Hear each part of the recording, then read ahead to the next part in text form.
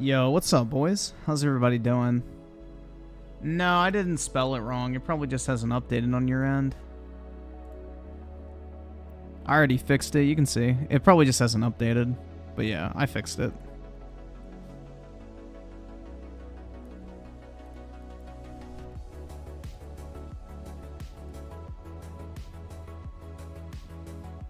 I appreciate the heads up, but I got it.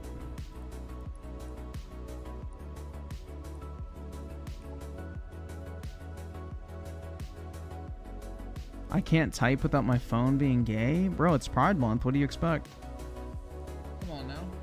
Be a little more tolerant.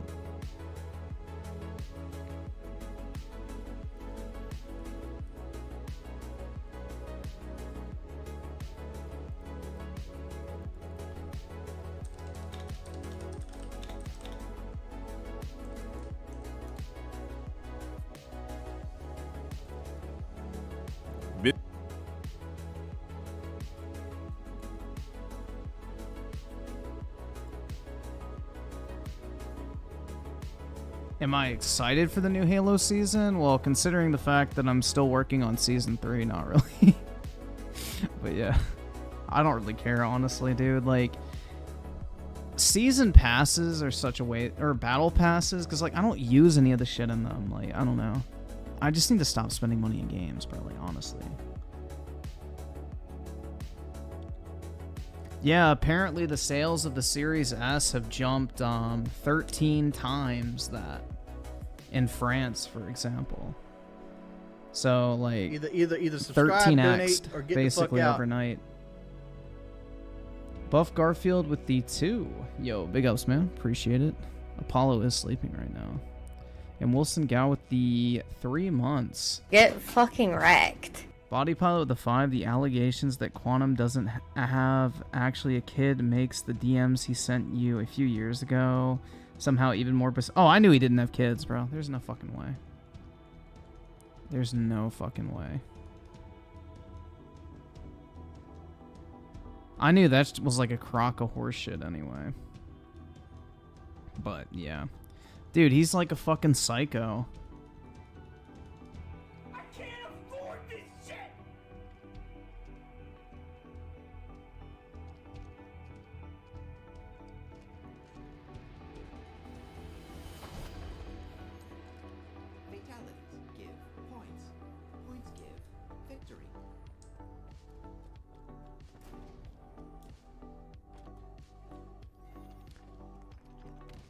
BenQ monitors, they used to be like the go-to like esports monitor. I don't know if that's the case anymore, but they used to be really good for their really low response time. And like almost non-existent latency, if I remember. They used to be like the big sponsor of like, I think Call of Duty esports, Halo, a couple others, but yeah, they were like the official like MLG fucking monitor at one point because the I guess latency was super low and it had like a 1 millisecond response time.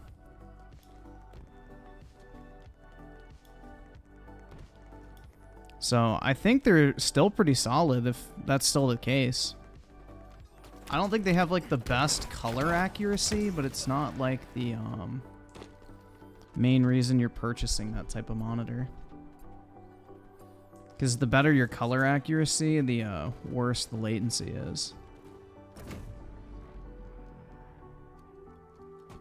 Like, for example, I have my Samsung mode, or like my monitor in like the most, I guess, vibrant color mode available, which like makes my millisecond response time like pretty bad, but I don't really care. I ain't trying to go pro, dude. I just like dicking around in games, so.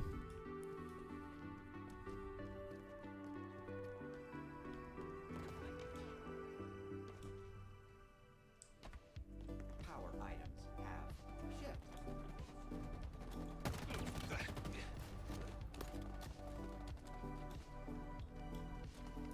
Power items have arrived.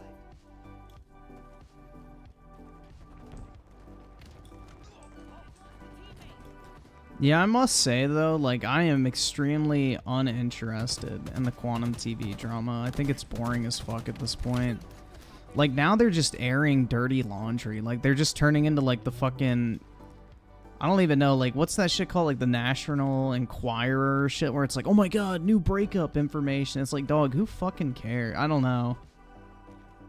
Like what does Quantum's divorce have to do with this fucking like YouTube shit? I don't know, man. That's just, that's where it just gets weird to me. Like, I don't fucking give a shit about people's personal lives. At all. And, yeah, that's literally all it's about now. It's not about a shitty take he had. It's not about, you know, anything. It's just about, like, fucking, you know, airing out, like, dirty laundry from a fucking nasty divorce.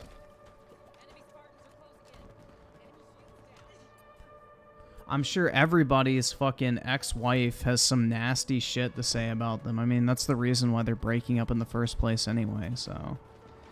I'm sure Rich's exes probably have wonderful things to say about him, too, so it's like, I don't know. Why? I don't know. The whole thing's just messy to me. It's unnecessary. It doesn't fucking accomplish anything. It's just cheap fucking views, basically.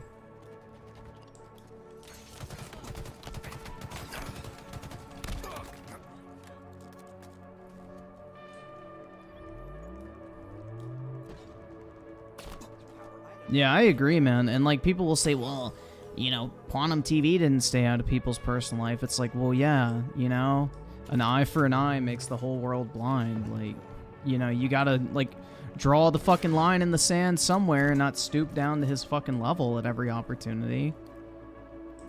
Or else you're just as fucking bad. So it's like eventually you have to be the bigger man and just move the fuck on. But that is not what we're seeing. I don't know, it's dumb. Exactly, dude. Let him fucking rot in obscurity. His entire life is fucking destroyed. His wife was the one making all the money. He doesn't have any money to afford TVs anymore. His channel gets fuck all for views. And, you know, like, he's gonna become fucking irrelevant within a couple months.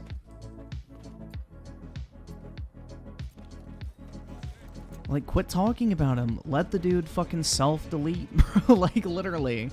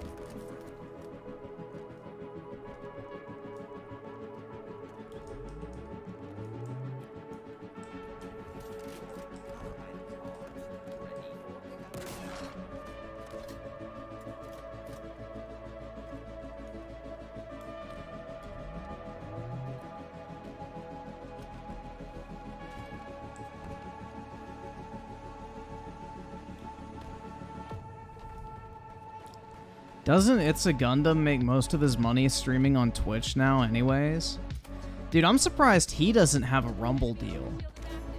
Like, It's a Gundam would be like one of the first content creators I would go to if I was Rumble and be like, hey, here's a fucking check, make content for our website. Because he has like a super like loyal following. I'm pretty sure he like streams consistently. And it's like, he would be a great fit for Rumble, I feel like.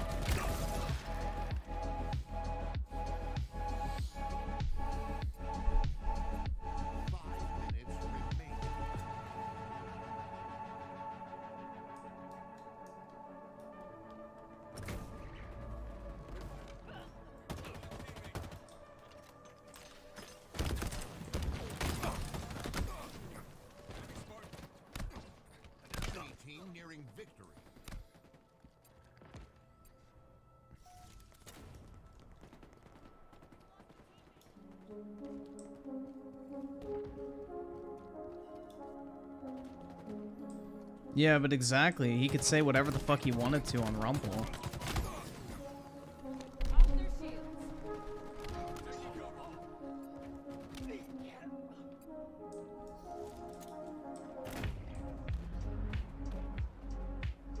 Power items in transit.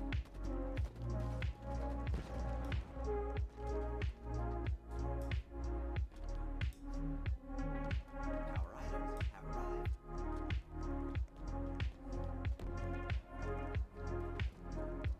His streaming schedule's inconsistent.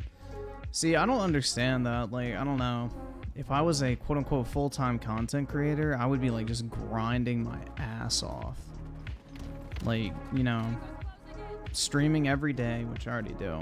And then just, like, paying an editor to, like, do all my fucking, like, video content for me. And just grind that shit daily. I don't think Gundam has an actual job, but maybe he does. I thought he was like full-time. Rickrod with the 1? You're broke! You're fucking poor! I think Gundam's a full-time content creator, but I'm not sure.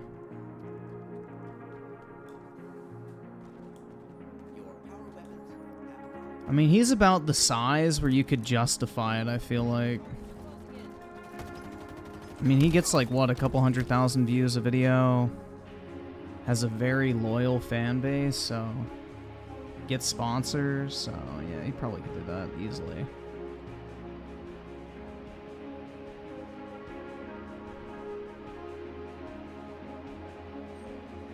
I have no idea, though. Maybe he does have an actual job still.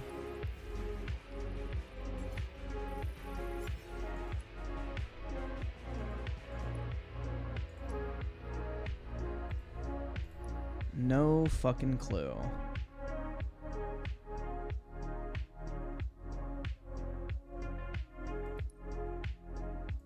Yo, what the fuck? Bruh.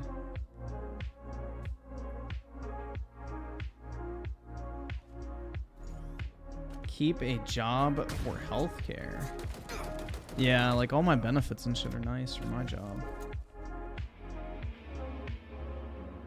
Enemy halfway to victory.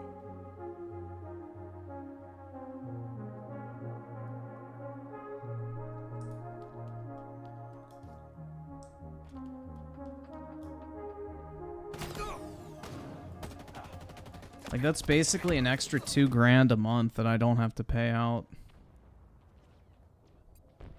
Maximum of the 2, we doing mostly gameplay or do we have videos? We have videos. So.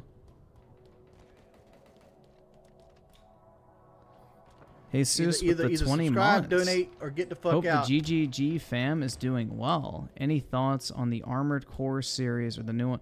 So, I haven't watched the new gameplay for the new one yet, so I can't really speak to that, but previous Armored Core games, they were not for me. At all. Like, I bought Armored Core 5 on the PS3 thinking, oh shit, bro, I love Demon Souls and Dark Souls. I'm gonna like this game too. And I hated it. So...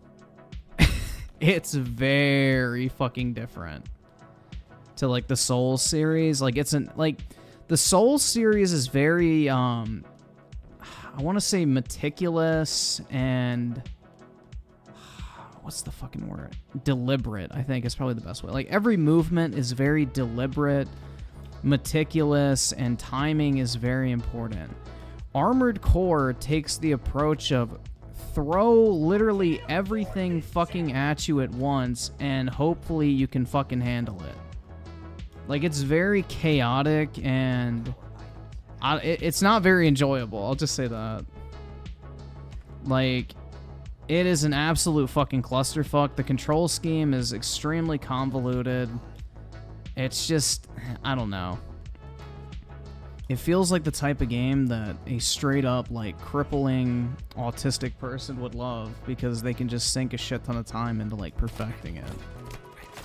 If that makes sense. I don't know, man. It was not for me. But full DSP soundboard. Yeah. I can do it real quick. Open your wallets and give me all of your money. Give me money. Griffin Gaming just did a super chat. Gaming. Dial 1-800-Harbinger with a 5. I recently got Doom Eternal. It's really awesome, though I haven't got the Marauders yet. Nice, man. Did you pick it up on sale or in Game Pass? And Timothy Marco with the 5. I think the Fable controversy is stupid. The Fable protagonists have always been comically unattractive. Yeah, that whole thing is fucking dumb, man. Like, did people miss the fucking punchline in the trailer where they literally, like, basically made fun of the fact that the bitch was ugly as fuck? Because they, like, only showed the back of her at first, and then it zoomed in on her face, and there was, like, the fucking emphasis on how ugly she is. Like, that was, like, the whole fucking point. It was, like, a joke. But, yeah, you customize your own fucking character in Fable. You can literally make your character look like whatever the fuck you want to. I mean, it's a game where you can literally contract STDs. Like, I don't think it's a game that takes itself very seriously. It's like the fucking sex appeal slider in Saints Row. Like, if people actually got upset about that, like, get a fucking life. Power items in transit. I can't afford this shit! Your power items are ready. Volley with the 5. If Starfield is a hit and causes more of a spike in console sales for Microsoft, do you think they will try to make more new... Well, I think they're going to try to make more new games in general, because if they don't, they're fucked. So they need to keep Game Pass having a consistent flow of quality content. But I think if Starfield does well, I think a lot of people will have a lot more faith in purchasing an Xbox with the intention of getting games in the future.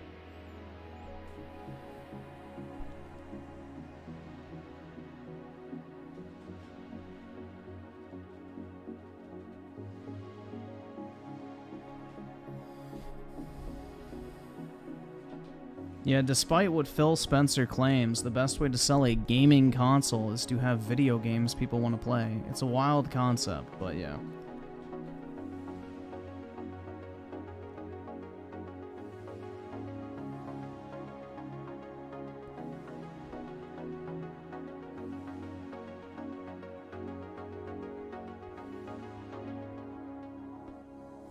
Games selling consoles is a pretty wild concept, apparently. I mean, what else do you buy a video game console for other than, I don't know, video games? Ooh, damn, I really had to put my thinking hat on for that one. Like shit, man. I'm breaking a sweat.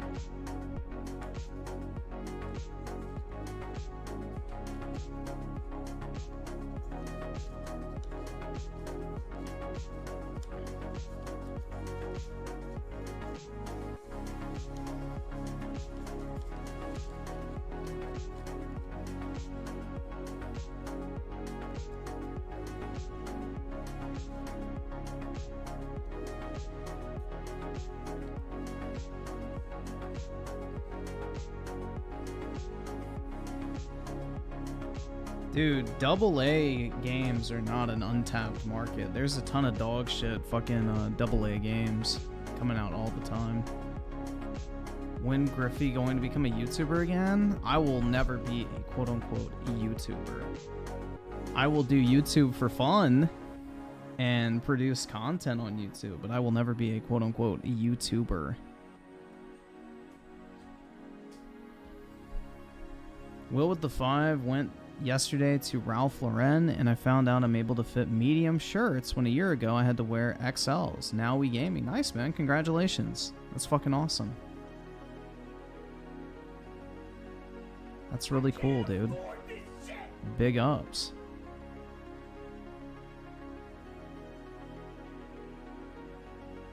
Yeah, my dream has never been to be a content creator. Like, it's a fun way to, like, you know, blow some time and just, you know, shoot the shit and things like that, but this has never been an aspiration of mine. to be like a professional content creator.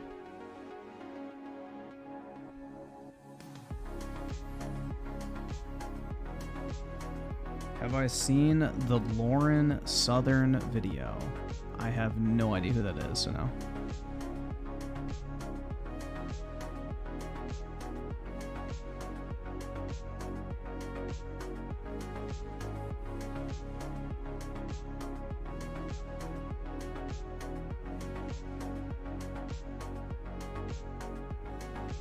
I spent all of college building a channel?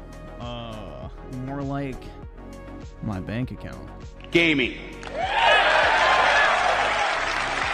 Hey man, I graduated with from college with zero debt.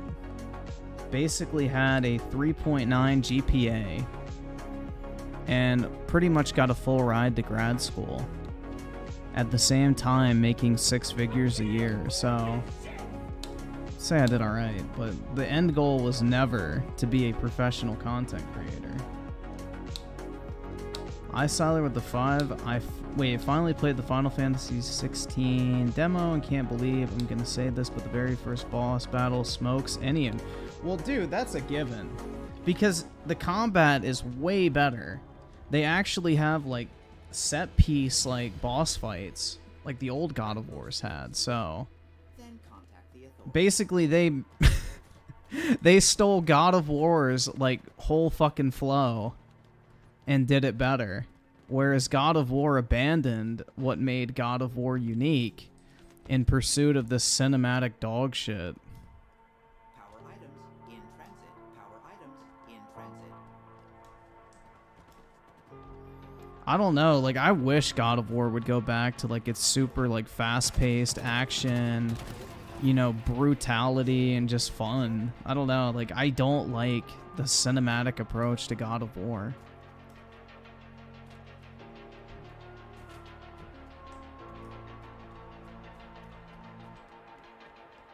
Have I dusted my PC? No, I've never cleaned out the interior of my PC. Suited for high visibility. I've had it for 4 years now. I don't think it's, you know, caused a problem.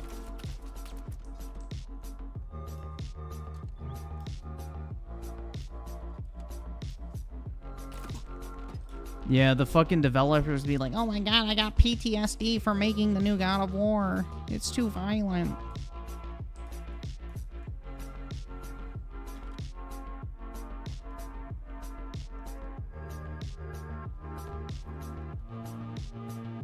Griffin is just upset r/PC gaming.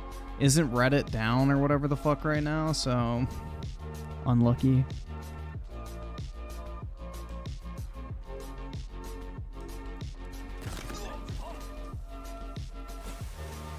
Bro, I got a fucking assist. Yeah.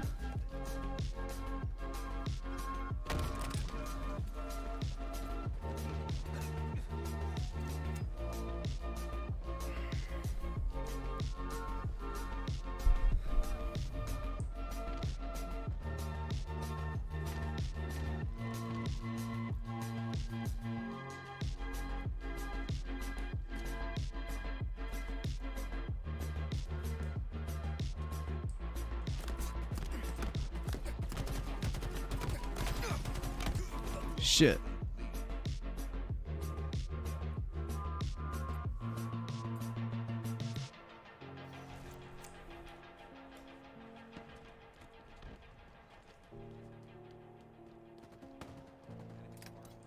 Spike grenades acquired.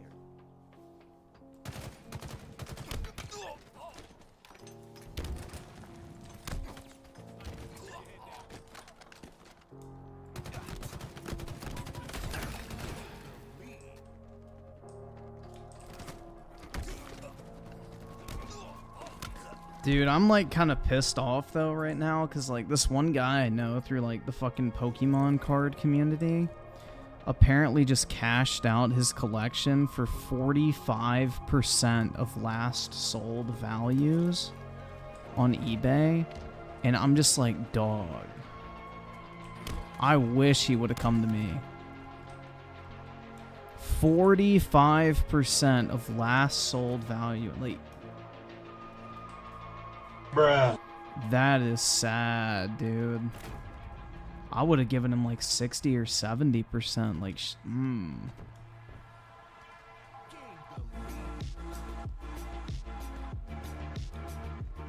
Shit's like wild, man. Like, I don't know. He got like, I think he only got like 10,000 bucks or something. It's like, shit, dude. He's trying to like put a down payment on an apartment that he's buying. And it's like, bro. Oh shit, I'm not paying attention. Well, I mean, if the guy paid him 45%, then he paid, I think, like 10 grand or something. I don't fucking remember. I have to check. But, I mean, I would have given the dude probably like 13 to 15,000. And I still would have had a nice fucking profit margin. If I even sold the stuff, I'd probably just hold on to it. Like, it was already pre-graded stuff and it's like, dog, you could have listed this shit on eBay and, I don't know. Just literally throw everything up for auction. You could have made way more, but...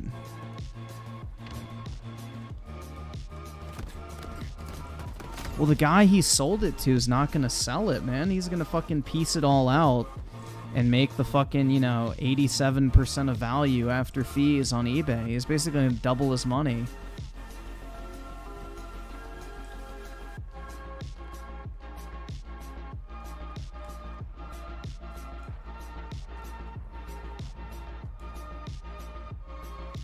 Well, they increased by over 1,000% in France.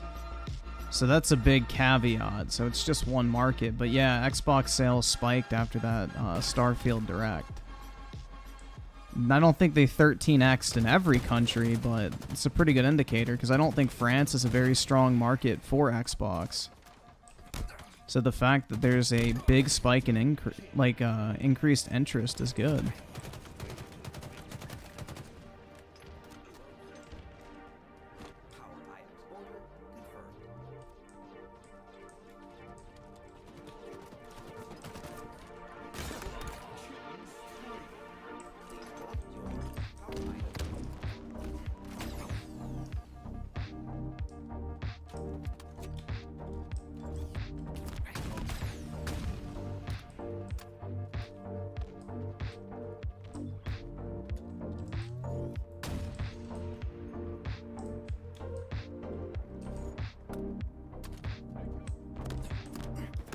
Yep, I agree. The white Series S should be $250. It goes on sale for $250 all the fucking time as well.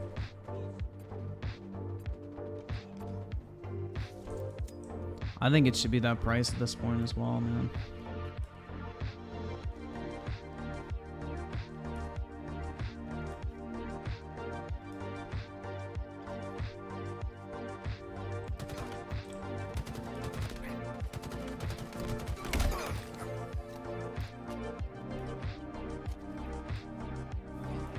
Which console has better third-party support? Definitely PlayStation, man. It's the bigger install base, so it's going to have more third-party support by default. That's just a given. It's the more popular console.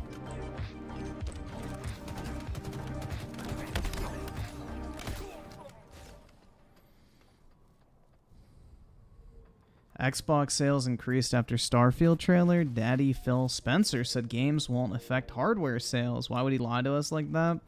I'm telling you, man, Todd Howard is like really rubbing off on him.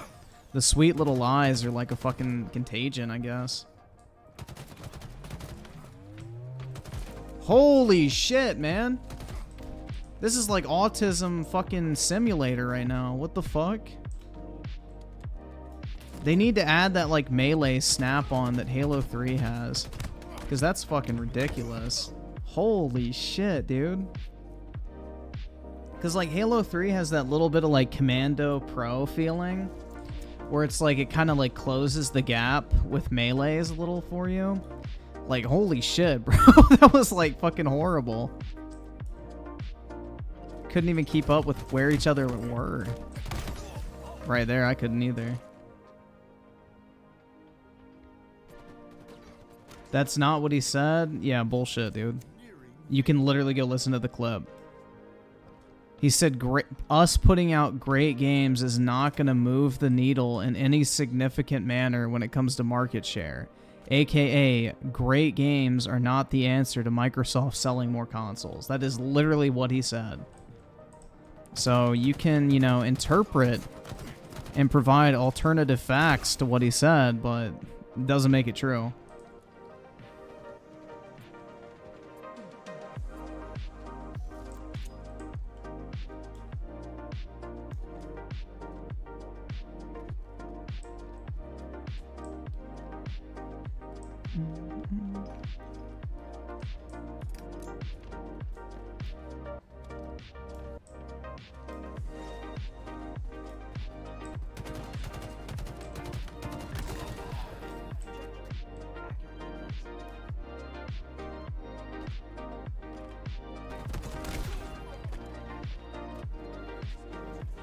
iSolid with the 5 looks like all the boss fights are on YouTube for Final Fantasy 16. I assume the demo boss is okay to watch.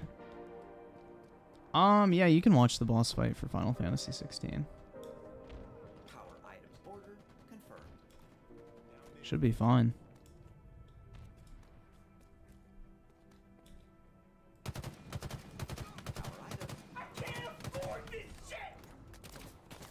Yeah, I'm looking forward to Final Fantasy 16. I think the right move is to just skip the fucking demo, honestly.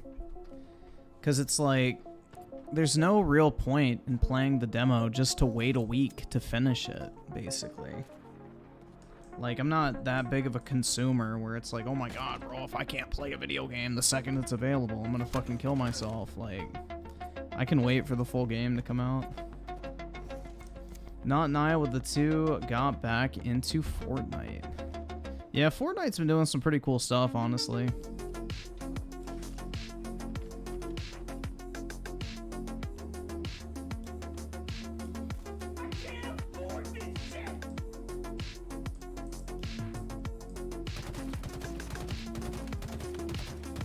Yeah, I just don't have the consumer mentality when it comes to games. Like, I can wait to play a video game. It's not that big a deal. Like Street Fighter 6 I want to play, but I'm willing to wait.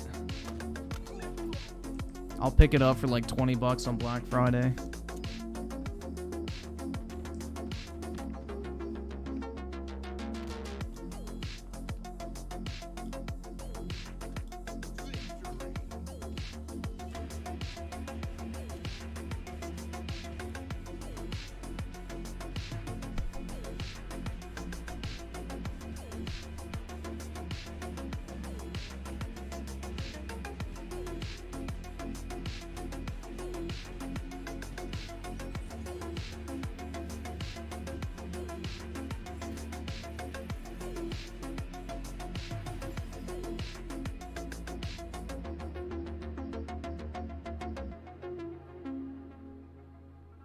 Nah, Xbox Series X is right around 24 million, I think.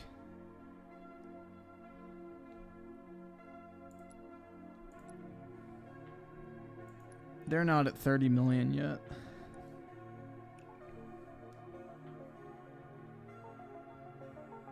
Dude, I am so sick of hearing about this stupid fucking Spider-Man animated movie. Like, holy fuck, man. Everywhere I look on social media, I see these fucking soyed out cucks, like, just gushing over this fucking movie. It's like, holy shit, y'all need to grow the fuck up. It's a fucking kid's cartoon. Like, holy shit.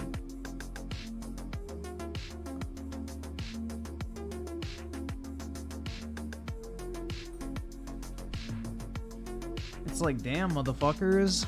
Like...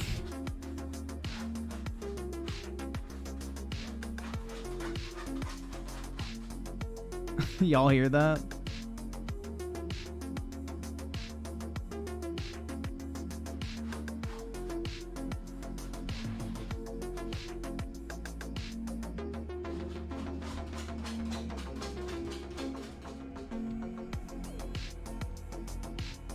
Yeah, it's Apollo trying to scratch his ear through his cone. You need me to scratch your ear, buddy? Come on. fucked over.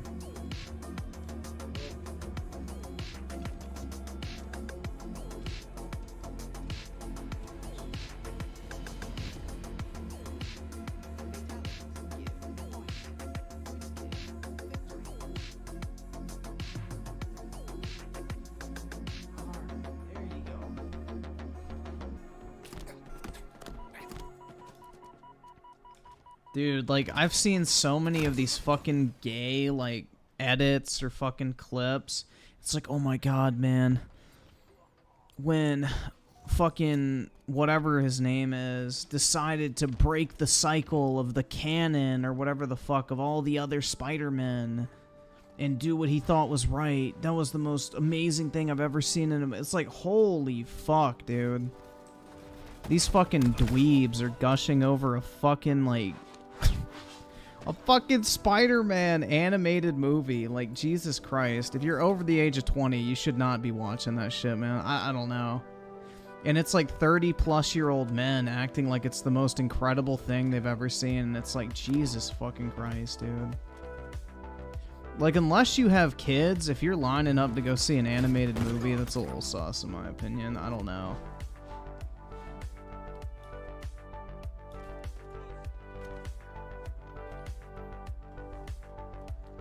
It's like all these grown men pretending to care about the Little Mermaid movie. It's like, why the fuck do you all even give a shit?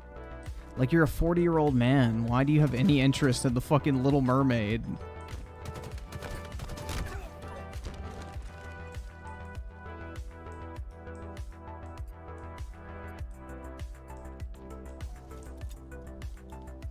I don't know, bro. Like, I wouldn't see anything superhero related just as a default, but especially a fucking animated superhero movie. Like, bruh. Hell no.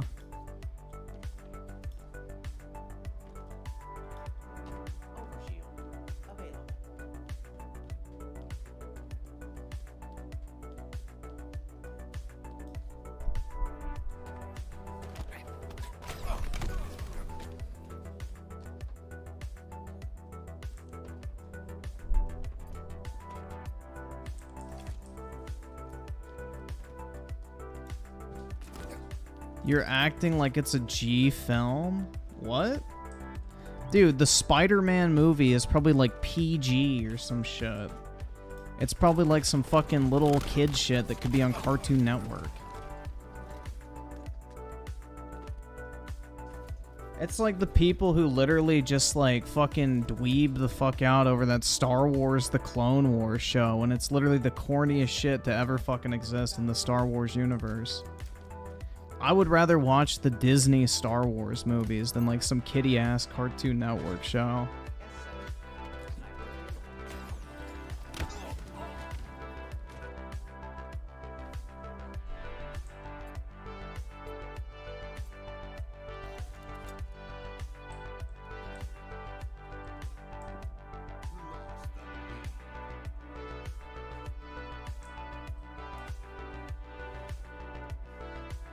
I don't know, man.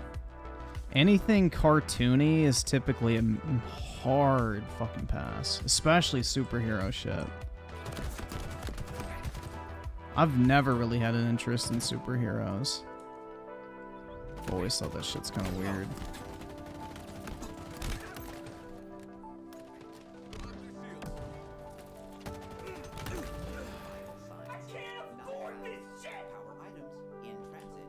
iSalar with the 20 start at 321. All right, man, we'll check it out. Kill yourself.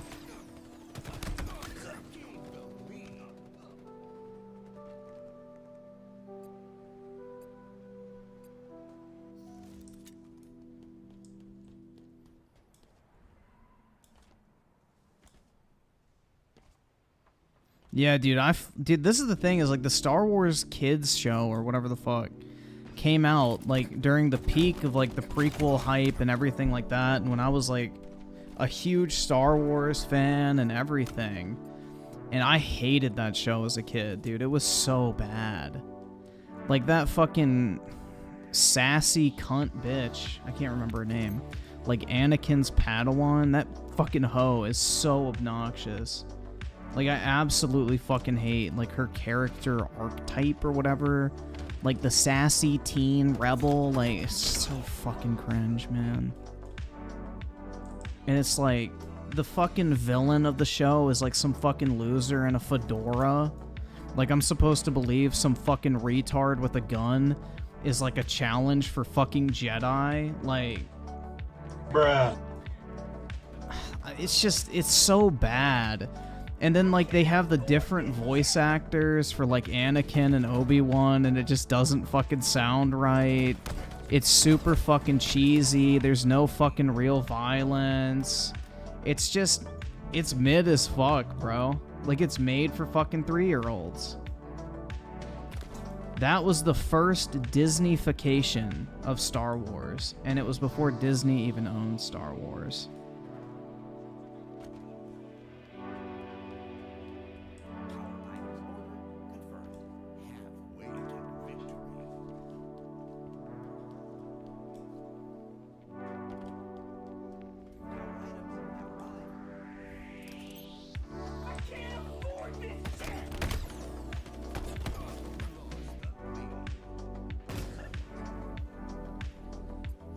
Gabe Missouri with the 10 been playing some Blade and Sorcery VR. It's fun as fuck. Oh, yeah, dude. I've seen that game. That shit does look pretty cool. I know exactly what you're talking about. That's like one of the few VR games I actually wanted to try. I remember one time getting muted for 14 days just because I posted some Blade and Sorcery gore. Lol, people got offended by video game gore. It's pretty fucking sad, bro. But yeah, that game looks really fucking cool. I know exactly what you're talking about. That's like one of the few VR games I wish I would have tried before I got rid of my Oculus. And Will with the 2 and Spider-Man, they say shoot in the movie. And they said ass one time. Oh my god. Oh, shoot, guys.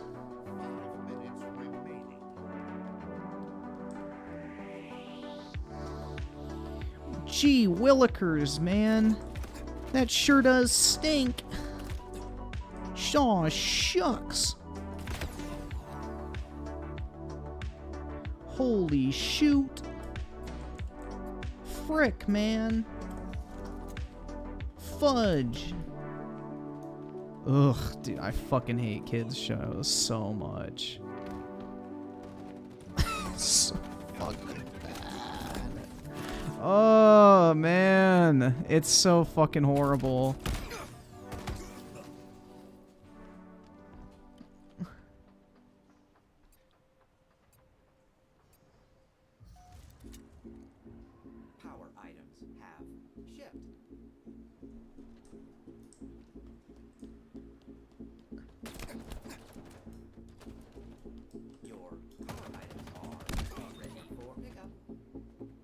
And, like, to make it even worse, dude, like, you have a bunch of 40-year-old man-children obsessed with the Spider-Man movie, and isn't, like, that version of Spider-Man, like, in fucking middle school or, like, early high school or some stupid shit like that? He's, like, 13 or 14.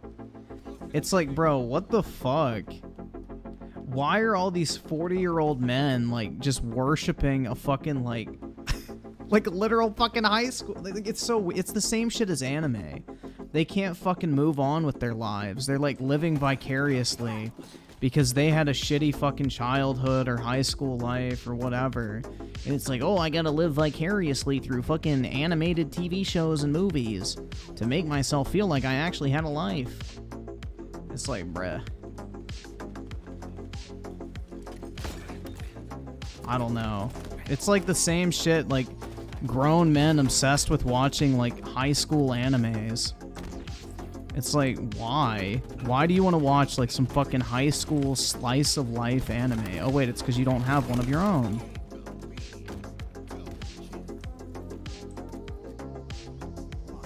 M. Wilmot with the 5. Any games you'd recommend to scratch the Starfield itch while we wait? I mean, if you're looking for an RPG, I always shill this game, but Kingdoms of Amalur Reckoning, or Re-Reckoning, which is the remastered version, that game is really fucking fire. And it's kind of similar to like a Bethesda RPG, but the gameplay is way better. That's a really good game you could play, and you'll get probably like easily 100+ hours out of it. There's a ton of content. And really good replayability too with all the different playstyles and stuff. But yeah, I would say that's probably a good game to check out. I mean, also if you want another RPG too, if you've played that one, check out Dragon's Dogma. I think Dark Arisen is the remastered version of that, and that has a sequel coming out soon too, so if you like it, then you can check that out when it releases as well. But I think that game goes on sale for like $5 because it's a Capcom game, so you can get it dirt cheap. But yeah, those are two kind of like 360 era RPGs that are very reminiscent of like a Bethesda style RPG.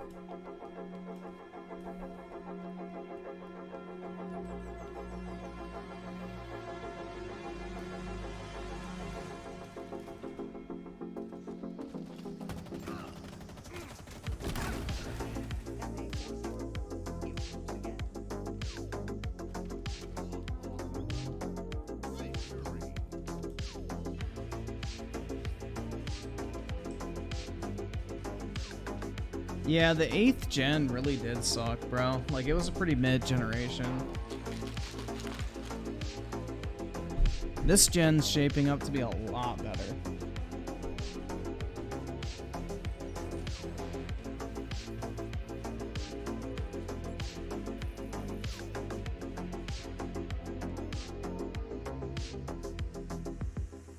New generation, what game would you recommend then?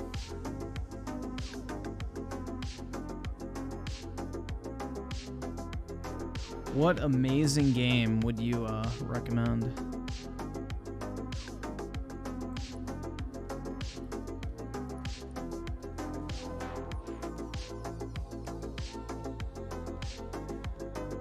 CS:GO?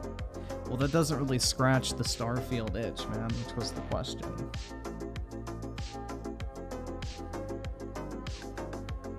Yeah, U Generation would recommend Persona 5.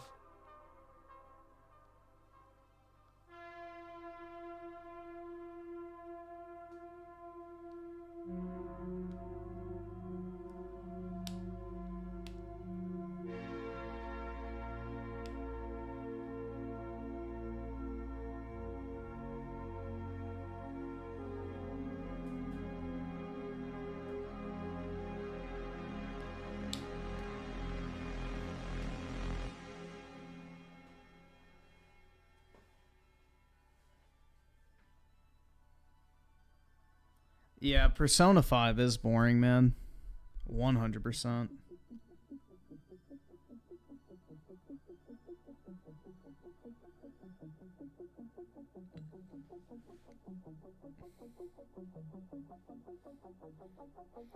If you have a space itch, play Elite Dangerous or No Man's Sky until Starfield comes out.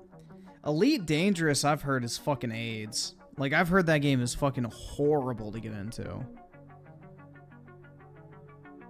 I heard that game is like a fucking nightmare to try and pick up and learn.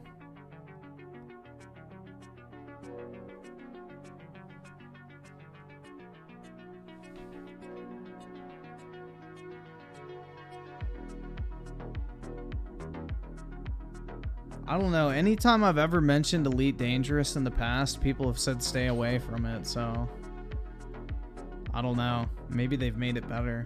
I mean, that game's been out forever, right?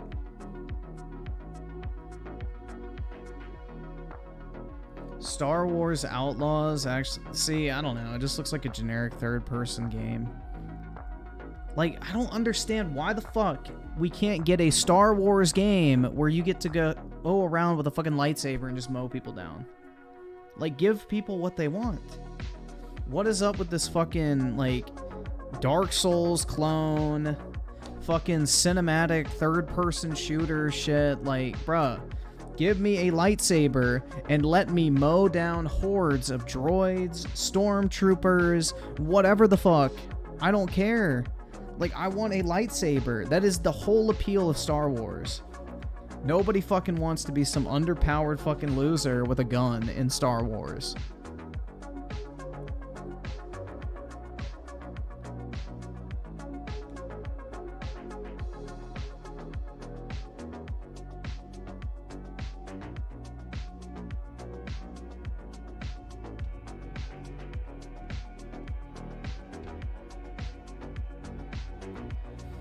Galaxy Foot with the 5 Xbox Series X hits 2 million UK sales according to Windows Central. Too bad this Xbox, or the Xbox, will be leaving the UK market soon.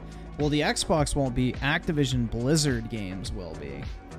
So the Xbox will still be sold over there. But yeah, the UK is not a very big gaming market.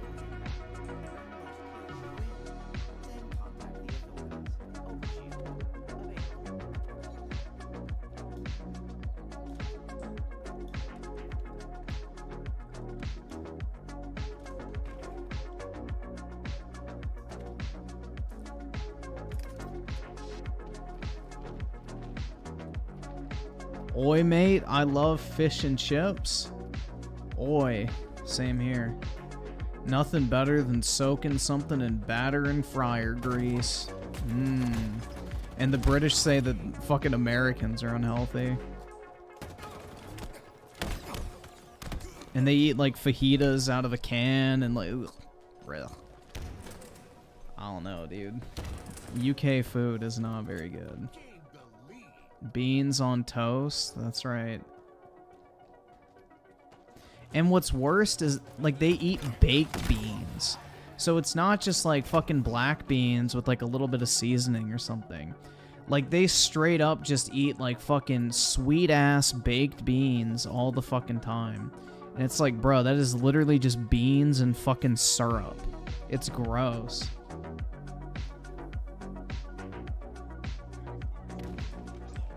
The UK has pretty women? I think, isn't it like I think it's like an objective fact that the UK actually has some of the most unattractive women on planet Earth. I think that's like an actual scientific fact. Well, I mean, obviously it's probably not a scientific fact, but I'm pretty sure that's like an actual statistic. Is like most people rank British women to be the ugliest on planet Earth.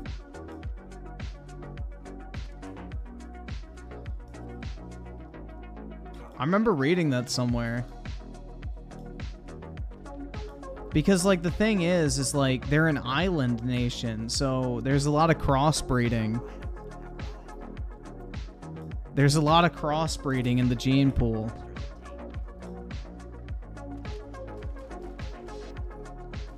Depressed redhead with the 2. Will you be getting the next COD? Probably. Unless it's a Treyarch game. I don't know. We'll have to see. If it's a World War II shooter, a Treyarch game, or any, like, semi-historic shooter, then I will not buy it. Otherwise, I'll just keep playing MW2.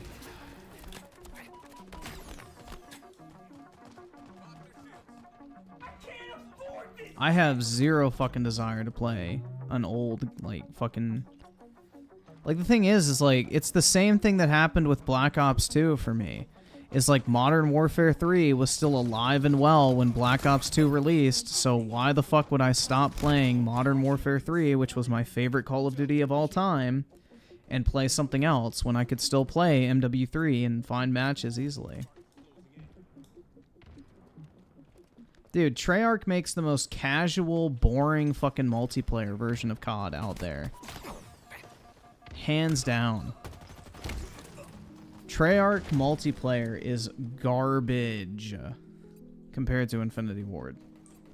Now, compared to other multiplayer games, it's better than most of them. But compared to Infinity Ward, man, the time to kill is way too fucking high in Treyarch games. Yeah, Black Ops 1 is Treyarch's best game. It's been downhill from there.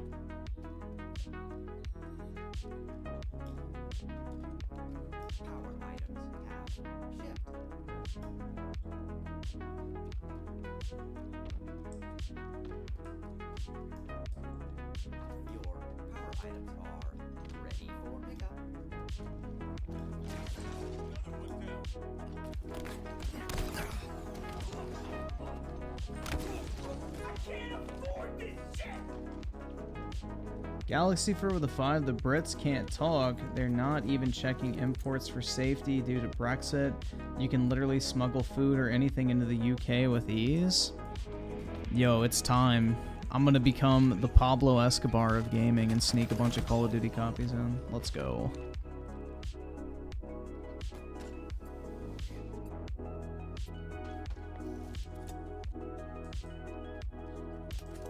Oi, bruv. Use buy your copy of Call of Duty.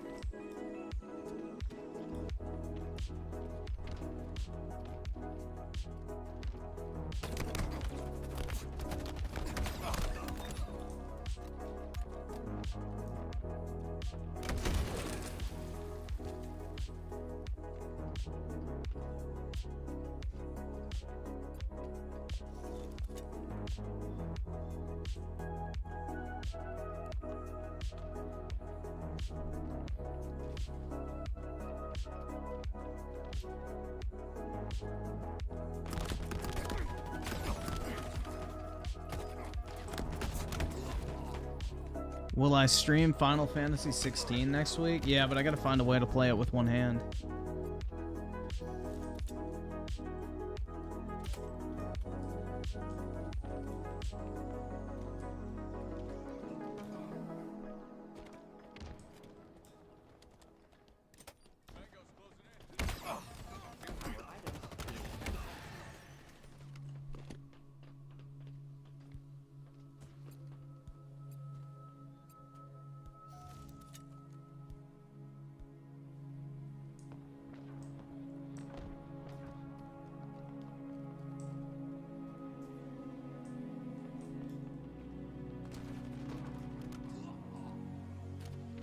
How dare you say I'm being gay, sir? I'm just normal. You wouldn't say someone's being very straight right now. Fuck you. Bigot. I'm just gonna say it, since you're talking shit about me with your big fucking ugly mouth. You're all hateful, fucking racist bigots. Fuck you and fuck your fucking podcast.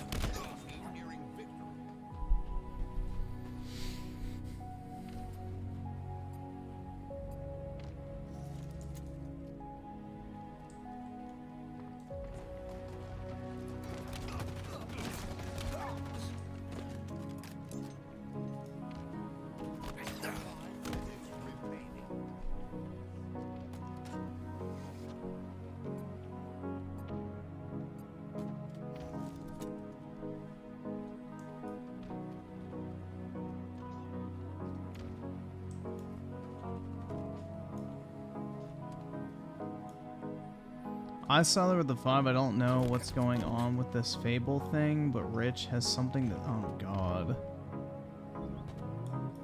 Jesus. Is it another meltdown? Holy fuck. I hope it's another meltdown. You fucking cock! I know that's one of your favorite words, you right-wing asshole. Say, come on, cock! Ask real fucking questions, cock! And don't be a fucking pussy, because you're a bigoted asshole too. Fuck you!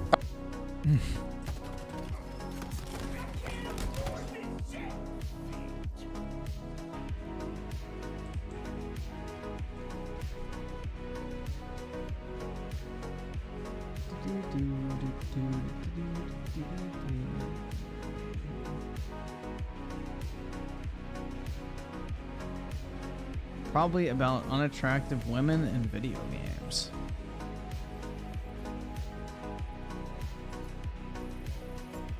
Just play Japanese games. Like shit. They got bad bitches.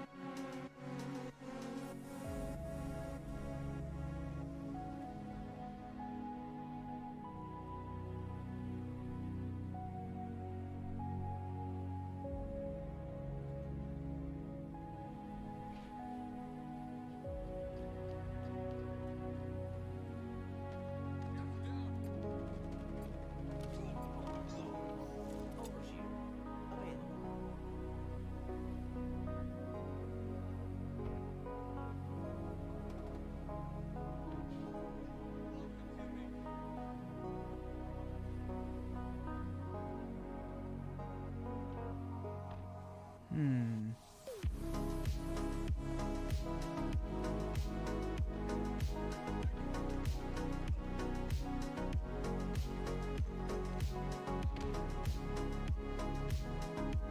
What the fuck? Hold on.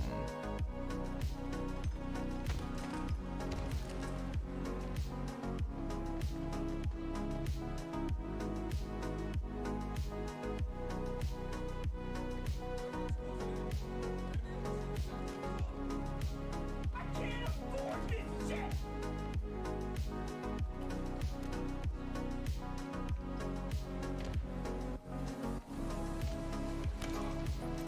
See, I saw there with the 10. He's got something to say about. Oh my god. He made another. Yeah, I saw. I didn't watch it. I guess we can check it out.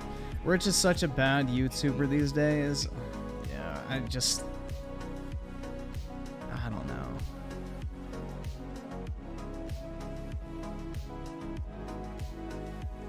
The stream title where he calls people cucks is his Melanie Mac Part 2 stream, and it's like at the 2 hour and 7 minute mark. If you look in the comment sections, like a bunch of people like timestamped it.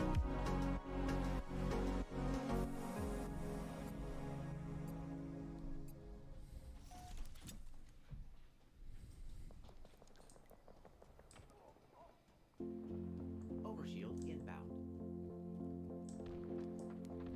Yeah, I don't know, dude. Like, I definitely did not milk the Quantum TV drama.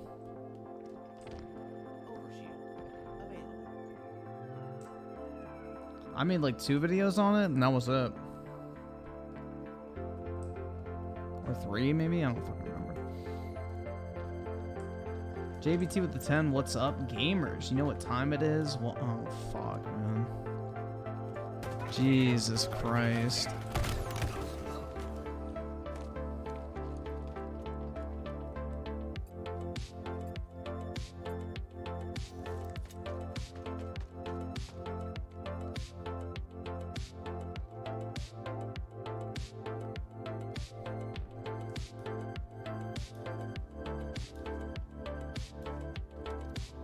Is bro simping for the whale again? I think so, man.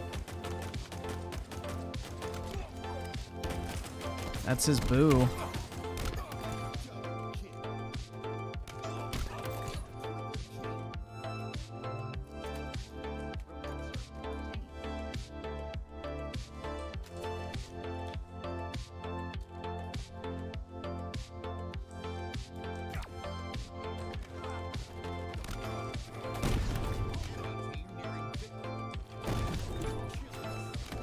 Oh, what?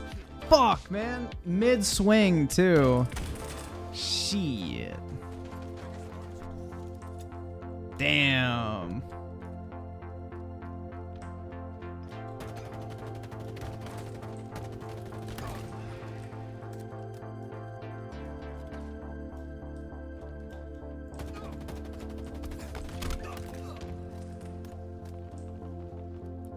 Oh, nobody picked it up. Damn.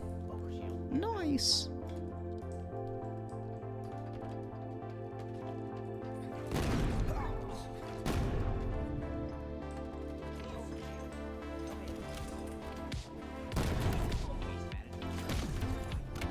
Ah.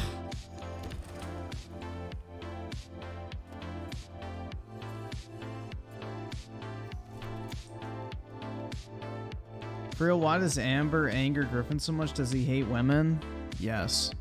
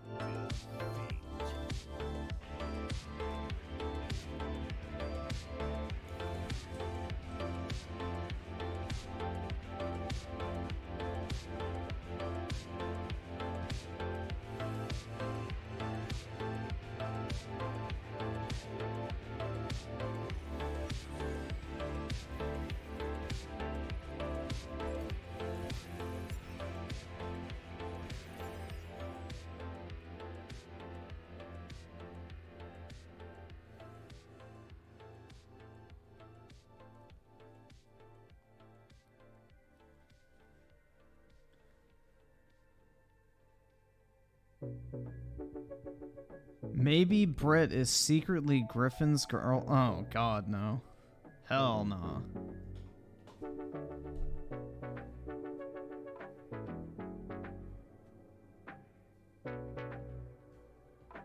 See, when it comes to Britt, all I have to say is... You're broke! You're fucking poor!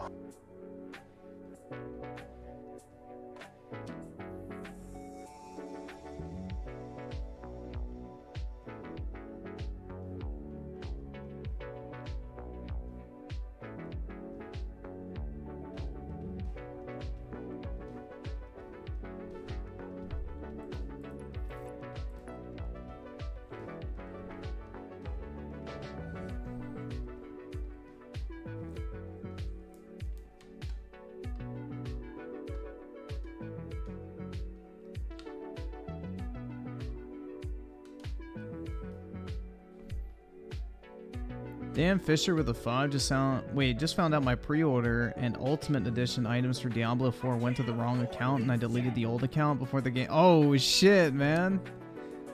Bruh. That fucking sucks. Damn. That fucking blows. You could contact Blizzard support and see if they could get your account back. That fucking sucks, man. And JBT with a 2, Griffin only likes people who give him monies. That's right, man. Give me money! Give me money! Give me money! Give me monies! I'm a simple man. The way to my heart is to my wallet. Is through my wallet. There we go. But yeah.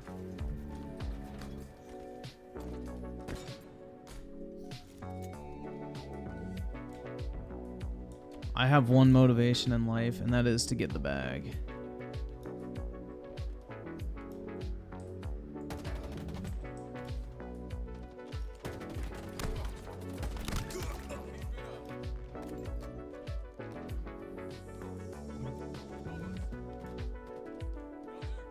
If you call me Daddy Griffin, I'll give... That sounds a little gay, honestly. But it is Pride Month, so... Oh my god, Daddy, please give me that sub. Oh my god. Please, Daddy. Give me monies! It's Pride Month, so it doesn't fucking matter, dude. You don't even have to say no homo.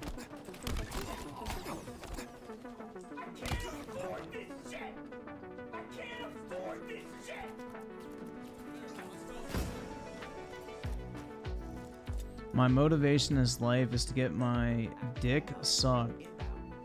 Wait, or sick sucked and see police shoot out the fuck. So you want to get your dick sucked while you're watching cops shoot at people? Hell yeah. JBT with the 1 gifted membership. Big ups, bro.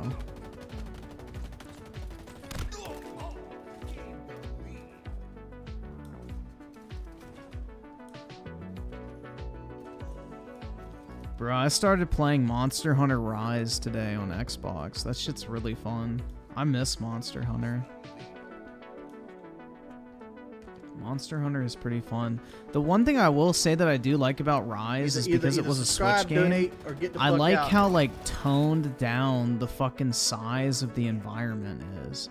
Like with Monster Hunter World, it felt like you were running around for fucking hours a lot of times, where in like Monster Hunter Rise, it's very like straight to the point and you don't really have to look for things for too long.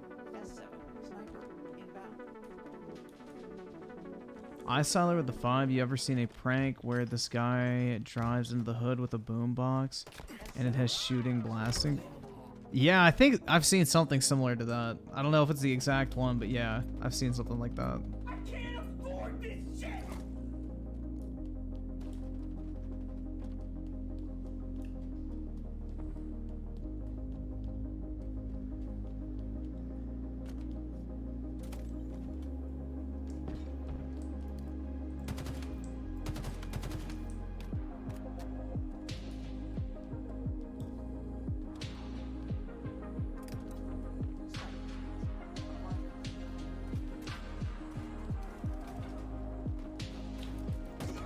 Pranking in the hood gone sexual.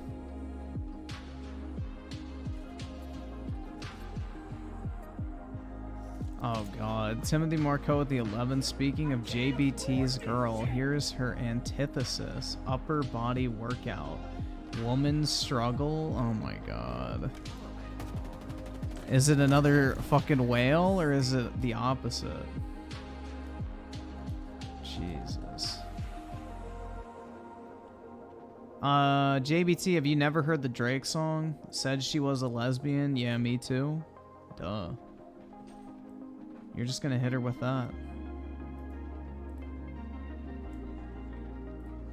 And let's be honest, guys, she's fat. She would probably go out with anybody. Gay or straight.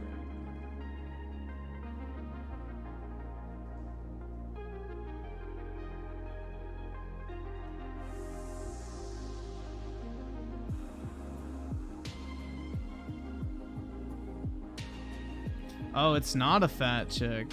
It's someone who's actually in shape. Interesting. You thirst trapping or something?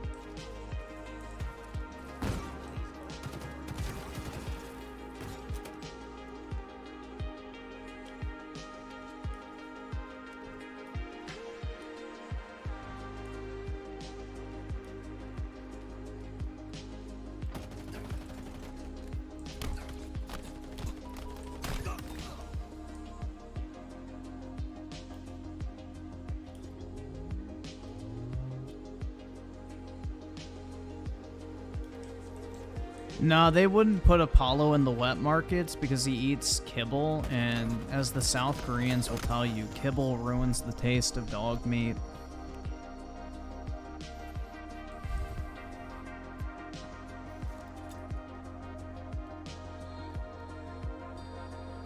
That's why grass-fed beef is a big deal, because it makes the beef taste better.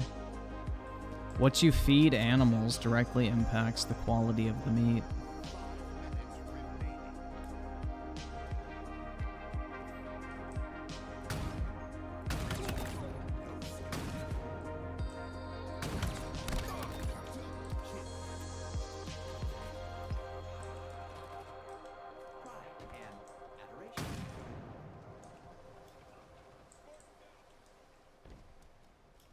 Juan with the 2, Quantum TV is to Rich as Brie Larson was for the quartering. Pretty much. But at least Brie Larson was relevant, dude. Like, Brie Larson actually had some, like, fucking relevance. Whereas Quantum TV is a fucking nobody.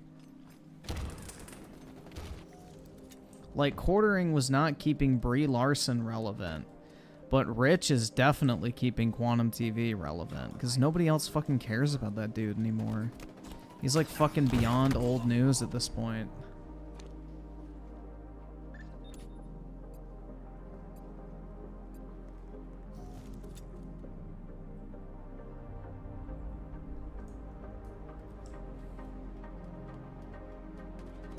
You are what you eat. Goy slop.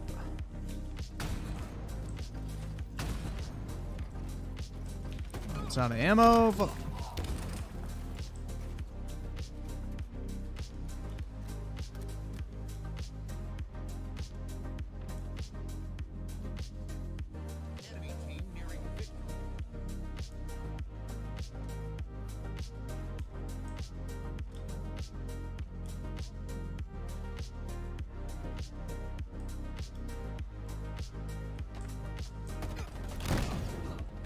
Shit.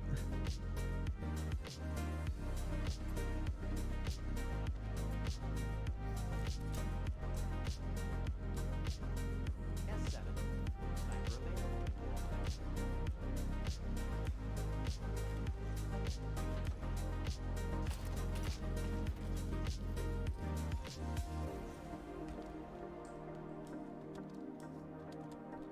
Waterboy with the 10. Francis hates Windows 8. We'll check it out, man. Do you know who doesn't hate Windows 8? Take a guess. Who do we know that loves Windows 8 and refuses to upgrade from it? I'll give you everybody a hint. Give me monies!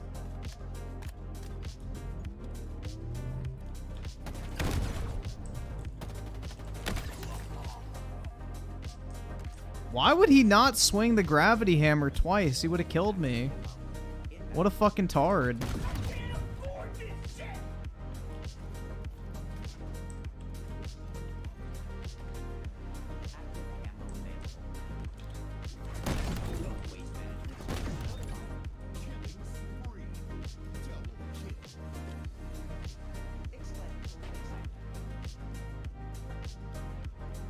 Yeah, the Halo 5 hammer is my favorite.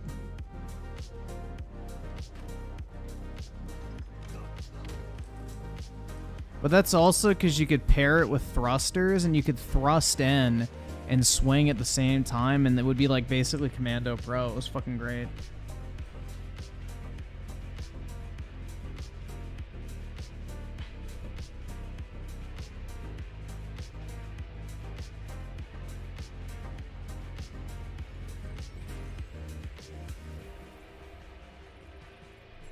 Pop and drop, bro. Hell yeah.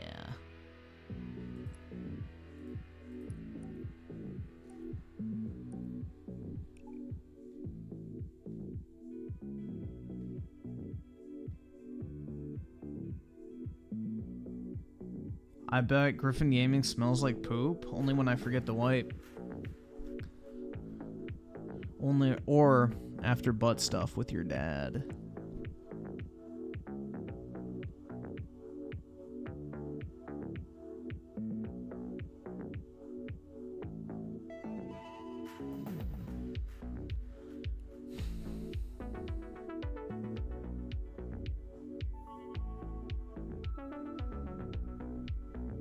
Am I a DSP fan? Yup, I'm his biggest fan. Damn, it's too bad I'm not a fat ass anymore, bro. Chick-fil-A just brought back the fucking peach milkshake. That thing's fire.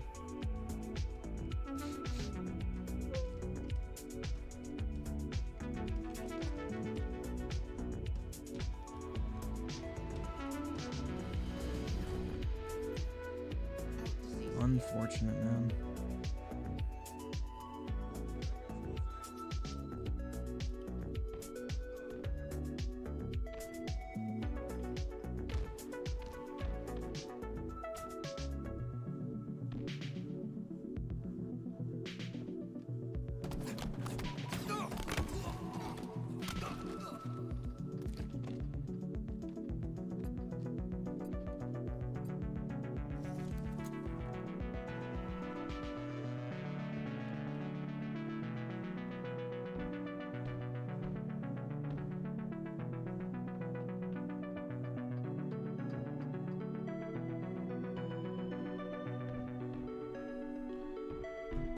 Cool, my refund is pending.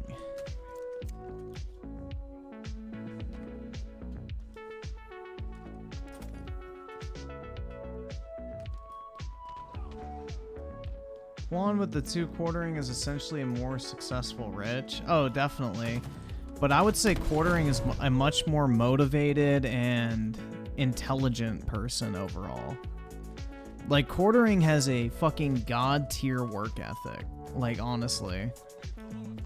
That's something I definitely admire about quartering. Now, do I agree with him on most shit? Probably not, but the dude fucking gets his ass to work every single day and just grinds that shit out. Like, he is one of the most motivated motherfuckers on this entire platform. Hands down.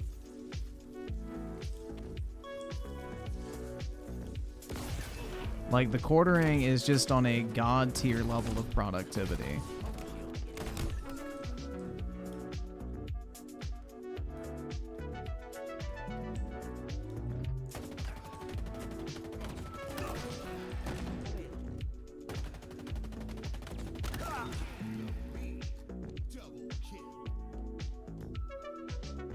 Exclamatory excitement.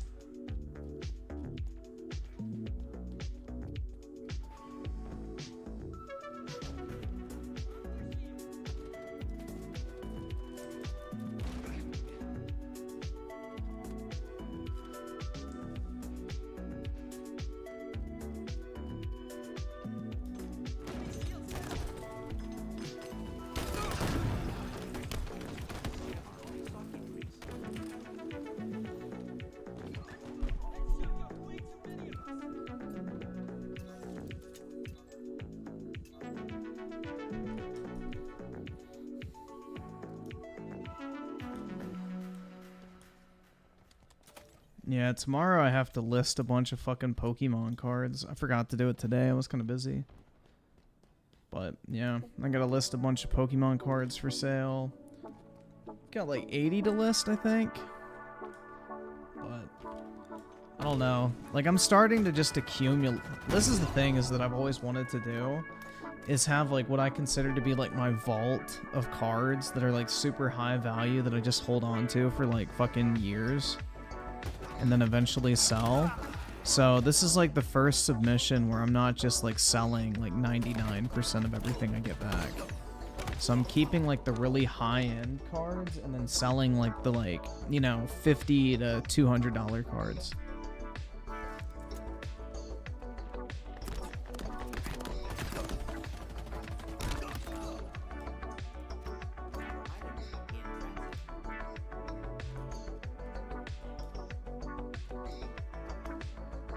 You sell Pokemon cards, I bet you get all the pussy. That's right, bro. I'm literally drowning in that shit.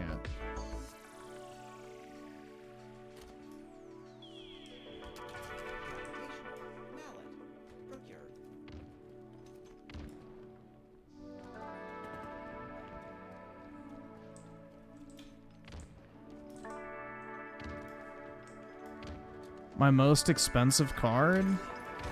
I mean, technically it's like priceless because you can't find them, but my most expensive card that I could put a price on is probably in the $2,000 to $3,000 range. I haven't checked recently, but I don't like to buy like super high-end cards. Like, I would rather have a bunch of cards in like the $100 to $2,000 price range. Because once you get into that really high price range for cards, it's really fucking hard to move them. Like, you can sell a $300 card all day, every day. That shit'll move like fucking no issue. But once you start getting into the multi-thousands to $10,000 range and everything like that, you have to like really spend time finding a buyer. And that is a pain in the ass. So, I think it's easier to move like lower value cards to like semi high end, and that's kind of what I like to stay within. Like, I'd rather have the liquidity.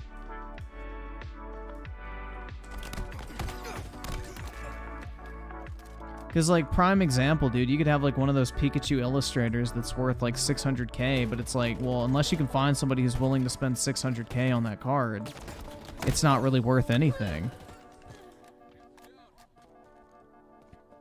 Yeah, see, I have zero fucking attachment to, like, the trophy cards and stuff like that, because it's like, dude, I don't play the fucking card game. The Pokemon card game is fucking ass. So it's like, I have zero attachment to, like, some fucking card that some guy won because he plays the fucking Pokemon TCG. I don't like buying cards that I have zero fucking interest in.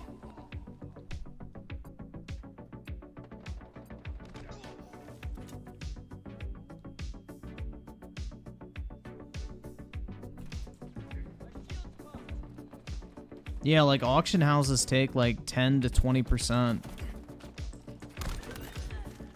It's pretty wild.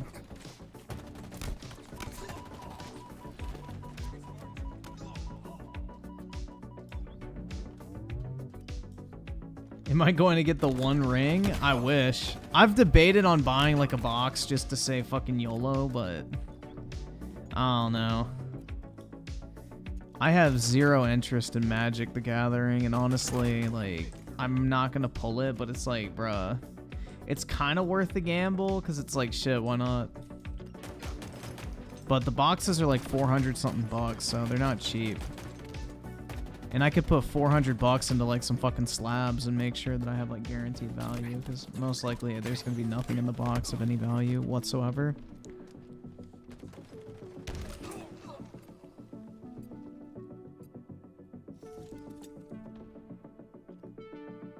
No, there's a $2 million bounty on it now, new generation. Like, some guy now is stepping up saying he'll pay $2 million for it. So, the bounty for it keeps getting higher and higher, and the box prices are going to keep increasing.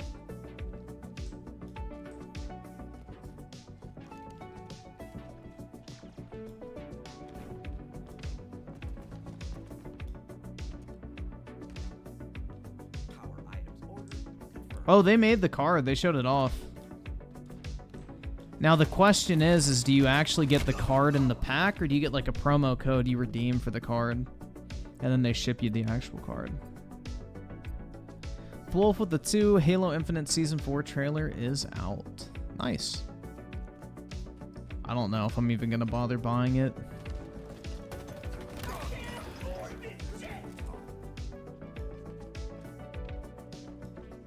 I mean, shit, bro, if I had millions of dollars just laying around, I would love to have the Magic the Gathering One Ring card. That shit would be fucking cool.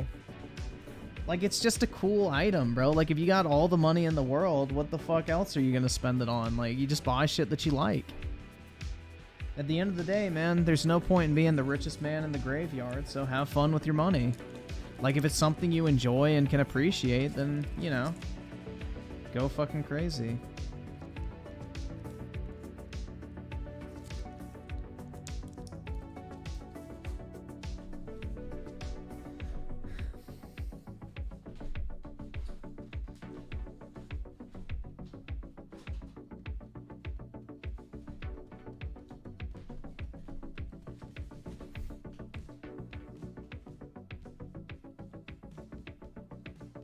Like, once you get to the level of being able to even consider spending $2 million on a fucking, like, trading card, you're not really worried about how much it costs. Like, it's just a cool thing to say. Like, hey, I got it. Especially if you're, like, a Lord of the Rings fan, man. Like, that's something that's just cool. I don't know. I would love to have it. Like, if I pulled it, I would have a hard time selling it. Like, right hand to God, bro. Like, even for the $2 million, I would probably eventually sell it, but part of me would not want to. Just to say, like, I have it. I don't know, because, like, when will you ever fucking get another one? Like, you could fucking, like, literally charge people to take pictures with it.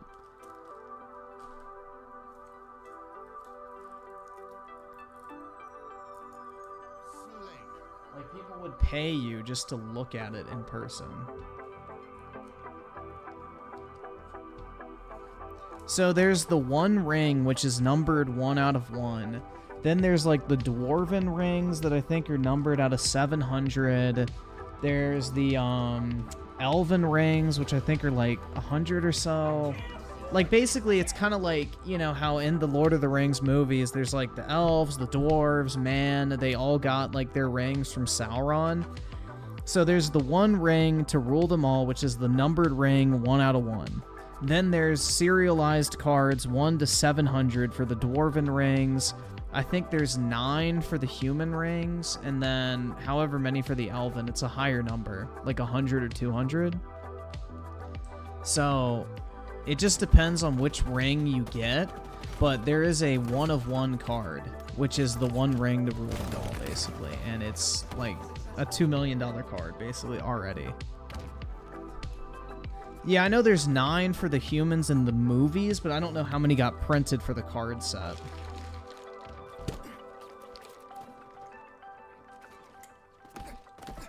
Well, the set hasn't released, man, so nobody probably has the card yet.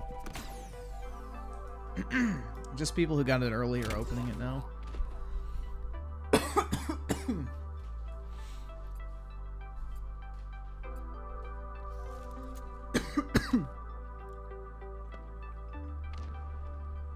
It releases in 2 weeks, but you can technically buy it now, but prices are going fucking nuts at the moment.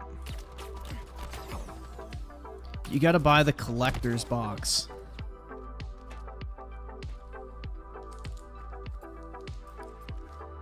Yeah, I just got my PSA 10 Bleach 1 of 1 card, which is pretty fucking cool.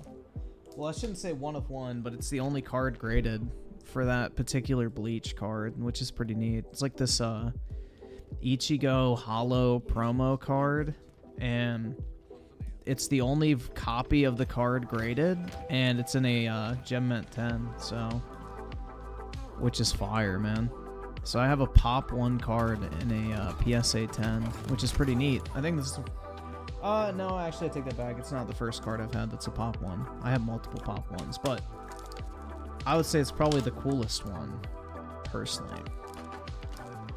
Just because I bought it for like 20 bucks on eBay, and then I was like, oh, I'll send it in, see what it gets. It gets a 10. Pretty nice. I have no idea what it's worth, but I guess if somebody's a Bleach fan, maybe they'll pay for it. I mean, I put 20 bucks and then 15 bucks in the grading, so if I get more than 35 for it, it's a stonk, which I think I could easily get like a couple hundred.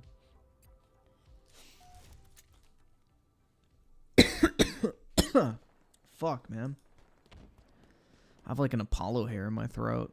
Gross. I can feel it tickling like my fucking uvula.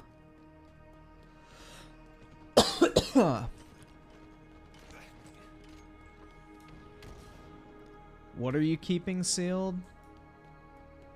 Oh, Gravity Rush Special Edition. Oh, dude, definitely keep that shit sealed.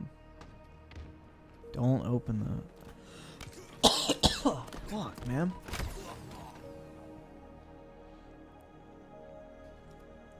That's the one bad thing about owning a dog. Is like you always get like fucking dog hair in your mouth just floating in the air.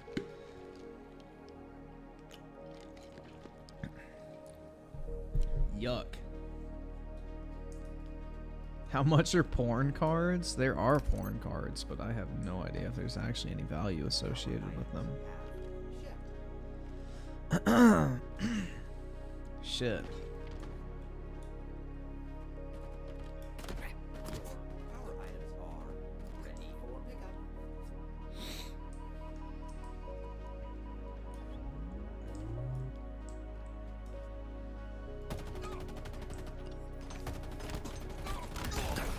Hey.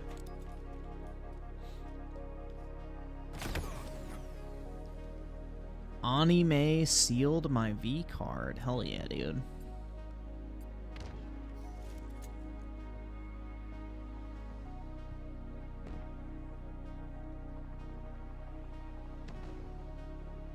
I have a lot of V cards because I buy Pokemon.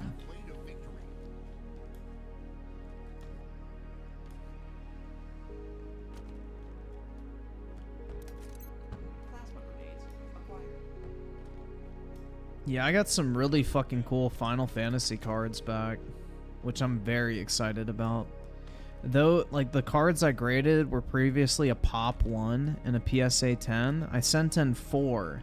3 of them got 10s. So, and then the other one is a misprint, which I didn't notice until after I sent it in, but they marked it as an 8 instead of, like, you know, marking it as an error card, because PSA is gay like that. But there's, like, an actual, like, printing error on the card, so it's actually kind of cool. But yeah, I now own 75% of the population of that card in a 10, which is pretty cool. And you literally cannot find the raw cards of that on eBay anywhere.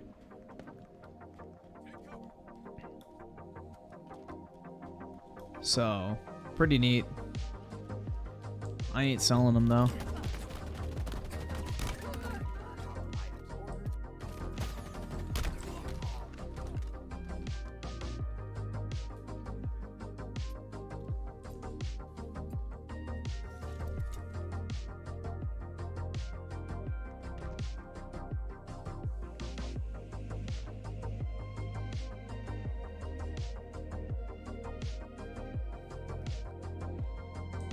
Yeah, I wish I could show you all just like my absolutely fucking insane like I don't want to call it a collection because it's more of like a fucking obsession with this one particular card. Like I literally have hundreds of graded copies of.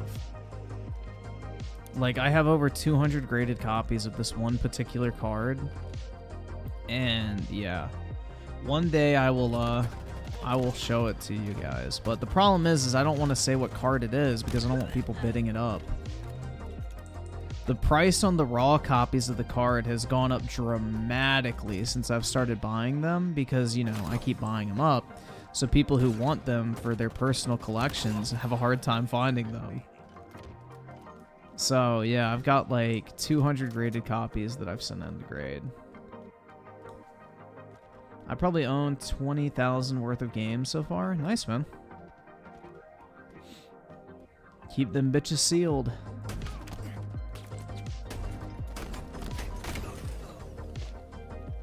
Fat gay Pikachu? No, you can find plenty of those. That's not a rare card. I can't afford this shit.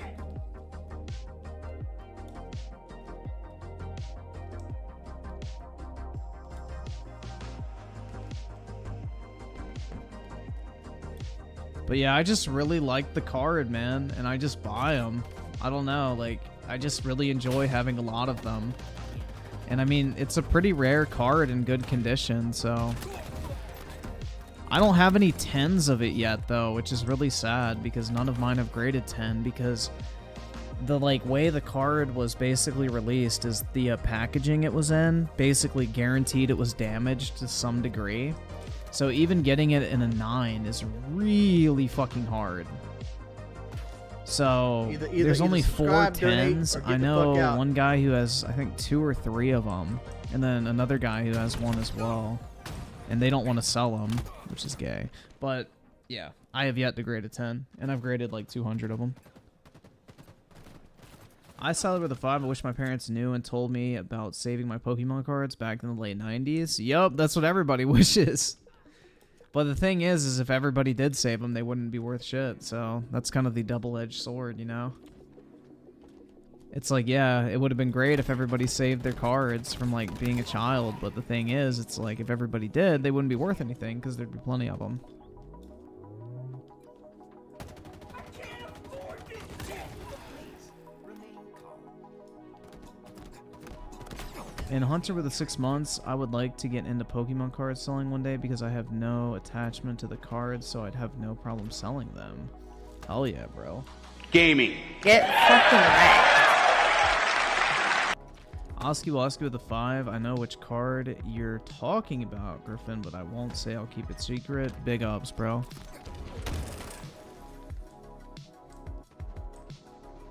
Yeah, I don't know. I just keep buying them every time they pop up.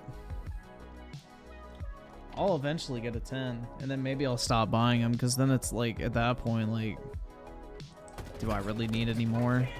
Probably not. So once I eventually can grade a 10, I'll probably stop buying them, but for now, I just keep buying them every time they pop up. Waterboy with the 2, I'm getting a Tesla Model Y soon. Wish me luck. Good luck, man. Hopefully you're in a better financial situation than Boogie was when he chose to buy it.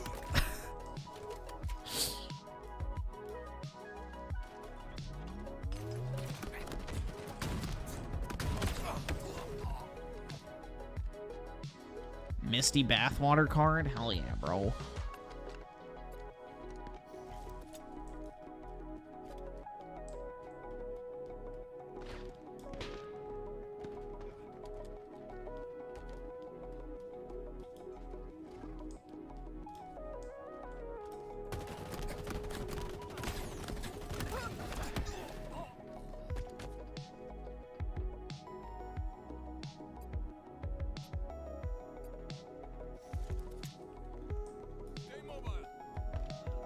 Dude, my Pokemon card investments have outperformed the stock market, like, way more.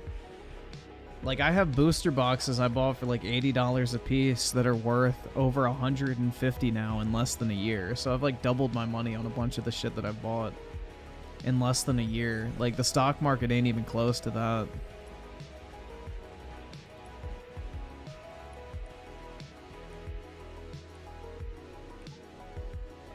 Dude, the new Pokemon sets are fucking ass, though. Like, the most valuable card is, like, 1/3 of the price of the booster box. It's like anybody actually buying the fucking boxes to open up is a fucking retard.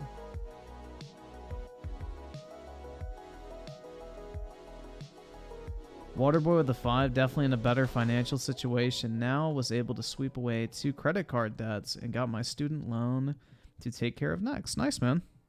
It's good to hear.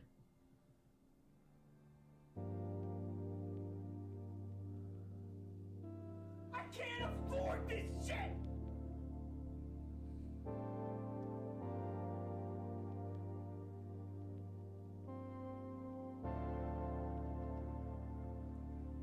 Ooh.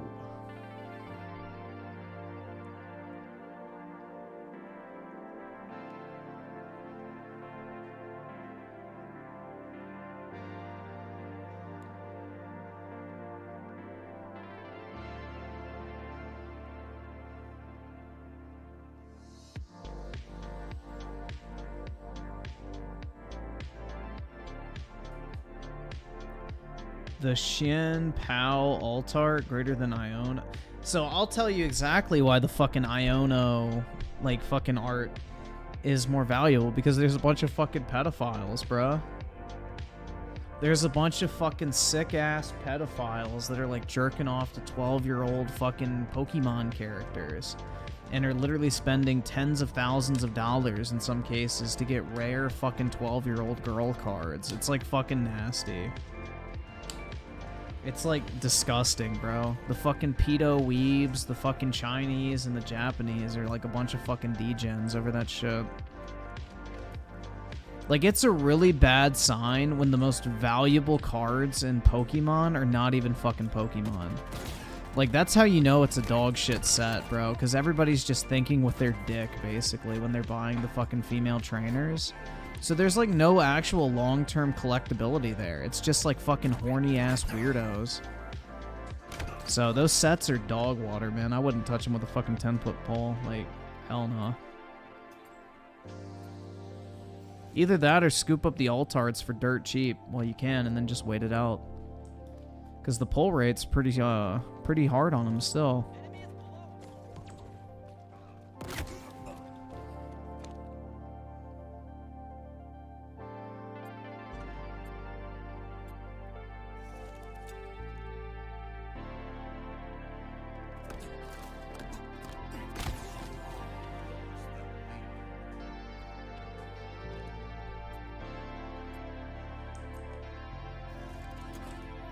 Yeah, there's like this, so, I don't know, I follow the card market pretty strong, but there's like this whole fucking trend right now of like these high-end like female cards getting scooped up by Chinese buyers.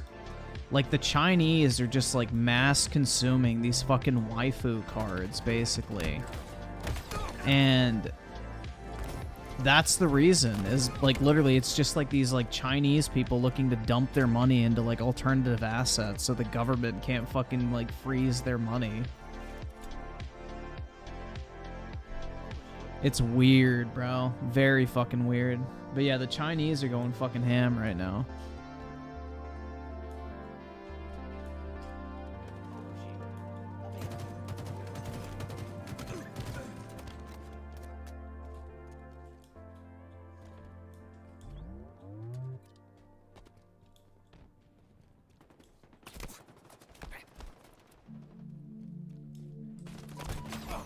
Well, I think they are buying... Dude, Yu-Gi-Oh cards in Japan are massively expensive. Like, the girl cards in Japan, like, any rare Dark Magician girl card in Japan is, like, fucking crazy expensive.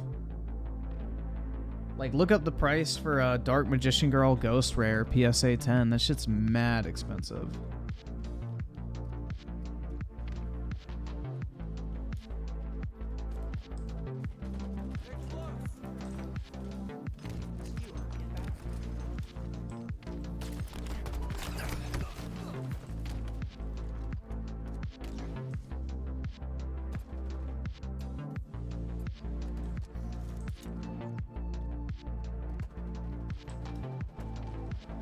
I don't think Konami reprints Ghost Rares, though. I think Ghost Rares are set exclusive.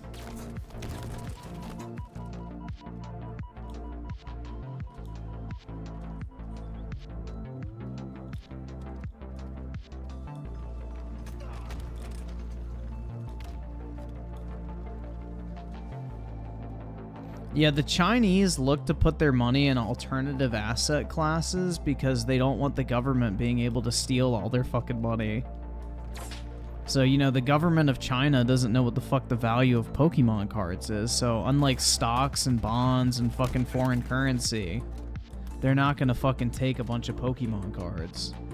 So, if all these Chinese millionaires put their money in, like, fucking, you know, Pokemon slabs, and then store them in the PWCC vault in the US, then the Chinese government's not gonna fucking touch that shit. They'll just take all their fucking money in stock market holdings and things of that nature.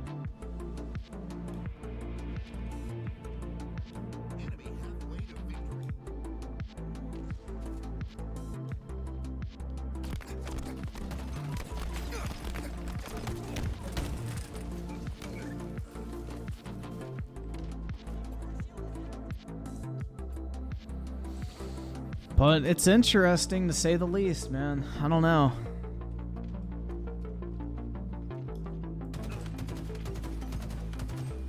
I just wish the Chi-Coms would start buying like some normal shit, not the fucking pedophile bait. Then I could start stonking.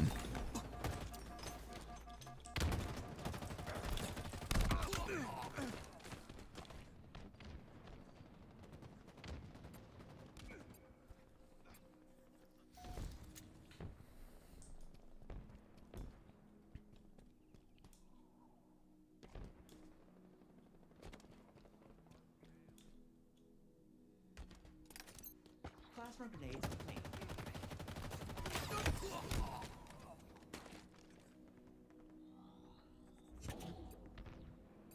You generation with the 5, look up the Scar Pattern AK case harden and tell me you'd buy it for 40 grand.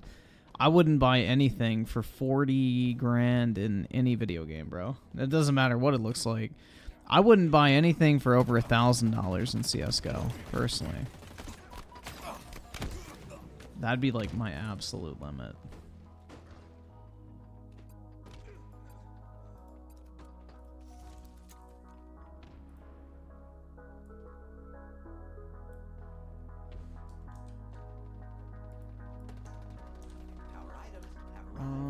Yeah, I would not buy that. That looks awful.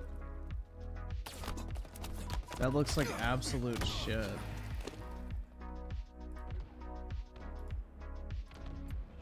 It doesn't even look good. It looks fucking stupid. I can't afford this shit! That's ugly, man. No thank you. Hard pass.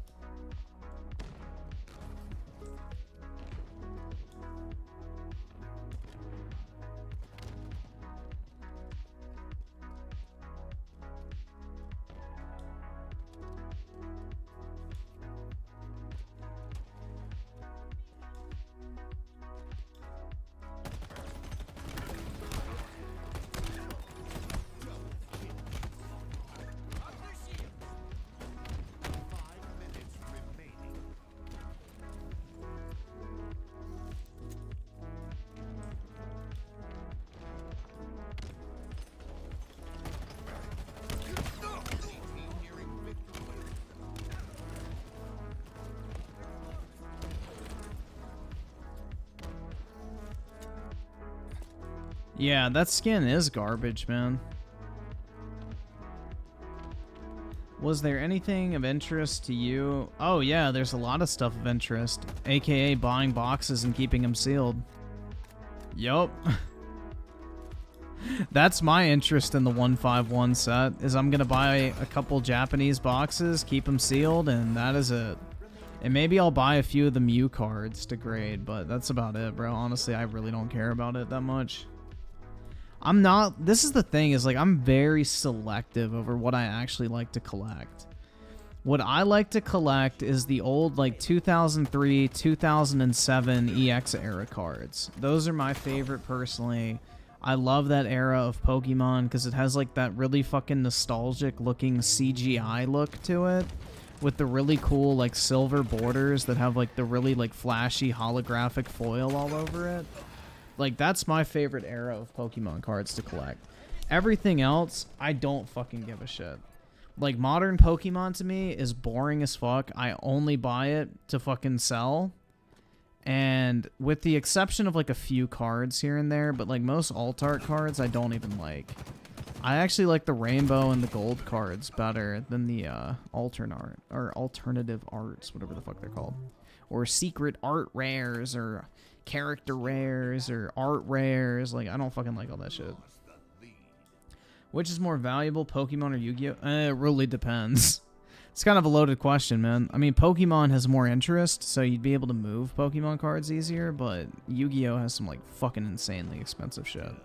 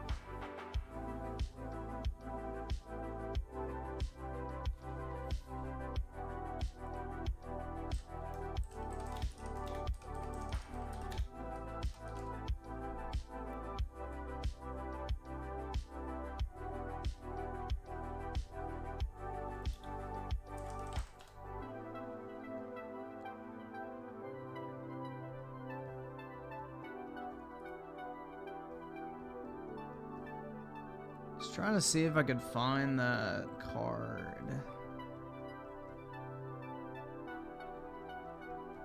I don't think anybody's posted a picture on Google.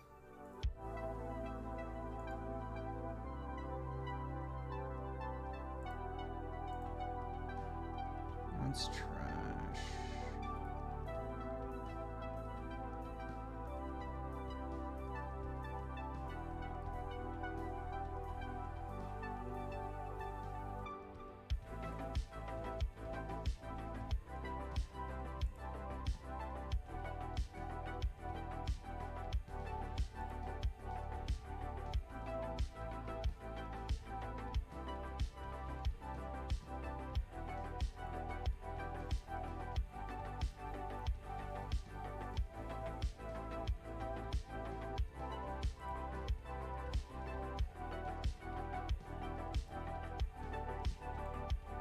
Oh, there it is. I found it. This is like the only card I actually like. I think this card's gonna look absolutely fire in person. But aside from this one, I don't really like any of the other cards I've seen.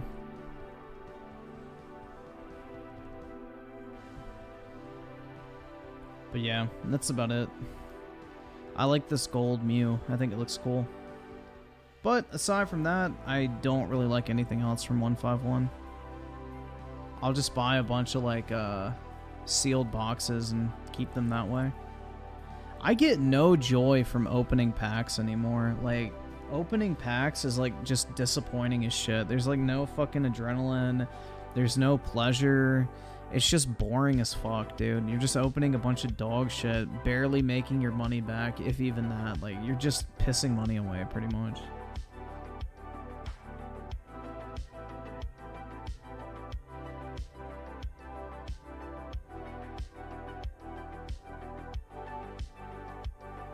I get zero joy from opening packs of like Pokemon cards, or really any cards. I would rather just buy the card I want and grade them.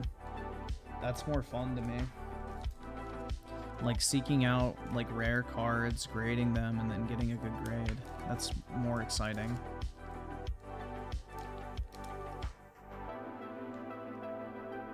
Yeah, Magic the Gathering's a dying card game, bro. This Lord of the Rings set is like the first time in a long time that it's actually profitable for stores to sell Magic the Gathering, which is pretty fucking wild to think about. Like any like card store that sells Magic the Gathering loses money on every box sold. Like the card store I go to, I don't think they really even sell Magic. I think they just sell like sports, Pokemon, a little bit of Yu-Gi-Oh, and then that's about it. They used to have Metapoo, but they got rid of that because it doesn't fucking sell and it tanks in price. You can literally get Metapoo packs for less than $1 a piece. Shit's pathetic.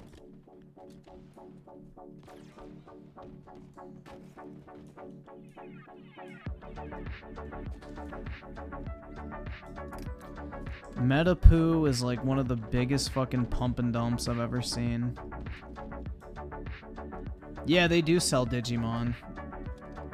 I know nothing about Digimon, so I don't get into it. They also sell One Piece. That's the other one I forgot. They sell a lot of One Piece stuff. No, MetaZoo is like this really shitty Pokemon ripoff that came out during the COVID fucking lockdowns where people were just like stonking on it thinking it was going to be the next like big thing like Pokemon basically. No, they don't sell Final Fantasy cards, which is unfortunate because I actually would like a place to be able to get booster boxes that I know aren't searched. But yeah. Final Fantasy is very niche, but I really like Final Fantasy cards. I think they're really cool to look at.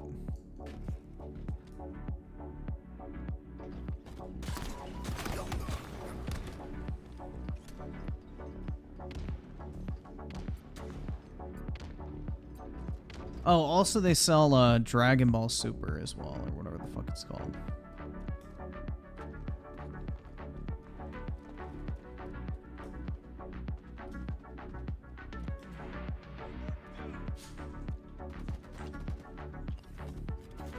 I don't know, dude. I think like just focusing so much on like the monetary value of cards has like killed any fucking excitement I have for like actually opening packs. Because it's like, okay, I spent $300 opening packs. I could have spent $300 on singles, graded them, and then had like $800. And it's just like it's hard to like separate that mentality from like just enjoying opening packs. Because, like, even as much as I like Final Fantasy cards, like, I don't even think I'd want to open the packs for those. I'd rather just buy the fucking card.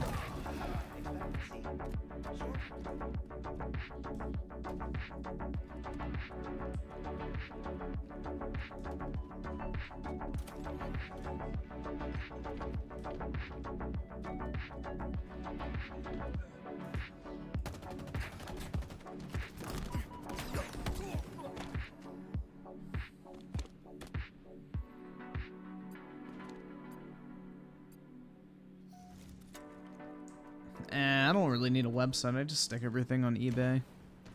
It's easy. You get a lot of volume on there and you can move stuff quickly.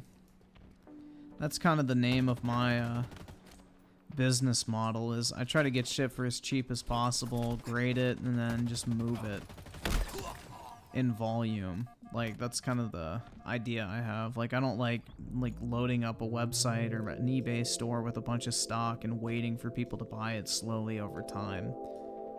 I just want people to like fucking bid on it in an auction setting, have all my shit end at one time, get paid all at the same time, and then, you know, move on to the next batch of grading.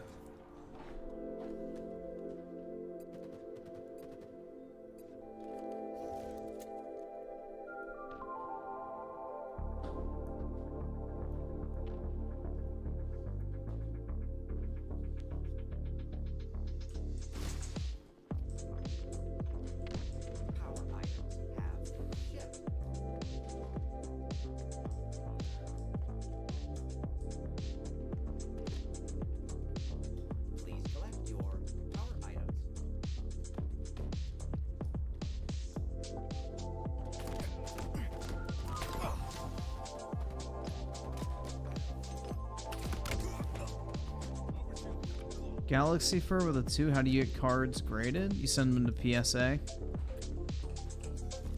Just go on their website and hit submit. Pretty easy. It'll walk you through it.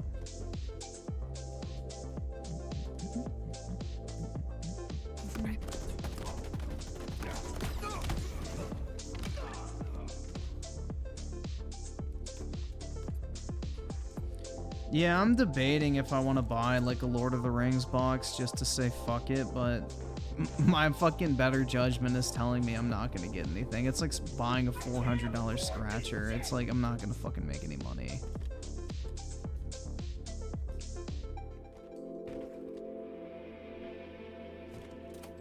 Enemy halfway to victory.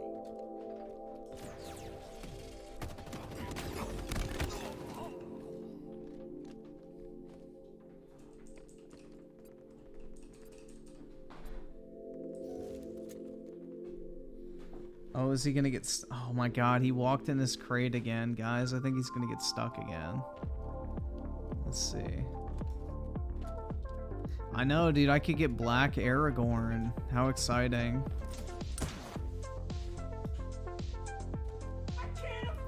Now that's the real chase card. Not the one of one ring. It's the fucking Black Aragorn. We was Aragorn.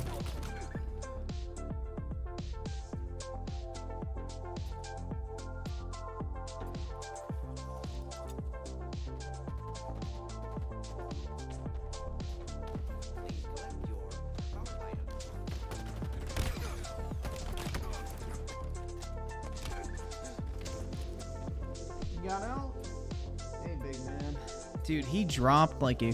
Dude, alright, so I took him out earlier to go take a shit. He literally dropped a shit like the size of a fucking grapefruit when I like picked it up and put it in the bag. It was fucking huge, man. It's like, holy shit, dude. Like easily like a 3-pounder, like fuck.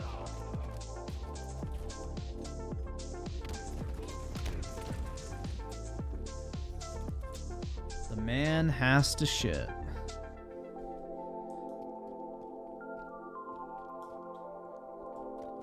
Good boy.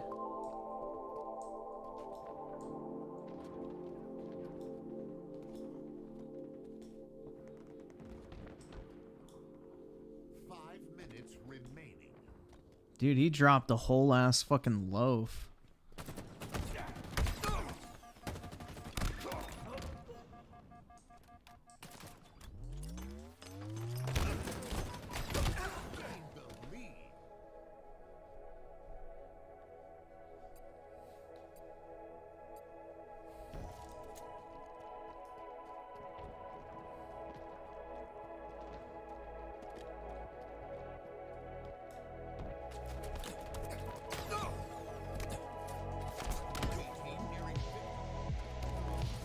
Griffin, you don't live in a house yet? Nope, I don't.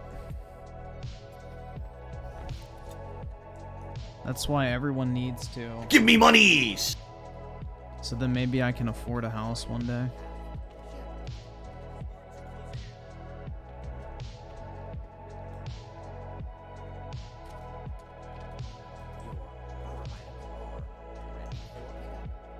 Yeah, dude, it's like mischief set, guys. I live with my mommy and daddy, and they pay for everything. You know, without mommy and daddy's money, I'm like literally nothing, bro.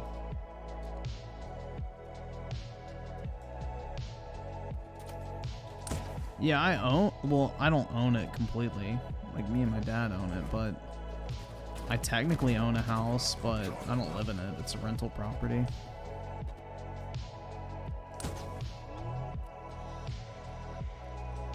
I'm on the fucking, whatever.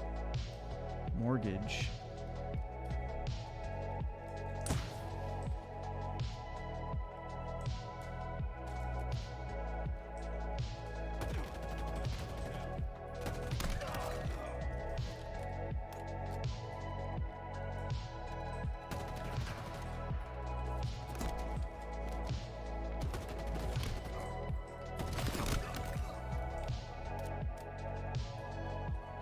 So they're making you pay rent?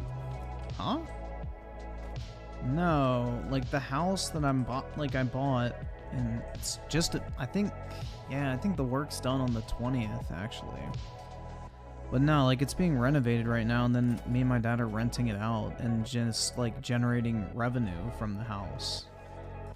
So neither he nor I are going to live in the house. It's just a fucking investment property. So it's like we're just buying it to rent out and like have it pay for the mortgage through the rental payments.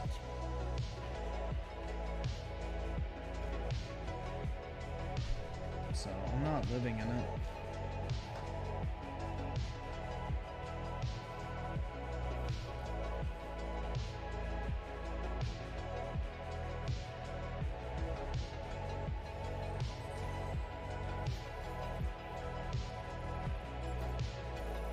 Dude, I would have a room for like, well, it wouldn't just be for Pokemon cards. It'd be like an inventory room.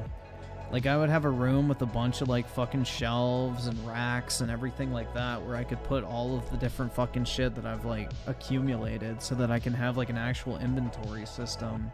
Have it all shelved and viewable so I can like know exactly what I have, pick it, and then sell stuff easier.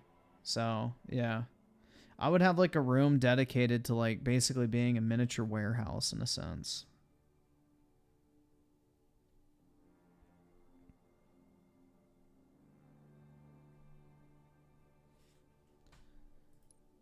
But it wouldn't just be for like Pokemon shit.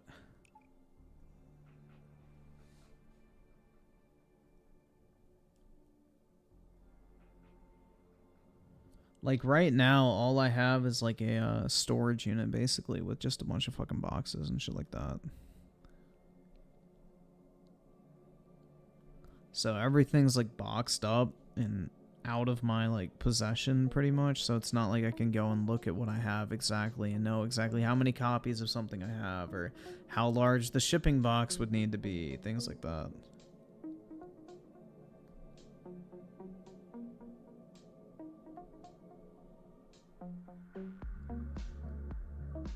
Oh, dude, I would love to have like a vault in my house. That shit would be so fucking cool. Then I could have like my fucking dragon's hoard down there and just have like a bunch of like fucking valuable shit.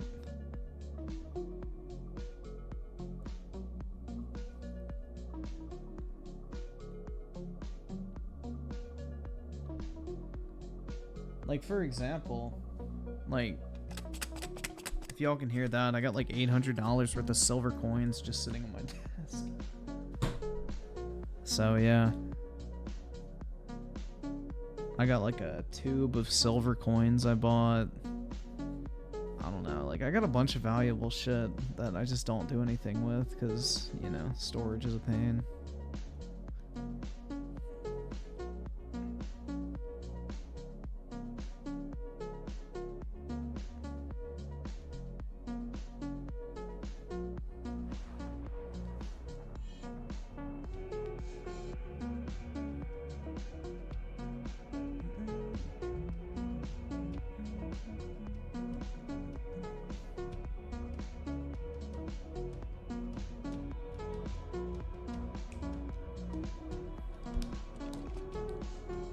Griffin will have a sex dungeon?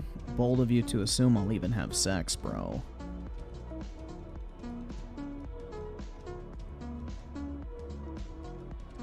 Lord Pothead and Bester with the two of you seen the COD Twitter is crazy right now? No, I have not. Then contact the authorities.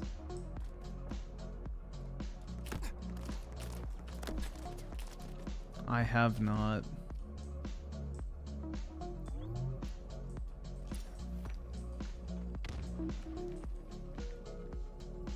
Power items in transit.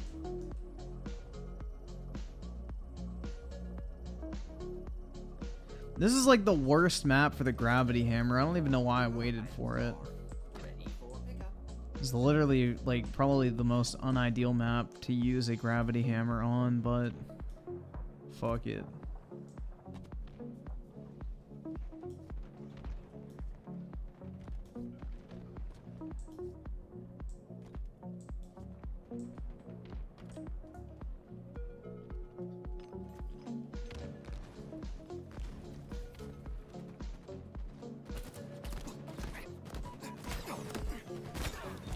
Aw, shit, man. I even killed him.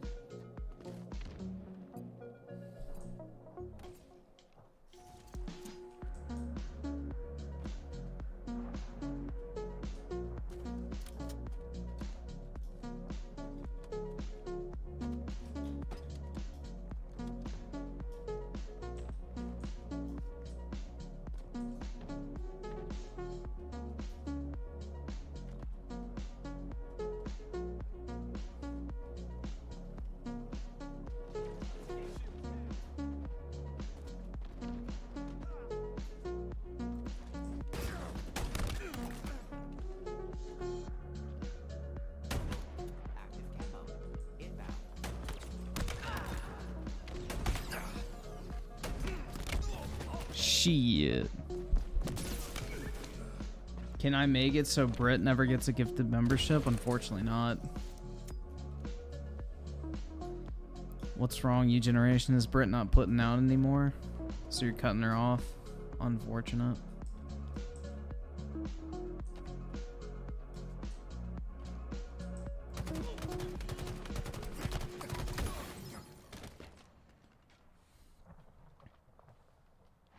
One with the 2 US versus Mexico game ended because of the F words. Really?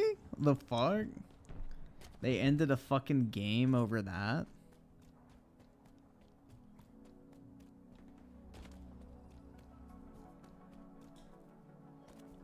That's pretty lame, man. I can't afford this shit!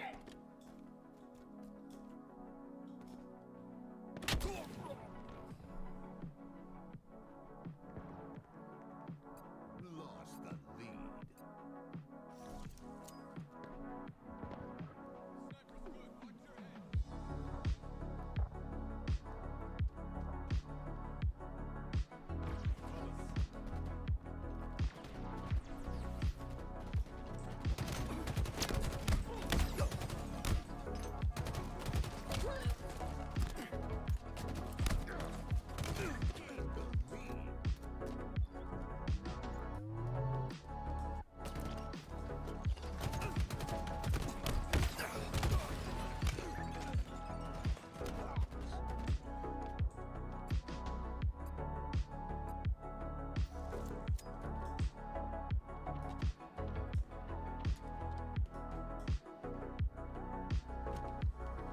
Power items have shipped.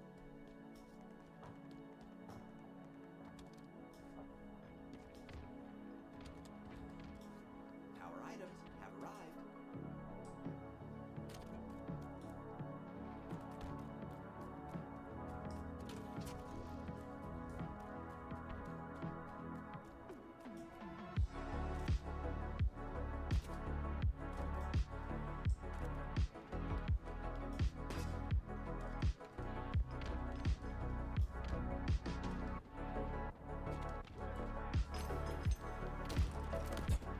You generation with the 2, nice bait, mate, but I ain't reading that.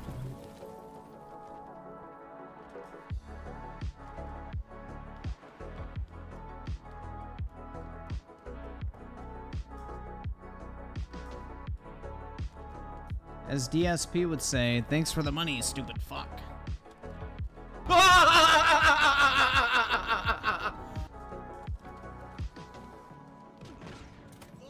can't afford this shit! Lost the 30 feet per second. Squared. Would you like that in metric?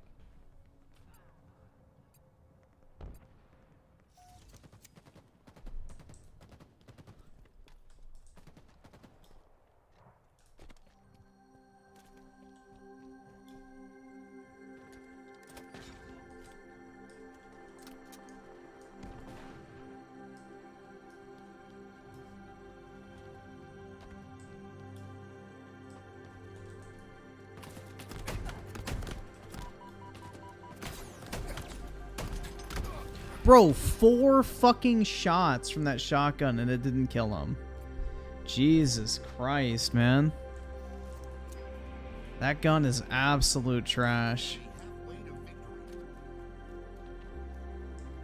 Please collect your power items.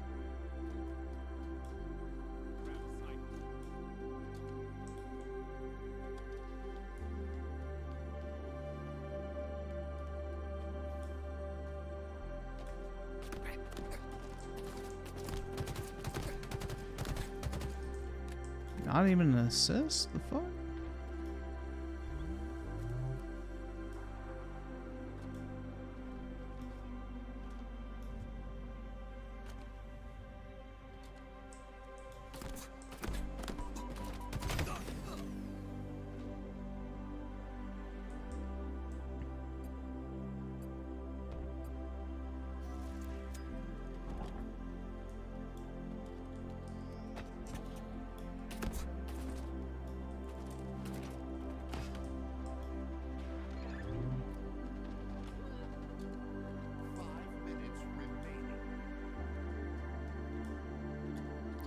Dude, these fucking gunner glasses or whatever really do work. Like, typically at this point, I would be like fucking wired, but like my eyes are actually like feeling alright, and I actually kind of feel tired. They work miracles, dude. The blue light filter shit is hard facts, I guess.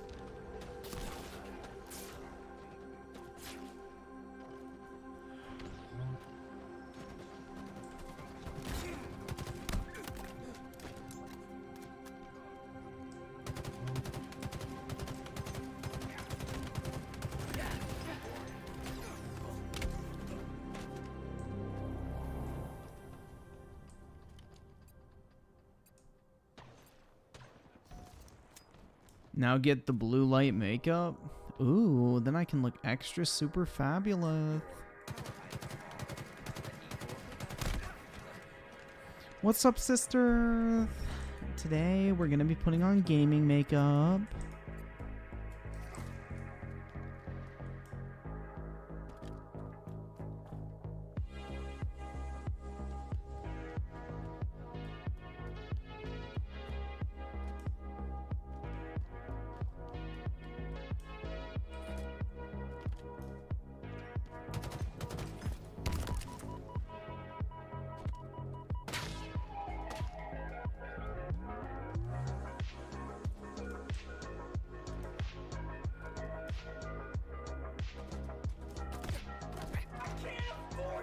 Oh shit.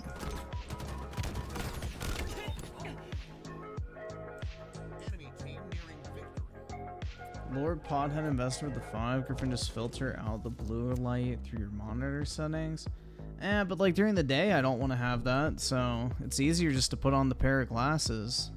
And then it blocks like all the blue light from, you know, the actual lights in my room, my computer, my phone. Like the glasses are just easier than having to constantly change settings.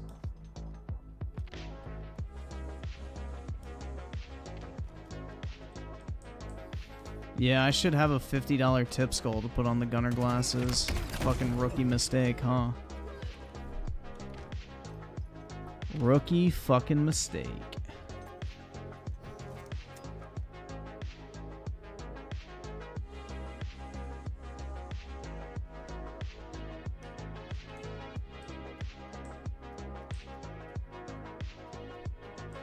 No, blue light keeps you awake, man. Like, if you want to fall asleep at night, make your lights red. They naturally make your body think it's time for bed because it mirrors the sunset.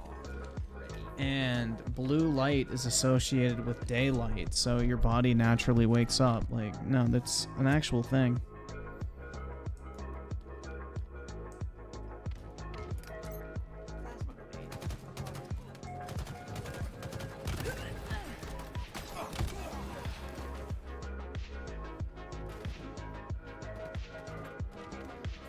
Like, the lights in my bedroom are red for that reason. Because, like, I like to have lights on because I do, you know, shit in my bedroom before I go to bed. And it's like, you know, I can still see, but the red light doesn't make you, like, tired. And then if I forget to turn them off, it's not a big deal because it's like, you know, it makes you sleepy anyway.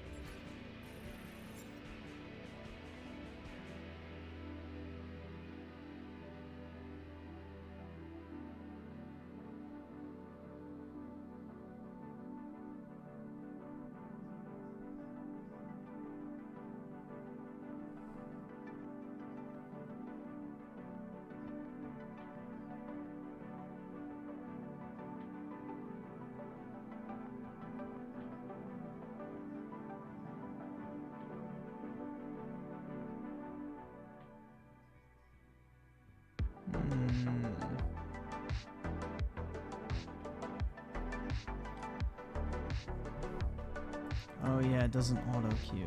Fuck.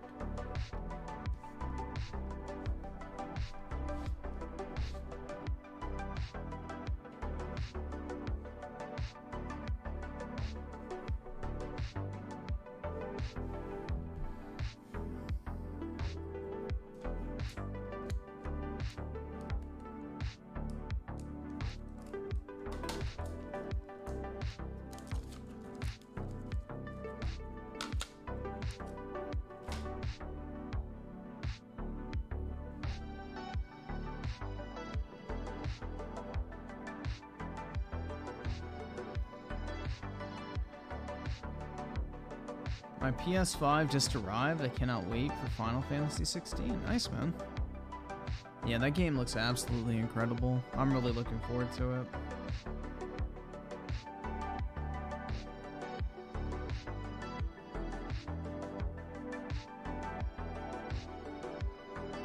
Very much looking forward to it.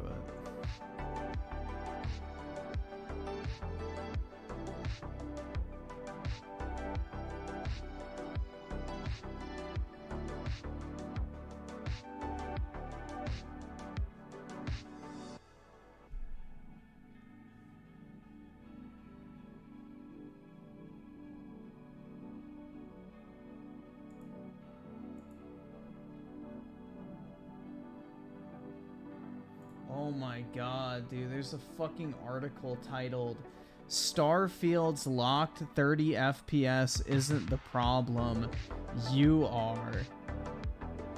Dude, fuck them.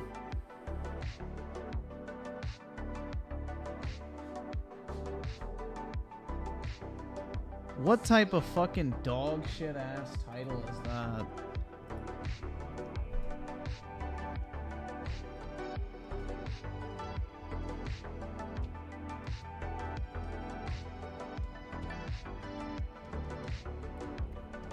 Who wrote it? Let me check.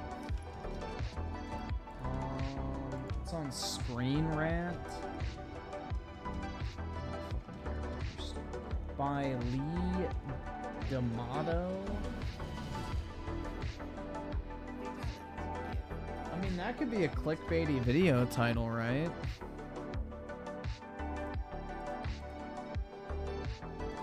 Starfield's 30 FPS isn't the problem, you are.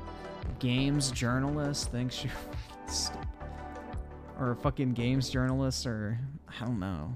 What would the title be for that? I feel like that'd be a low effort fucking video. And I can clickbait Starfield.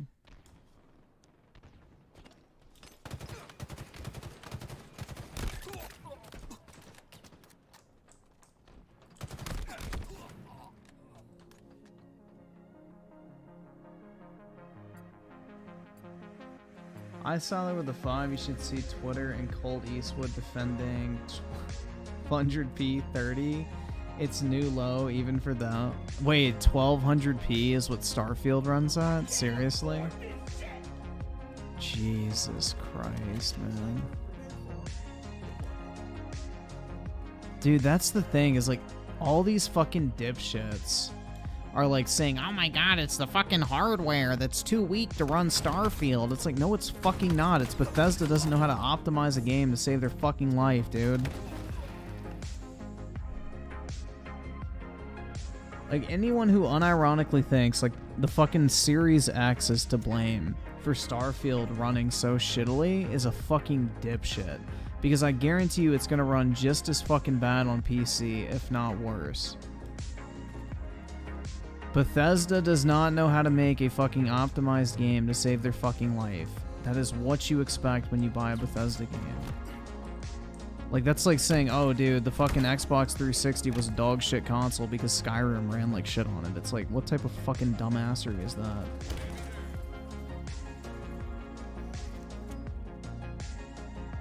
Galaxy Further 2, a video talking about Starfield's terrible engine. Yeah, that's the issue, is like, people, I don't understand why no one understands that shit. It's like, the game's engine is from like fucking 1990 something, and it fucking has sucked ever since it's been a thing. It's nothing new. Why do games run better on PS5? Because PS5 has a larger install base, therefore developers care more about that version of the game. Pretty simple. If I have to choose which version of a game to optimize, I'm going to optimize the version of the game that's going to sell the most copies.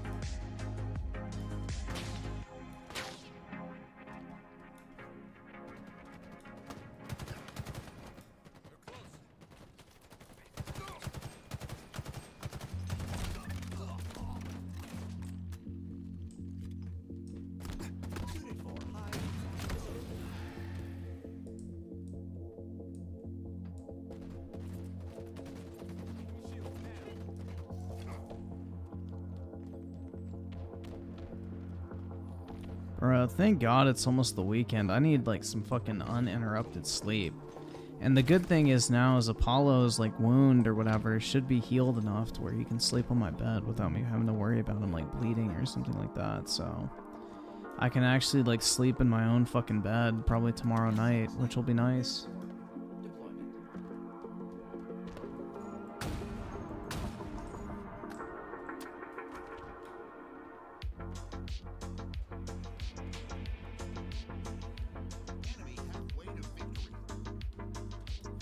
Timothy Marco with the 5. Mischief insulted me for stating that Bethesda needs a new engine. He's drinking the Kool-Aid of the sweet little lot.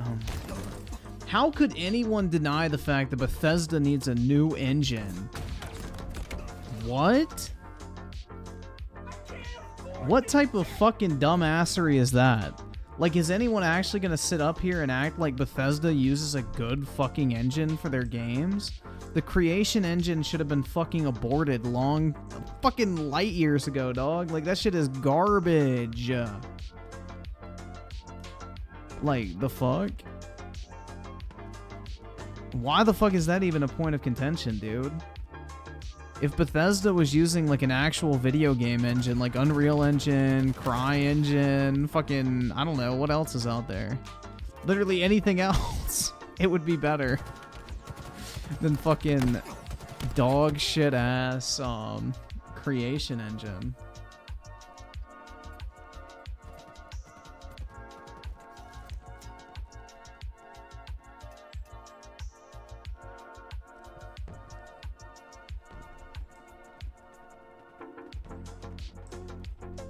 Yeah, I do not understand the fucking just like cope mentality that a lot of people have with Starfield. Like, accept the game for what it is. It's going to be a good game, most likely, but denying the fact that this game is going to be a technological nightmare is fucking stupid.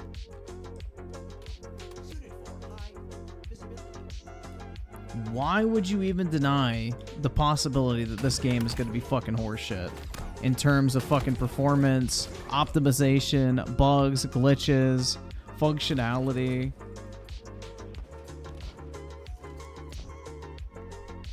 It's like, dog, are you fucking shitting me? Like, have y'all learned nothing surrounding Bethesda?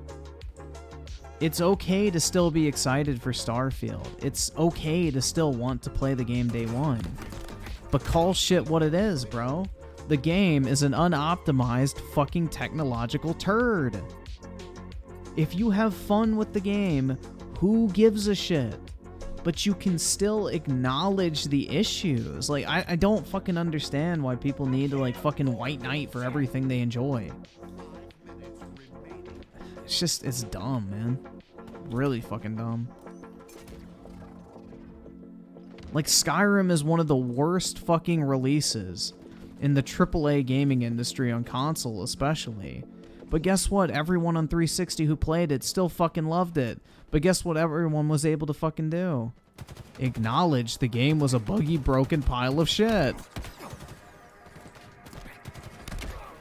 It didn't take away from the fact that you could still enjoy the game if you wanted to. But call a fucking spade a spade, bro. I don't see an issue with that.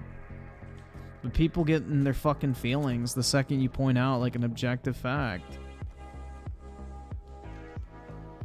That in 2023, Bethesda should not be having trouble getting a game like fucking Starfield to run at above 30 frames per second on an Xbox Series X.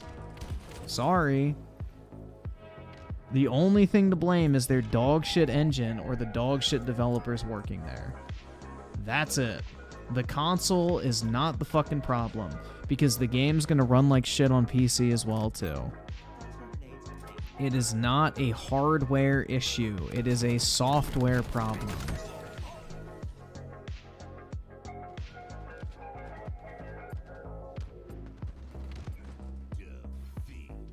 Like, I don't understand how that's a controversial take, bro. I really fucking don't.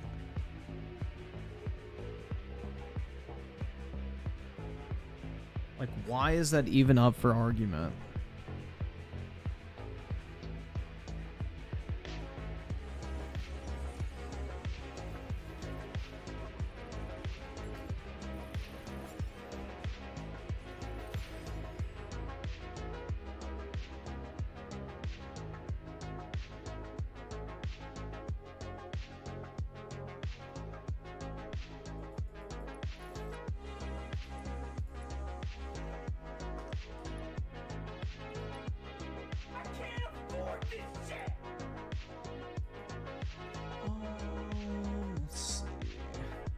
Lord Pothead Investor with the 5. I watched the AC Mirage gameplay, and there were multiple times the FPS dropped. Oh yeah, it's a Ubisoft game.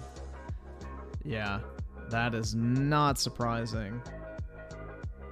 Not in the slightest.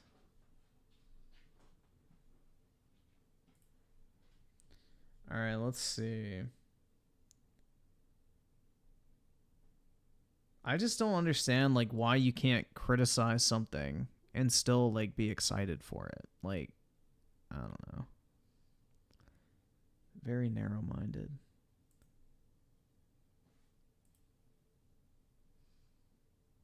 So start at 3:21.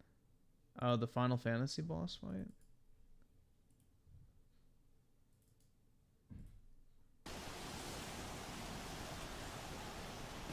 I think we've already seen this, because, like, didn't Dreamcast go soy out over this footage?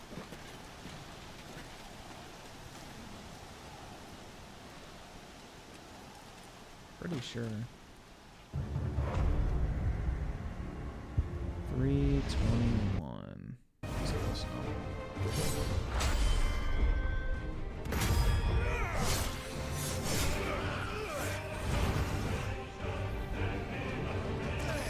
Dude, the music in this game is fucking god tier.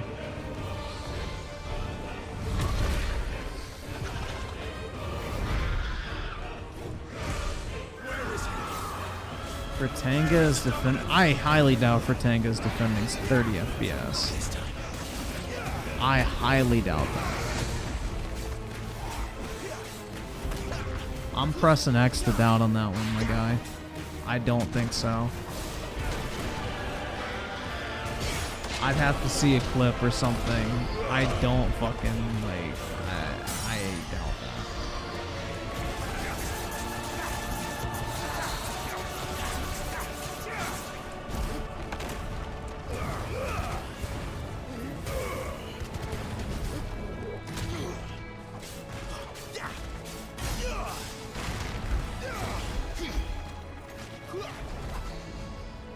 Dude, this shit looks so much like Devil May Cry. It's fucking awesome.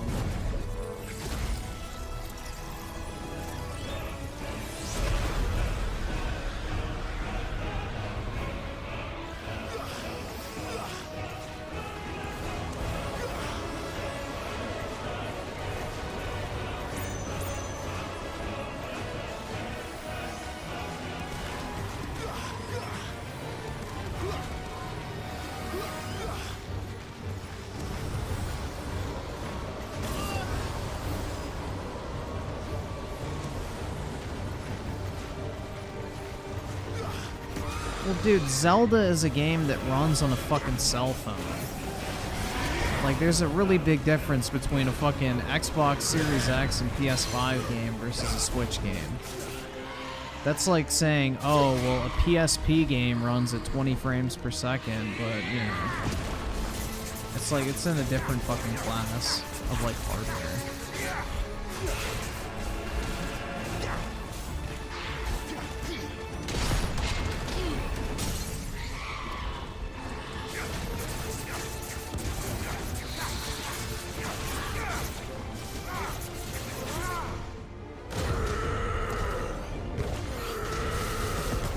How does this look mid, bro? If this looks mid to you, you don't like video games.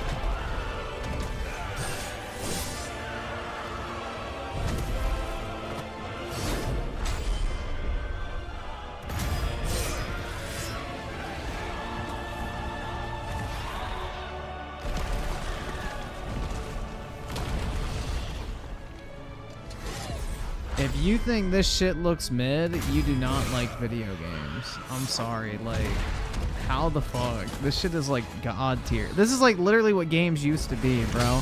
Gameplay centric with fucking awesome like set pieces and like cinematic sequences that are actually fucking entertaining to watch and still engaging. Like good graphics, awesome music. Like, dude, what's not to fucking like?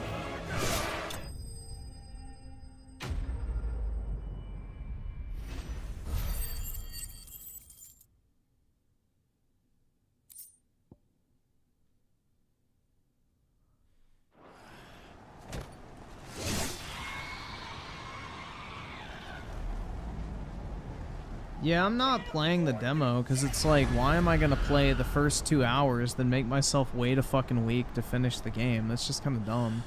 I'd rather just play it like in one fucking like, I guess, undisrupted flow. Like, play 3 hours one night, play 3 hours the next night, play 3 hours the next night. You know what I mean? Like, I don't want to fucking have to like play 2 hours and be like, oh, get fucked, nerd. You gotta wait a fucking week. Like, I want to actually be able to play it and not have to fucking, like, you know, sit there and wait like a fucking new episode's coming out. You're nothing. A monster. Dude, I bet she can give the zuck. I will not. I can't afford this. Let you stand in my way.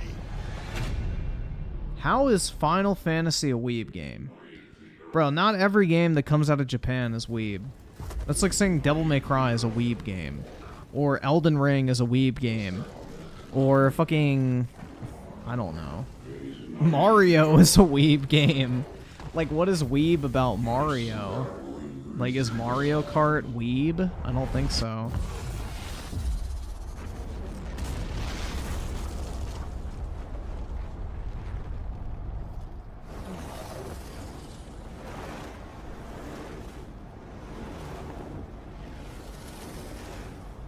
Is Resident Evil a weeb game?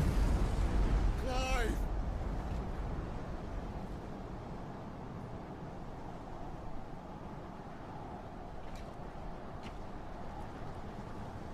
This is more of a Giga Chad game, guys.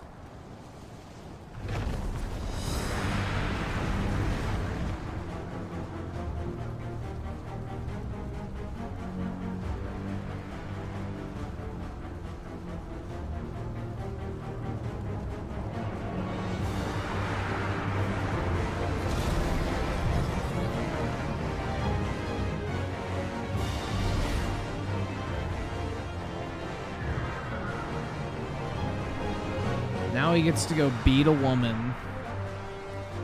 And y'all are saying this game isn't based. You literally get to go beat the shit out of a female character, guys. How's that for gender equality?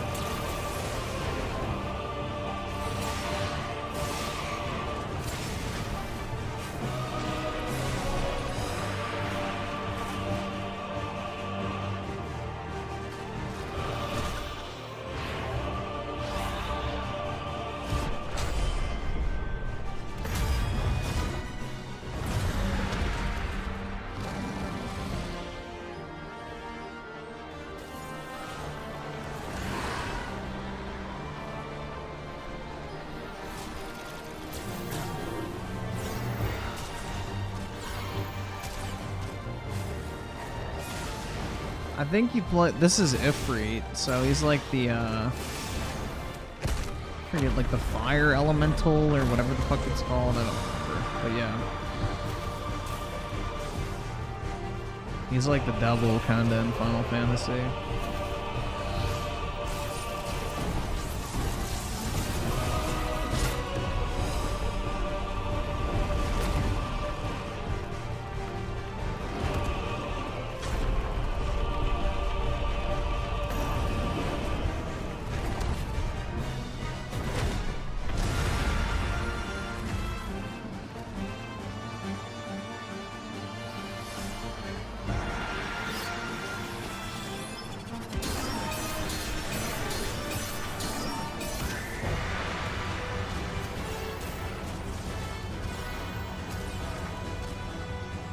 Bro, this shit looks so fucking cool. Shoot a fireball!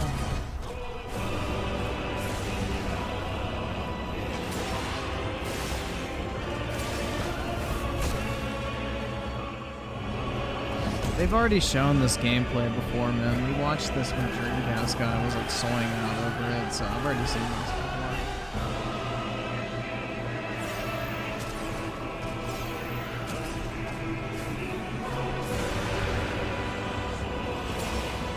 Like, bro, the music in the background right now is so fucking fire.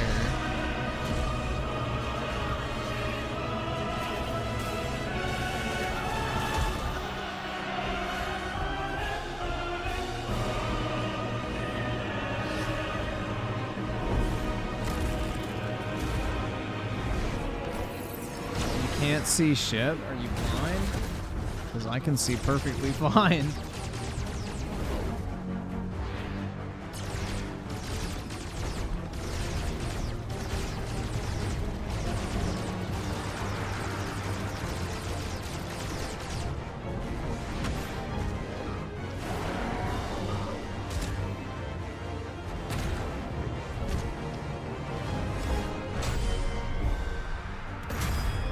Why is he waiting so long to fucking push that shit?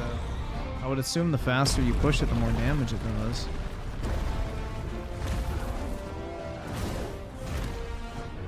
Resident Evil 2, look at, yeah, I was gonna watch that depending on how much time we got.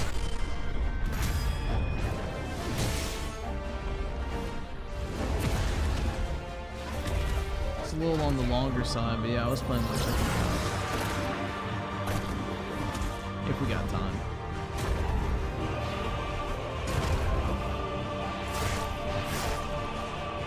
Oh yeah, dude, I wish I was that fucking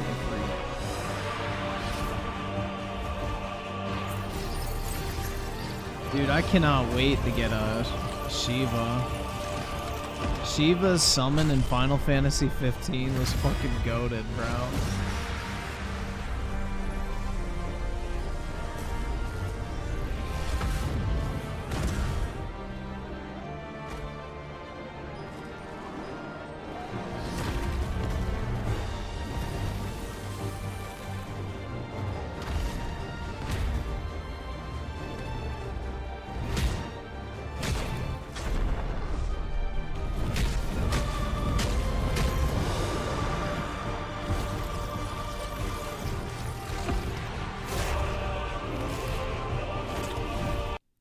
Yeah, tell me if this looks like weeb shit, bro. This is not weeb.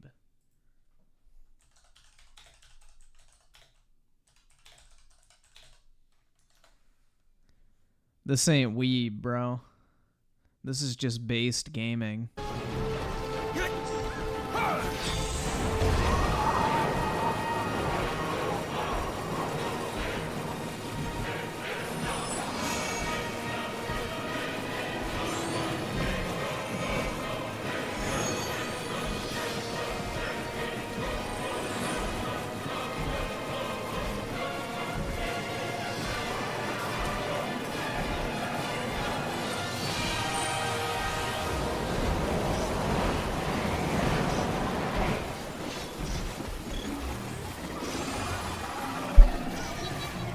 Shiva's packing, bro.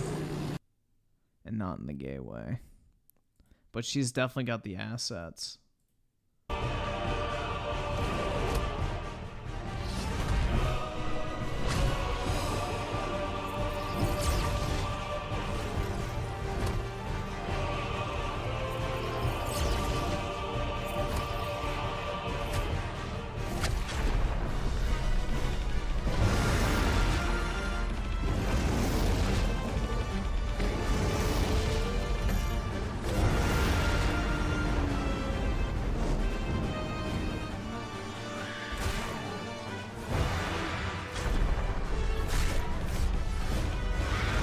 Yeah, this is what God of War games used to fucking look like when you finish the boss fight. You get this awesome fucking execution, like cinematic event, kinda. Where you fuck up the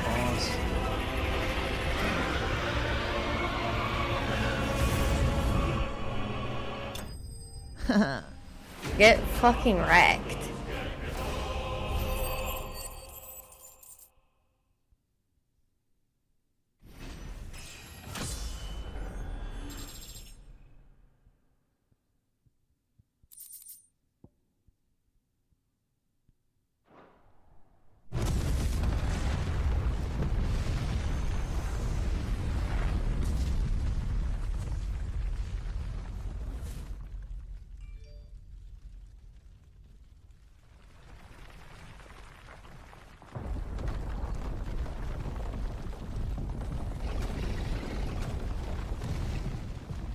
Control it, Clive!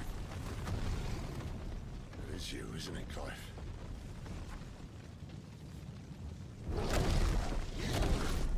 Big smash. Stop this!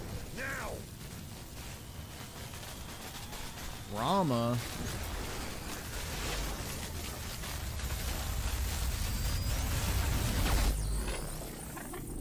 Thunder God. Ramadan? That's right, man. Rama was my favorite summon in Final Fantasy 15 aside from Shiva for obvious reasons, but just because he's base, bro.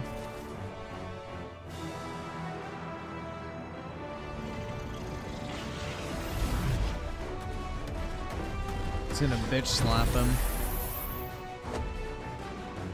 I said stop! Don't be Rama Rama.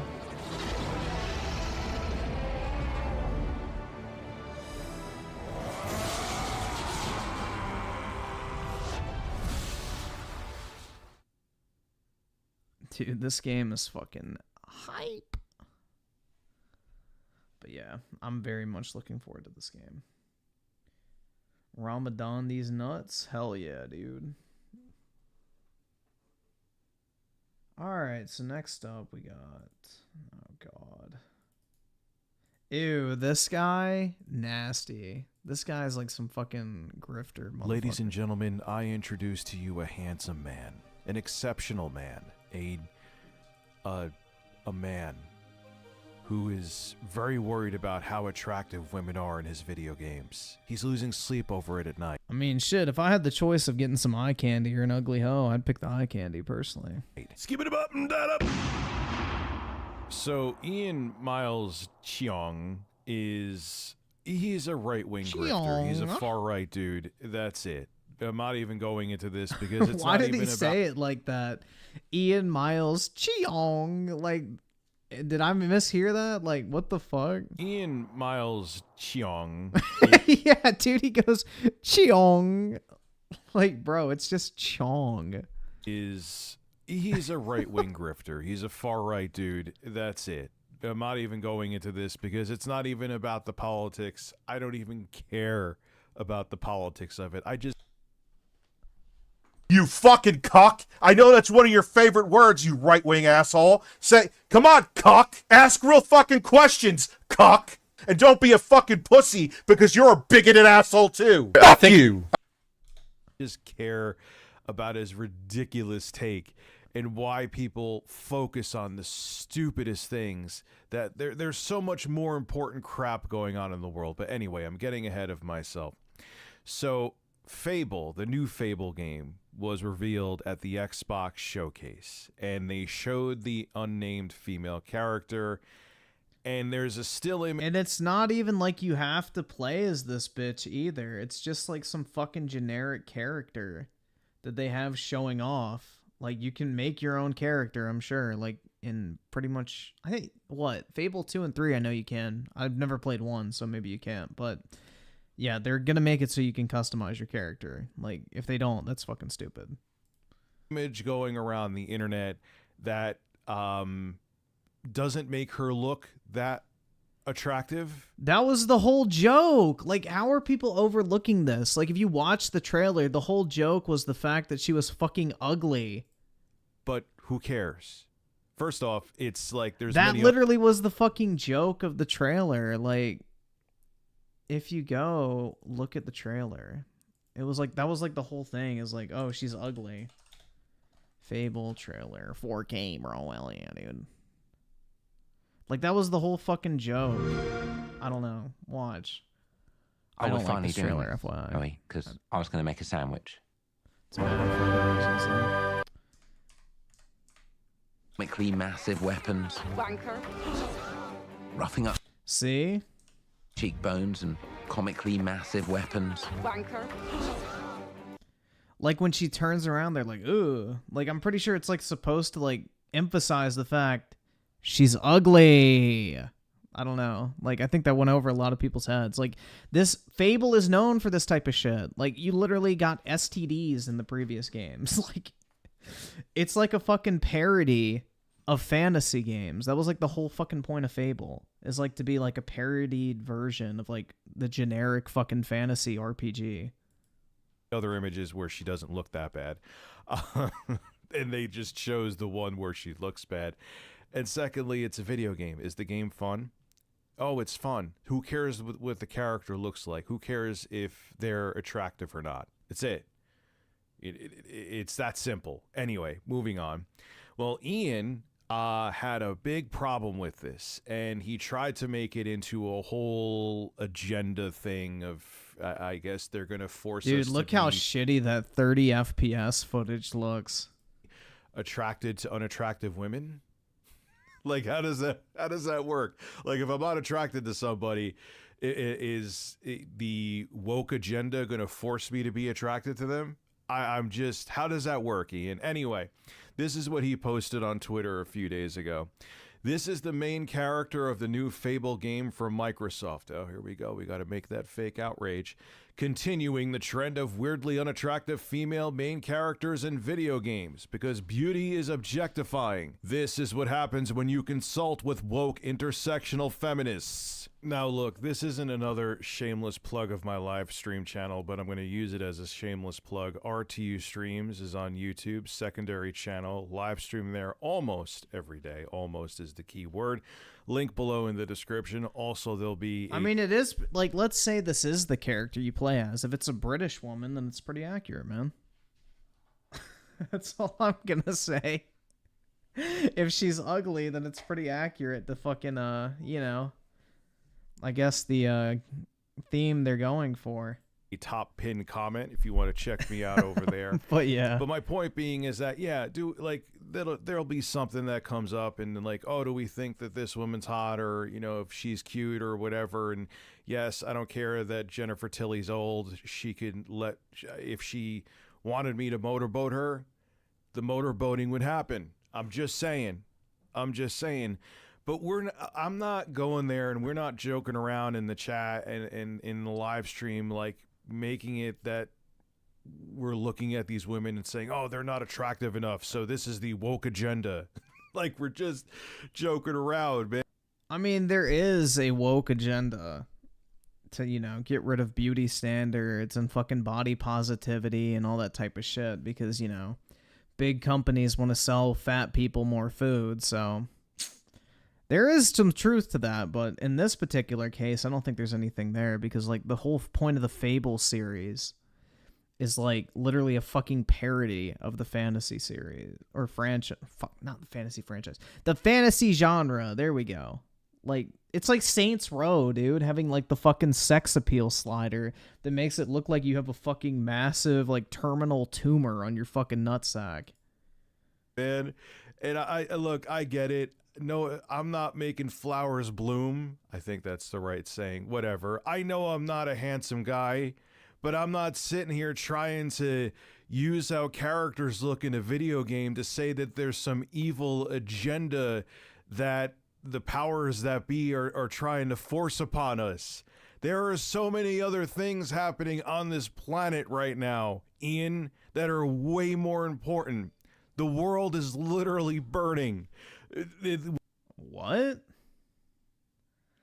The world is literally burning.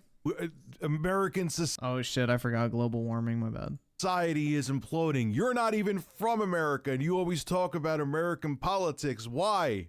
I don't understand you. I don't really like you. And this is what you're worrying about? Oh wow, the world is about to explode, but we have an unattractive woman in a video game, so let's cry about it. God, I can't stand people like you, man. Like, you need to get your priorities in check, homie, because this is not what you should be concerned about. But you're another right-wing grifter, and it's all, you make money off of outrage, so whatever. But shout out to some ordinary gamers. On Twitter, he called this guy out too, and a lot of other people did, including me. You could check my Twitter if you want to see the fun I had with Ian. Mudahar wrote, I don't know if this ugly gremlin can comment on attractiveness, which a lot of people use that against me. Rich, how could you call him out because you're not good looking either? But that's not the point. I'm not trying to push an agenda like I said before. We just joke around on the live stream. People were saying it to Mudahar too. Who are you to say anything? Mudahar's not trying to push an agenda. The reason why we have a problem with Ian is that this guy looks the way he does, and he's like, these unattractive women, they're trying to push their woke agenda on us. Yeah, he's acting like he looks like fucking Ryan Reynolds or some shit, and he's like, you know, the fucking ideal man for every woman out there. It's like, bruh, nah. That dude probably couldn't even pull the fucking Fable chick, real talk. Galaxy for the 2, well, Canada is burning anyway, and nothing of value was lost. I'm ugly myself, so I really shouldn't say anything and talk about agendas. What's your agenda then, Ian? With your gorgeous face. And you're not even from the States. The unattractive foreign men can sit there and make a grift about American politics and look the way you do? Is that what your agenda is? Anyway, look, man, I'm tired of these clowns. There's much more important things to worry about. And hey, if the... That's right, man. I'm just gonna say it, since you're talking shit about me with your big fucking ugly mouth. You're all hateful, fucking racist bigots. Fuck you and fuck your fucking podcast. Real talk. The attractiveness of the main character in Fable bothers you that much, you know what you do. You know what you do, Ian. Instead of crying about it and getting the outrage on Twitter, which is the point. That's how you make just money. Just don't fucking play it. Why don't you just not buy the game? Yeah, exactly. Talk with your wallet if it makes you lose sleep at night. Good fucking luck with that one, bro. Motherfuckers are way too invested in gaming. But that's not what it's about. Just keep that fake outrage going, man. Keep that money flowing in, because apparently it works. This is Rich of ReviewTechUSA signing out. Have a good one. Gaming is my life. Gaming is all I care about. Nothing else matters aside from gaming. Quantum TV's wife. Well, wait a second. Never mind. Let me rephrase that. Yeah, I just, like, why are we still talking about fucking Quantum TV, bruh? That Quantum TV himself has been exposed for breastfeeding us nothing but lies. Nothing but lies since we've ever heard of him. He's lied about... New Generation with the 2, Muda is a landlord. Oh, does Rich hate landlords or something? Oh my god. I'm a landlord too, I guess now. Haha. CIA with a 2, I'm doing a second playthrough as female shepherd. Which guy are you gonna fuck? Everything. Play the intro. Skip it up and that up. So, shout out to Anonymous TV. I'll have a link to his YouTube channel below in the description. He was a former mod in Quantum TV's Tickled Discord server, his Christian straight man Discord server, where men would go in there and discuss their straightness. Anyway, he ended up deflecting from the Quantum TV cult because Quantum ended up being mad that he used Elden Ring innocently to just show how HDR was working on a television. He got demoted. He was like I don't even know what levels of moderatorship or whatever the hell it's called in Discord, but Quantum was mad about a game that he never played. And someone just like, hey, here's how the HDR looks on the LG C1 with Elden Ring, and he lost his mind. So that should explain like, that's it. That's our TED Talk. We don't have to go into anything else in this video today. God bless. So let's begin with this rabbit hole, shall we? Are you ready? I don't even know if I am, and I'm recording the video right now. Remember how Quantum used to flex that he never ban evaded? Yes, he did. He just got lucky again. This is an anonymous post on his YouTube channel, and this is something that Quantum's ex-wife told him. Jermel's first YouTube channel, Quantum... Weaponized schizophrenia with the 2. Why the fuck is RTU still talking about Quantum small a? It's like an unhealthy obsession at this point, bro. Apotheosis received its third and final strike because of an anti-gay video, which resulted in a permanent ban to his channel as Ackman had suspected all along. However, in a twist of demonic fate, once Ackman reported it to YouTube for ban evading in hopes of getting him removed from YouTube forever, for some unknown reason, someone at YouTube actually decided to unban him and reinstated it. When I asked if they had any friends or family working there, his ex-wife said no, it was just a pure coincidence, and with that, the ban evading legend was born. So again, this is one. So he never ban evaded, basically, because his channel got reinstated. I don't know, like, that's what I heard. I saw it with the 5. I actually didn't watch the video. He's even repeating the same talk. Yup, pretty much, man. Person's word against another's, even though we know one of the people well, is to be fair, man, Actman's not making fucking 18 videos every time Quantum's like ex-wife airs out fucking dirty laundry. So liar. If this is Actman's true, this on, is insanity on another level, because not only was Quantum lying about ban evading, someone there decided to unban a channel that received 3 strikes. If that's true, someone at YouTube needs to be looked into, because that's insane. So now here's another banger. Remember that Quantum TV called the Actman's mom, which he still will not admit was very creepy thing to do? Well, anyway, Anonymous goes into that and found out some more info, and this is what he had to say. What really went down with the Actman phone call? Well, his ex-wife disclosed to me the inside story, so let's dive in. One afternoon, Quantum hatched a plan to contact Actman. Here's what I was told took shape that day. At the time, it wasn't to scare her. He wanted to get a hold of Actman, and I was sitting right there on the bed when he called. Quantum found her number through a list of associates on a website called White Pages, where he had a monthly subscription. Conveniently, as this wasn't his first time doxing, aka Ninjician, according to his ex, Quantum believed that the call to the Actman's mom worked because later that day, Actman tweeted that he was done with Quantum TV videos. But then Jermel went and boasted about it on his channel like he was some alpha guy. The same alpha guy who just recently filmed himself crying on purpose, and then pissed off Ackman and so doubled down on him, which I understand probably was a bad choice, but you know, when someone's putting out BS about you, you get angry. And this is when HCM 101 with the 2. What sounds better, Fury Reigns or Wrath Reigns? Could you do Reign of Fury? I think that would be the better way. Maybe that's already taken, but I would do like Reign of Fury.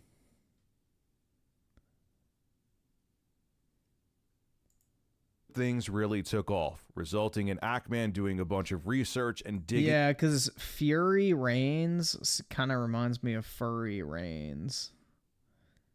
Just at a glance. So I would do like Reign of Fury if that's possible. Galaxy Fur with a 5. Rich gets obsessed about people he doesn't like, just like Tommy Tellerico and Pat and Ian too. Well, the Tommy Tellerico stuff is deserved because that dude literally stole like millions of dollars from people. before releasing the following video, The Dark Age of YouTube, which is now taken down. I'm not putting a link to it.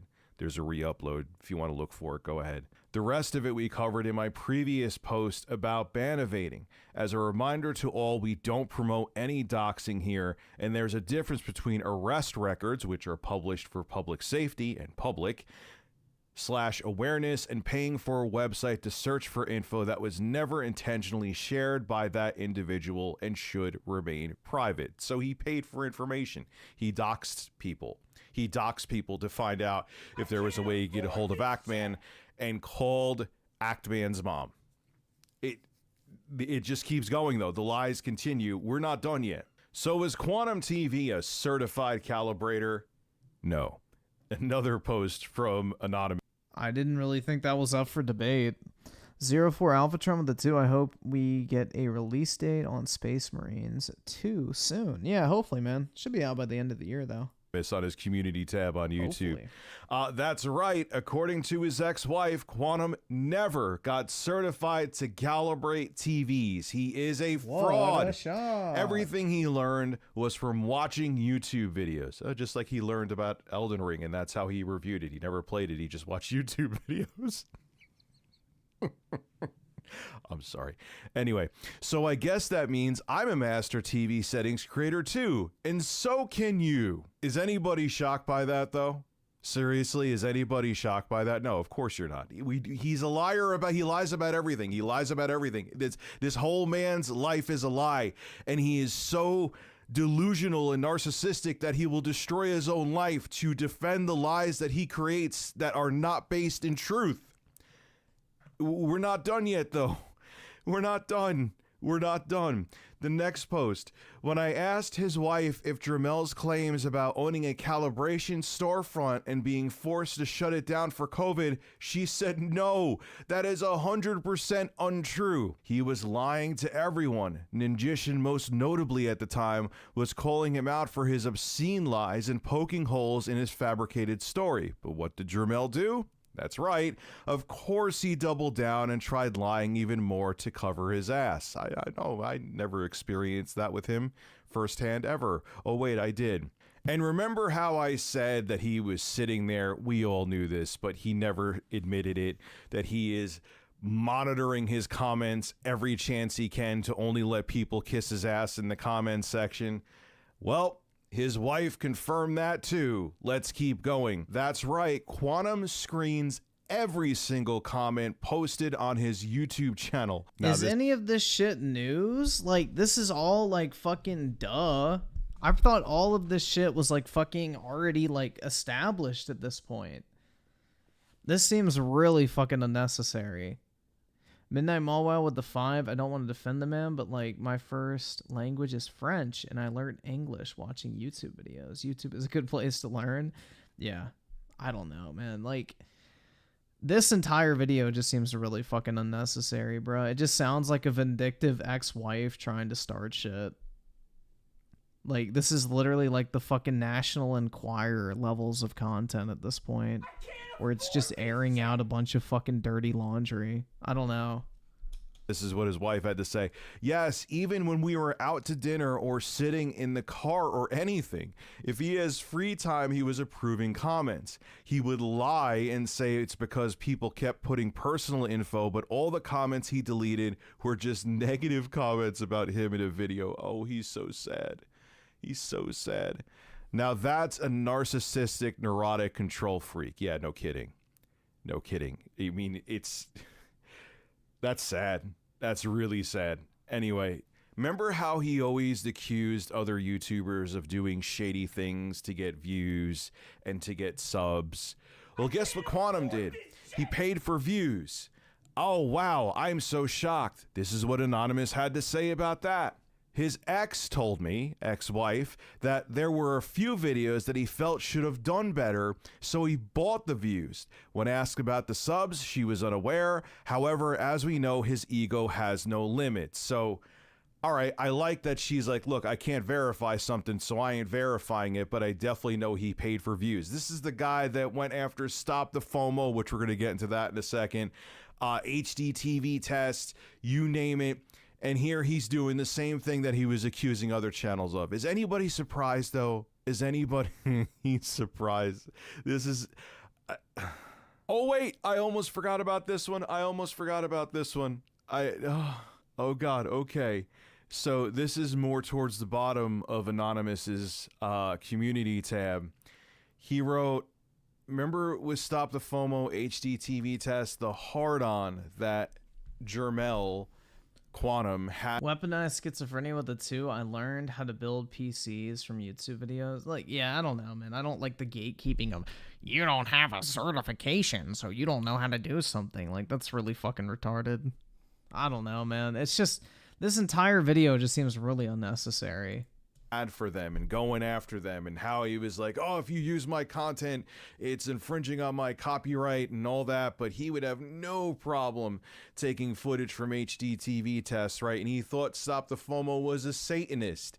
And we were looking on his blog on my live stream, and in real time, he started deleting his crazy ass post. Well, here we go. More info from Anonymous and Quantum's ex-wife.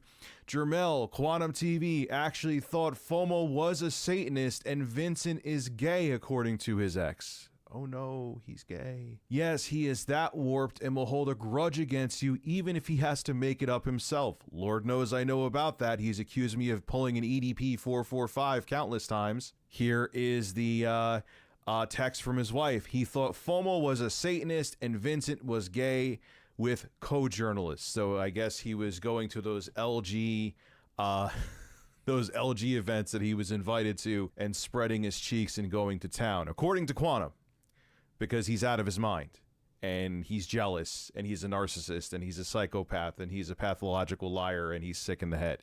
Anyway, think about how pathetic this is as a whole. He is such a narcissist that his pride became... One with the 2, then RTU complains on quartering Brie Larson videos. Yeah, I don't know, man. It's just...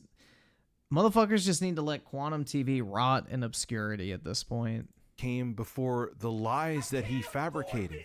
He made up that he played Elden Ring. He bought views on YouTube. He's lied about me. He's lied about having a calibration business that he didn't have. He just is like, what will make me sound good today? I'm a calibrator. I'm this. I didn't dox Actman's family. I just, randomly just looked in the phone book and found it in seconds, even though I paid for a service to find out information about Actman so I could essentially dox him and make phone calls and call his mother. Nothing this man says is truthful. Nothing. Not a word that comes out of his mouth. And then to see him on his TikTok account and the weird, insane videos filming himself crying, and who does that? Who does that? Quantum, I know you're not going to listen and you're going to attack me with this video and go after my credibility again. Dude, you need help. Look at your life right now. Is it worth being right? Is it worth thinking that you're intellectually superior to other people to the point that you'll be sitting in like a hotel room alone, uploading a bunch of videos to TikTok to try to guilt your ex-wife that has a restraining order against you? I don't know, man. I hope he seeks help. I know he has a lot of problems, and karma's a bitch, though. I'll say that. Karma's a bitch. You're maidenless, sitting in a hotel somewhere, making TikTok videos like a 14-year-old girl that was broken up with, trying to get their ex back. Hope it's all working out well for you, Quantum. You were high and mighty last year when the Actman got demonetized and I got a warning on my account. How are things looking for you? It's looking a lot better for us. Enjoy being maidenless. This is Rich of ReviewTechUSA signing out. Make sure to sub to my live stream channel, RTU Streams, link below in the description, man. top pin comment. Basically, have a good one. You fucking cock! I know that's one of your favorite words, you right-wing asshole. Say, come on, cock! Ask real fucking questions, cock! And don't be a fucking pussy, because you're a bigoted asshole too. Fuck you! Dare I say it, hateful cunt. So you may remember... Oh my god. Alright, so JBT will do your fat bitches. Since you are so attracted to fat whores. But yeah. Oh, great. I get to watch it on my actual browsing history.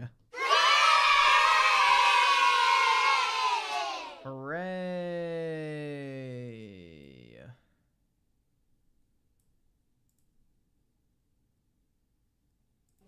And I'm back today with another video. Today is going to be Big Chungus and the and yeah, alright, what's it? Big Chungus! Oh, I thought he was gonna yell it at a fat chick. The Chungus sleeps tonight. Big Chungus is a meme on Reddit. Hi friends and haters, this is what I eat in a day as a fat person, eating whatever I want because I can. I started Keep my morning eating. with a bagel Eat and cream more. cheese, and then I went out to lunch and had some wings and curly fries and cheese, which is so good. For dinner, I made a smoothie bowl, which I always make with some berries and yogurt, and I always top it off with some granola and honey, which is just like so refreshing, so good. We love it. And then to end my night, I had a piece of chocolate cake because I can.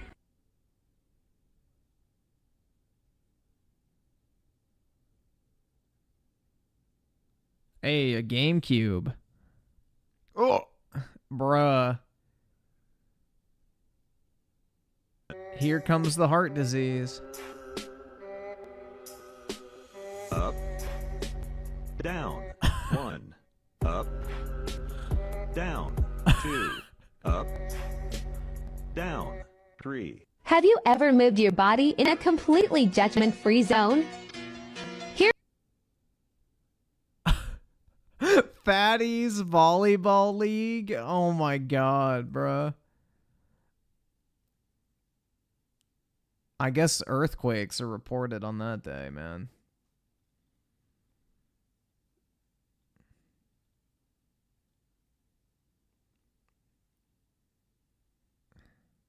This is what Fat Joy and the one gay guy. You know those videos that are like, What? like this? Ew. Look like this. They're typically made Gross, by people who man. still very much fit within society's standards. Now, if those videos help you, that's amazing. No judgment here. It's just the thing is, Dude, her fucking gut is tucked into her fucking underwear. or what angle that you see. That is so disgusting. It's still gonna be fat, and that is okay. Hi, so lately I've been getting a whole lot of comments like this, and I want to talk about why that's not okay. When I talk about being fat and talk about being attractive, because I am both of those things. No, you are not. You're not fat. No, you are not. You're gorgeous. You're not fat. You're beautiful. You're not fat. You're curvy. What you're doing is you are equating fat to meaning like ugly or unattractive. Fat is ugly. And it doesn't. It absolutely doesn't. And that is fat-phobic bullshit. And I don't Fat phobia should be encouraged. want it on my page. I am almost 300 pounds. I am fat. Gross. I'm a size like 22 to 24 depending. Right? Now You're gonna need Depends when you can't fucking walk and you'll be like wheelchair bound. I am fat with an hourglass shape. I am fat in the way that society deems fat can be attractive. But I am still No, you are not. fat. Dude, what fucking massive ass, like, desperate simp is hyping this bitch up in her comments, bro? Ain't no way. I can't afford this shit. Oh my god. Waterboy with the 2, fat acceptance is not okay. It is not fucking okay. Fat phobia is a public obligation. Like, it should be a moral obligation, bro.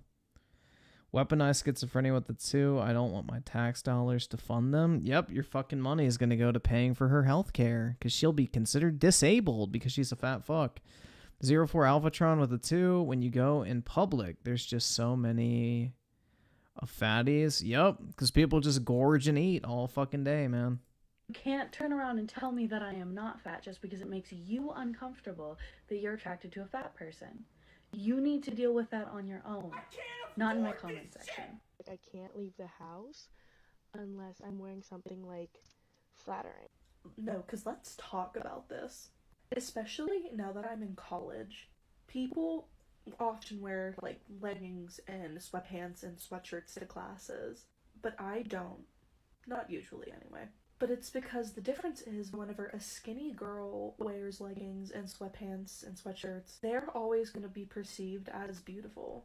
Yes, because they're fucking skinny. It doesn't matter what a girl who's like in shape is wearing, because she's always going to be attractive. Duh. Be perceived as having this effortless, flawless look to them. Where Yeah, because they're in shape. if I show up wearing that with the body I have, I'm going to be perceived as lazy, a slob? Someone who doesn't care about their appearance just because I'm fat. I mean, if you cared about your appearance, you wouldn't fucking gorge and eat until the point of being fat, but, you know. And, like, your weight is part of your fucking appearance. I decided to wear this today. It's a rainy Monday.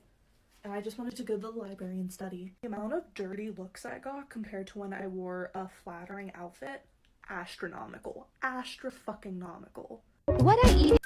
The dirty looks were probably from people worried she was gonna come fucking sit next to them in the library.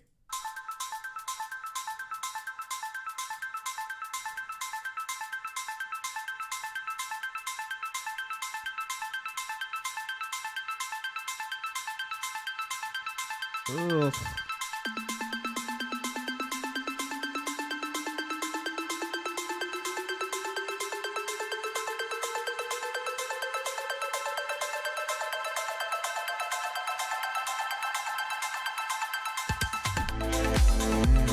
Dip it in that calories, man.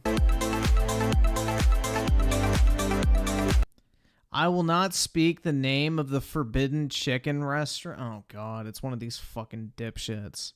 Like, I don't want to support Chick-fil-A because they're homophobic, but I still buy their chicken anyway. Like, shut the fuck up.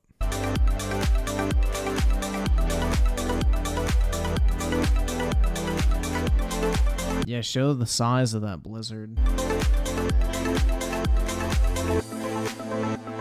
No, it's called sweet tea, not iced tea.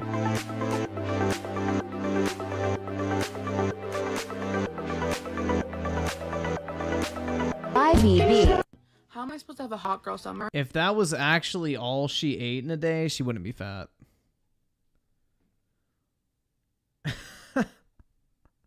Like the fuck? I saw there with the two just to imagine there's porn. Oh, dude, there's definitely fat porn out there. Luckily, it's not popular, so it never gets like put on the front page, thankfully. Lord Pothead investor with the two. I guess the human race is going extinct. I mean, I'm not reproducing with any of these bitches. That's for sure. And HC101 with the two. Being chubby or curvy is okay, so long as you look... Nah, bro. Like, you shouldn't be obese. Like, calling yourself curvy is a fucking cope for being obese. 9 times out of 10. Like, having big boobs and a shapely ass... 9 times out of 10, bitches will try to claim that's what it is, but in reality, they're just fat. Like, if you are actually fit, then being curvy is okay. But if you're fat and being curvy, it's not okay. Most women that claim to be quote-unquote curvy are coping with the fact that they're obese. Weaponized schizophrenia with the two. We witnessing the fall of the West in real time. That's right, man. Gotta spend more money on fucking McDonald's, processed foods, and, you know, just gorging. When this is the option Torrid is giving me. Like, florals in spring, groundbreaking. I'm so tired. Like, what the fuck is this? Every day I see more and more that this app is teaching a lot of young people that they shouldn't be eating, normalizing, restricting, and glorifying small bodies. It makes me feel like I'm a teenager on Tumblr again.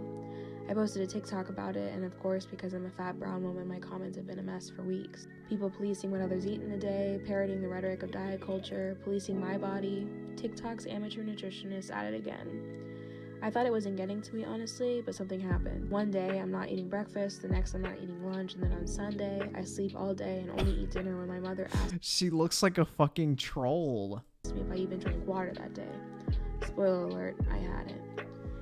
For others, this might seem like a glitch. For me, that telltale sign of turning acid in my stomach was a sign of falling into old habits. Too busy or too sleepy or not hungry, all excuses not to eat. I thought about taking that video down, but for every hateful comment is one kid who You says should listen to those excuses not to fucking eat. that I convinced them to eat today, and that's It all would benefit you greatly. I need. Today I Finish am going that to bag. Eat. I'm gonna eat some of my favorite food, and I hope you will too. Your body deserves it. CEO of Your body deserves it? What, eating a bunch of shit that's like literally killing you? That's what your body deserves? Are you fucking stupid? Oh yeah, wait, yeah, that's kind of self-explanatory. Holy fuck, dude. living till 30. Well, why are you so concerned for my health? Why do you want me around so badly? In the We don't. Keep eating. words of my girl Mariah Carey, why are you so obsessed with me? I just want to know. Well, unfortunately, our tax dollars will have to be paid for her medical treatment, so... You skinny bitches are evil and you need to be destroyed! Let's take a moment to normalize water weight. Or Oh, God. Moment to normalize water weight. I mean, she is actually an example of water weight. Take a moment She's to actually in normalize shape. water weight. Or, hot take, let's take a moment to normalize fat. It's just your food, it's just your water, it's just your uterus. All of this is fat Dude, why would anyone listen to someone who looks like fucking this? phobia with a different picture. Another day, another way for thin people to body check on this app. Okay, let's talk about it. Obviously that filter is going around, the one that, you know, let me show you. This one that apparently was meant for like bodybuilders to like see themselves like bulked up. I don't know, but thin people, hold on. I need to take this. Okay, so skinny people who claim they have body dysmorphia are using this filter and being like, this cured my body dysmorphia. And the only thing that's going to cure your body dysmorphia actually is realizing that it's rooted in fat phobia and then talking through your fat phobia and overcoming it. Just like a thought there. Because at the end of the day, like, you're literally just like showing yourself in a filter and being like, thank God I'm not this. Dude, fat phobia is a healthy mentality to have. Fat, and like that's not curing your body dysmorphia. If anything, that's just making it worse, because what if you were to gain like weight like that? Like, how would you feel about yourself? Like, would you Dude, feel what the fuck is wrong with her teeth? bad? You say you think everyone else is like fine looking like that and you're not. Why are her teeth shaped that way, bro? Literally, that's just rooted in fat phobia. You are deeply, deeply fat phobic, and I'm not blaming you for it because it is societal. Like, society makes you feel that way. However, I am blaming you for posting that on the internet for other people to see. Like, do you not realize how bad that makes so many people feel? Just something to consider next time, because these trends are super harmful, and every month it's a new trend. It's something else, and it's always attacking fat people. Slavery told me I was awful and that shit. Does she even fit through a fucking door? Like, honest question. Waterboy, the 5 fat phobia should motivate obese people to drop weight. Agreed, man. 100%. Did not faze me. Tell me how I suck again, my memory is hazy. You're my favorite rapper now, yeah, dude, I better. Yeah, it's with fat girls, ideally they have titties that protrude further than their big belly. Right, well, you know, if not, they need to be shot in the head like cattle. Oh my god, that was so funny. Look at the squad laughing for you. And I'm seeing videos about this on my For You page, and most What of them is are that like, I'm at a loss creature, for man? words. And I was when I first saw this. I'm not at a loss for words anymore. Men think that they can just do and say whatever they want to. It's fucking insane.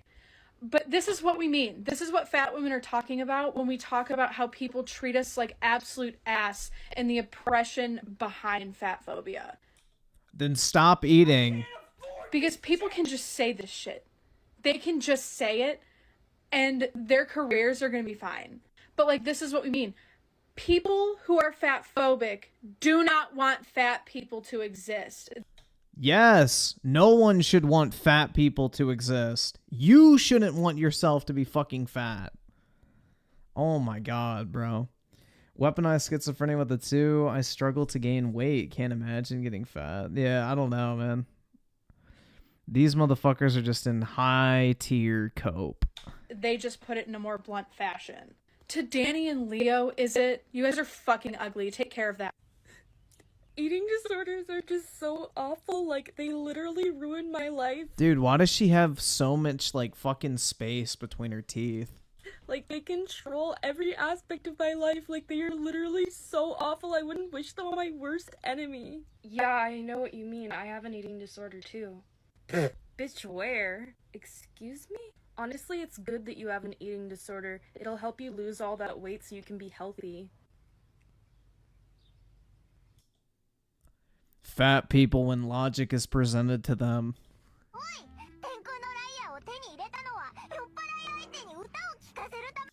Asking fat people if you look fat when you're smaller than them is fat phobia.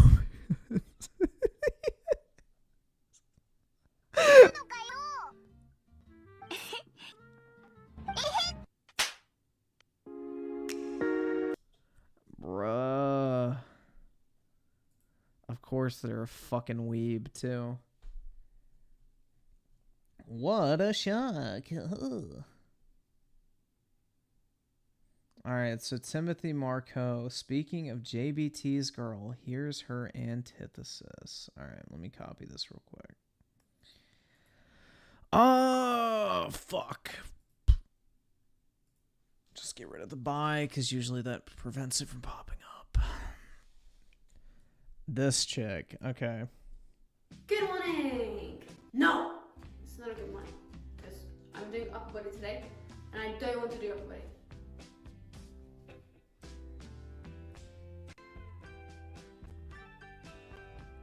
Contrary to popular Velma season 2 got confirmed? Yeah, it's because everybody fucking hate watched it, bro. That's what fucking happens. opinion, some women, me, don't only train legs. I train upper body like at least once a month. Maybe. Okay, it's pushing it, but like maybe. I can't figure out her accent, bro. Anyways, before we go to workout, I need to fuel myself because I just woke up. This is how I wake up. I am natural. You think I wear makeup? No. Anyways, my other fuels are my protein, so come along with me. I mean, look how adorable it is under my tree. So first of all, I like these ones. I'm going to have an energy drink because I am gangster. Kidding, I can't take pre-workout because it makes me wait, what? No, this also does make, anyways, moving on. It's really Dude, I wish because pre-workout I made me it's shit something that sometimes. give me because I can't handle it because it makes me itch so bad. I don't have that problem, unfortunately. I think supplements brick me up like a fucking, like, damn. I die. So I have this instead. No, this is Timothy Marco's girl, bro. My vitamin gummies. Again, because I'm a pussy. And I don't like to swallow. What's this? First try. Dude, I got a big ass bottle of fucking. Here, listen. Ow. I got a big ass bottle of Miralax next to me that I have most nights. No such luck. My warm up for upper body today.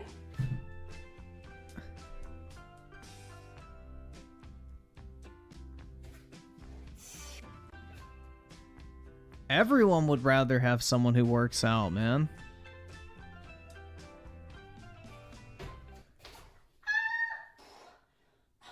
Ooh. Did you hear my toe? I adore my toe. My toe.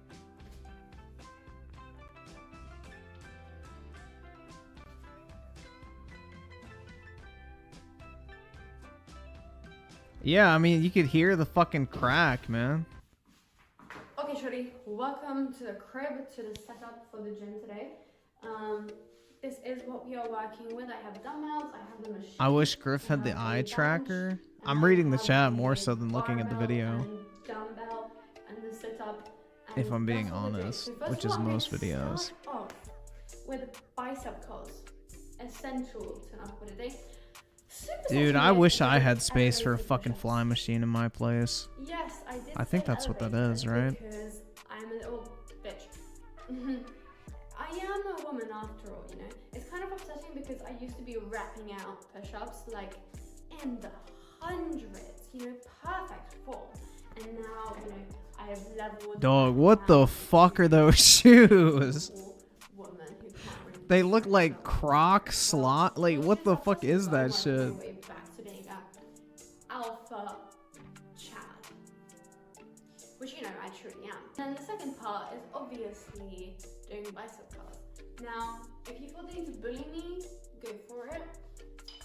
People tend to not really be a fan of my form. They're like, Those are not easy slides, bruh. They're Crocs? They look like Crocs.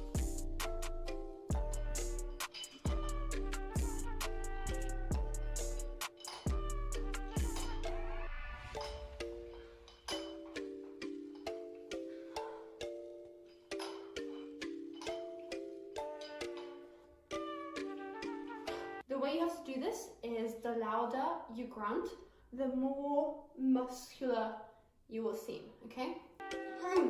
Not very muscular. And you go. Grifster is having a boner. That's right, man. Like, the 3 inches are out in full force. Is when you know you've got the form down.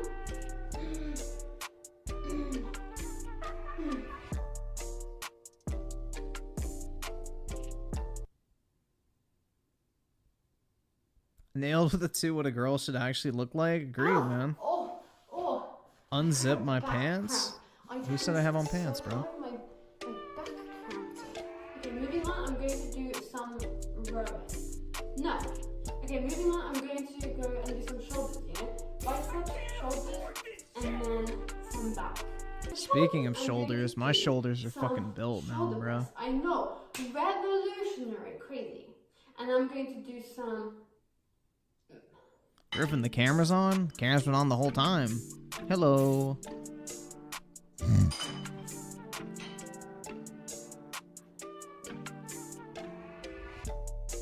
Guys, these are whole 5.5 pounds. That's basically like 10 kg per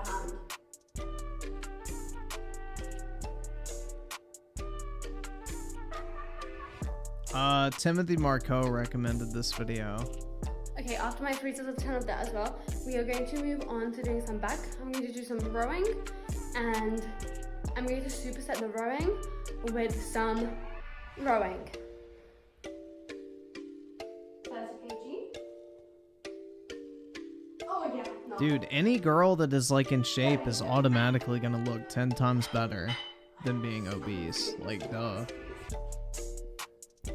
Good posture check. Row your boat gently down the street. Gently, gently, gently. Merrily, come on, bro. That's like a British My rowing song is too. kind Like of before. horrendous. I know. That was difficult to watch back for me as well.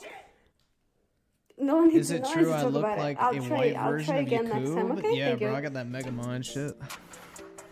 Waterboy with the 5. This is my... Wait, this one is my type. Looks good and Guys, I've seems to have a decided I don't likable want to do upper body personality. anymore. Yeah, I'd say so too. So I'm going to do abs. Technically, that is upper body. It's upper.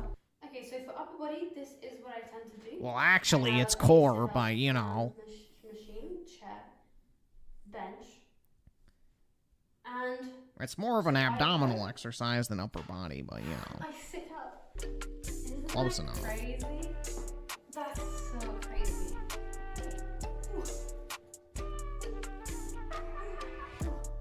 Or I can even keep my hands up and go. Or I can go side, which is kind of funky.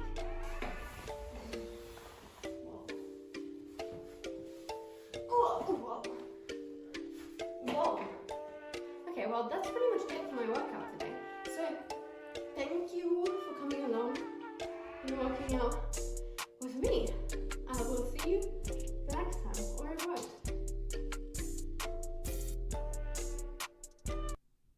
Bye. Let's see. So next up, we got the anti-Philip Burnell. Hey guys, it's me, Francis, and I just wanted to warn you guys about a mistake I just made recently, and I don't want you to make the same mistake I made. But as you guys know, Why is the full screen fucking up, man? I up, got a man? settlement check. Hold on. So weaponized schizophrenia with the 2 had to leave for something, and Awooga, who's the babe? Let me scroll up. I can tell you the name. Mira MIRA004. That is who it is. DBM Gaming with the 2. What's up, man? How's it going? Gaming. We are watching Boogie rant about DSP's operating system. And just to give you guys an idea of how old DSP's operating system is, it's 9 years fucking old. It came in because the other day I was at Walmart and I got on one of their little Mart carts and it was malfunctioning and they didn't have a governor on it. I kept it going slow and I couldn't get it to go first, and then it kind of revved and I ran into a Mountain Dew display and it fell down and I kind of hurt myself, but I got like $1,000 for hurting myself for going to the doctor, but then I got another $500 for the pain and suffering that I got caused by watching all that Mountain Dew go to waste. And so I had $1,500, and I decided to build my own PC. And you guys, I built it's right here. I just built it right there. You can see it. And when I was putting together my computer, I did some research, and everybody said, "Well, you should get Windows 8. You should get Windows 8 because it's faster. It's got a smaller footprint."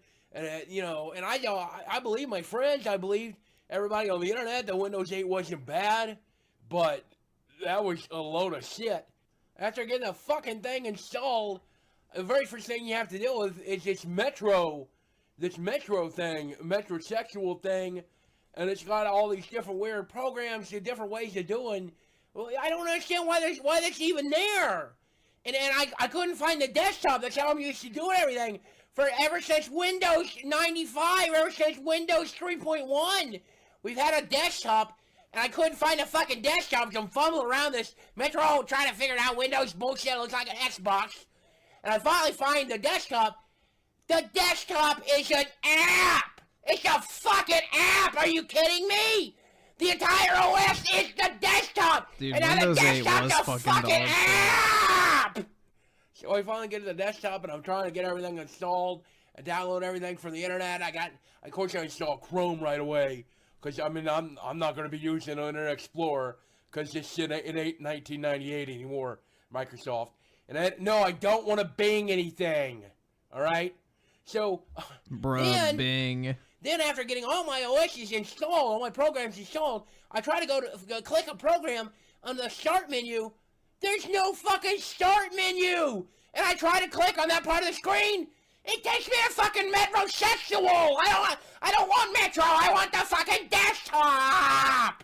So then I finally get all my programs installed. I'm trying to use it. I'm trying to stream on Twitch because I've been trying to stream a little bit on Twitch lately. And I get on there, and my computer crashes right in the middle of a live stream.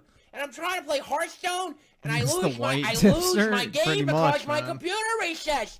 And I get this blue screen of death, and a blue screen of death has a fucking frowny face! A fucking frowny face! So just as a reminder that you don't want a computer with fucking Windows 8 on it, and just as a reminder that people at Microsoft about the big pile of crap they built, I wrote a little song for you guys, so that you guys can make it your new theme song, just to make sure your customers are pretty well informed. Have a little music, please, Maestro. You know I hate Windows 8. Yes, I fucking hate Windows 8. And I cannot wait to assassinate this fucking copy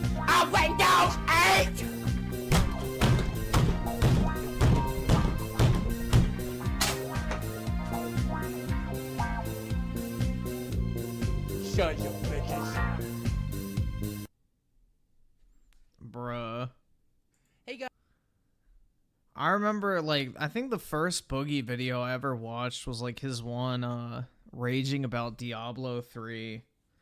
I think that's how I was introduced to Boogie. I had to, like, play catch-up. I never really, like, watched him back in the day when he was doing, like, all the Mountain Dew shit. But, yeah. Alright, so, I think that's everybody's recommended videos done.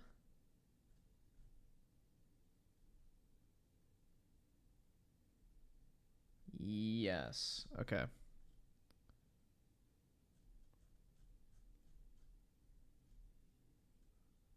Let me just check. Yes, yes, yes, yes, yes, yes. Alright. Yep, we're good. So yeah, we got time to watch Synthetic Man's video. So we'll check that out now. Which is what I was planning on watching tonight. Well, this was the worst gaming showcase of all time. Well, gaming is officially dead. I don't think I need to title any more videos. Gaming is dying. We have finally reached the final stage of life of the gaming industry, where despite showing hundreds of games, maybe a handful looked even remotely playable. I can't believe how horrible this year's E3 was. And yes, I know it's not technically Yeah, this shit was fucking ass this year. E3, but we got a bunch of presentations from all the major publishers except Nintendo, so it might as well be E3, right? Honestly. Oh, I don't like the new look of Fable. Personally, I wish they would have kept the old art style, honestly. I think the old Fables look more interesting. That was just beyond. But then again, I haven't seen fucking gameplay for this game, and no matter how much these fucking Xbots are like, bro, there is gameplay in there. It's like, oh, shut the fuck up, bro. A cutscene is not gameplay. Like, I'm so sick of that fucking cop-out. In-engine footage is a fucking cutscene, you absolute mental retards. I mean, it's just insanity, bro. In-engine footage does not mean gameplay. In-engine footage means that if the game was made in Unreal Engine 5, so was the fucking footage you just watched. That is what it means to have in-engine footage. Gameplay is not in-engine footage. It's just so fucking irritating, man. Beyond horrible. It felt like a colossal waste of time, right? Just like E3 2021. Despite the PlayStation Showcase not being good by any metric, I think almost all of the shows we saw here were actually significantly worse. At least there was 3 games that looked fairly interesting at the PlayStation Showcase. I don't think a single other show had that many. So if you watch the PlayStation Showcase video, you know how the rules work here. We're going to bring back the woke counter again. So if I broke down every show as thoroughly as I did the PlayStation one, this video would be well over an hour long. So I'm going to try to mostly just hit the highlights and condense the less interesting stuff or just skip it altogether. So without further ado, here's Not E3 2023. So let's start off with the Xbox Showcase. Even though it wasn't the first, it was clearly the one that the most people were excited to see, given that Microsoft hasn't released any good exclusive games in years at this point and bought up so many studios, they would have to have something to show by now. And of course, we already knew there would be a Starfield-specific showcase, so the normie Zoomer Bethesda fans, I'm sure, got super excited over that Starfield footage. But we'll cover that last, as it was at the end of the show. Unfortunately, the show started off in one of the worst ways it possibly could, by giving us a CG-only trailer of the much-anticipated Fable Thank reboot. you. CG only. Equal whatever. Despite being announced years ago at this point, it clearly was in some kind of... Bro, that's the gameplay, though. That's gameplay, guys. I've had so many fucking dipshits say, like, bro, this is actual gameplay when she throws the fireball.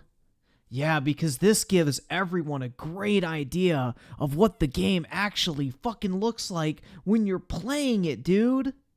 a scripted animation that could be gameplay or just another fucking cutscene.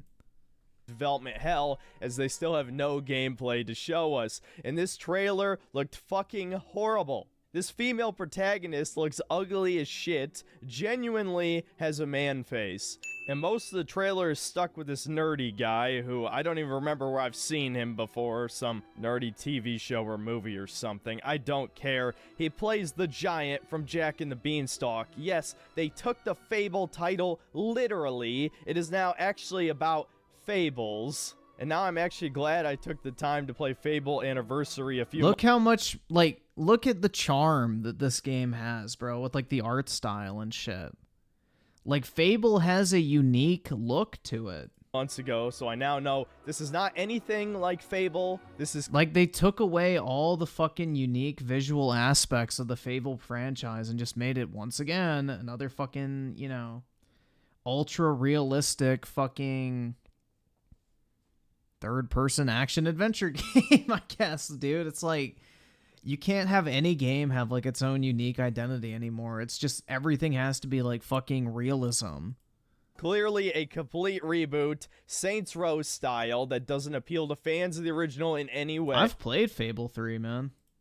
And how... Fable 3 is really fucking good. Would we even know if it's a good game if we see no gameplay? So, truly a horrific trailer on multiple levels. Yeah, I thought this was, like, the biggest miss.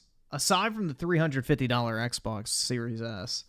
I think that was the biggest L, but this was the, I would say, second biggest. Is, like, this gave me no fucking idea of what the actual game is going to play like. And they needed to show gameplay for this game. Levels. Fable is dead again. The second game trailer was another CG one for South of Midnight, featuring a black female protagonist. At the very least, I can say the setting is appropriate. It seems to take place in a bayou, but I can't help but notice a pattern across all these various game trailers, showcases over the past couple years seem to have a running theme. The next trailer was a new Star Wars game, Star Wars Outlaws, featuring a female protagonist. Basically a Rule 63 version of Han Solo. And it's yet another CG trailer. Now, we do get to see gameplay for this during the Ubisoft Forward conference, which I'll cover later in this video. But I find it funny that the first three trailers have zero gameplay in them. Very similar to Sony's. Then the Xbox presenter comes out, who, coincidentally I'm sure, is also a black woman, and tells us how great Xbox fans are. All 5 of them, I guess. You are the heart and soul of Xbox. Your passion Okay, drives come on. us, This is and so you are the cringe. inspiration for the visionaries whose You are games the we heart and showcase soul today. of Xbox. Please give us money. I mean, seriously, do Xbox fanboys even still exist? More like Game Pass subscribers. That's what they should be called at this point. Fucking based, bro. So fucking true. It's the only thing the brand's got going for it left. Then we're shown some indie game with 33-player co-op. No comment, really. And then finally, we see something kind of interesting with Payday 3. Finally, after milking DLC for like a decade, I guess they stopped making money on 2 and have to make 3. I'll probably play this with friends, so I'm not going to shit on it or anything. That was one of the very few interesting games that were shown.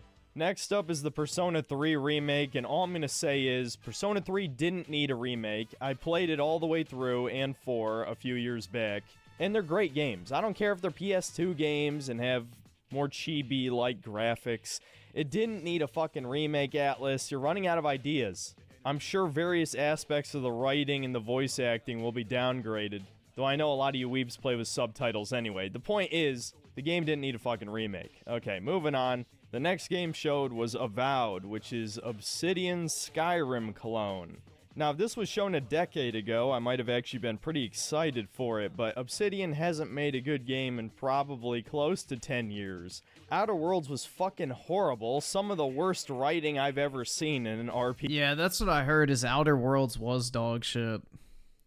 Just blatant. That's why I never bothered playing it. Capitalism bad. And you gotta realize, Obsidian doesn't have almost any of the people working for it that were there when New Vegas was being developed, okay? It happens to all these studios. They make some great games, and then years later, when all those people have retired or moved to another I don't know. I think this looks pretty solid, man.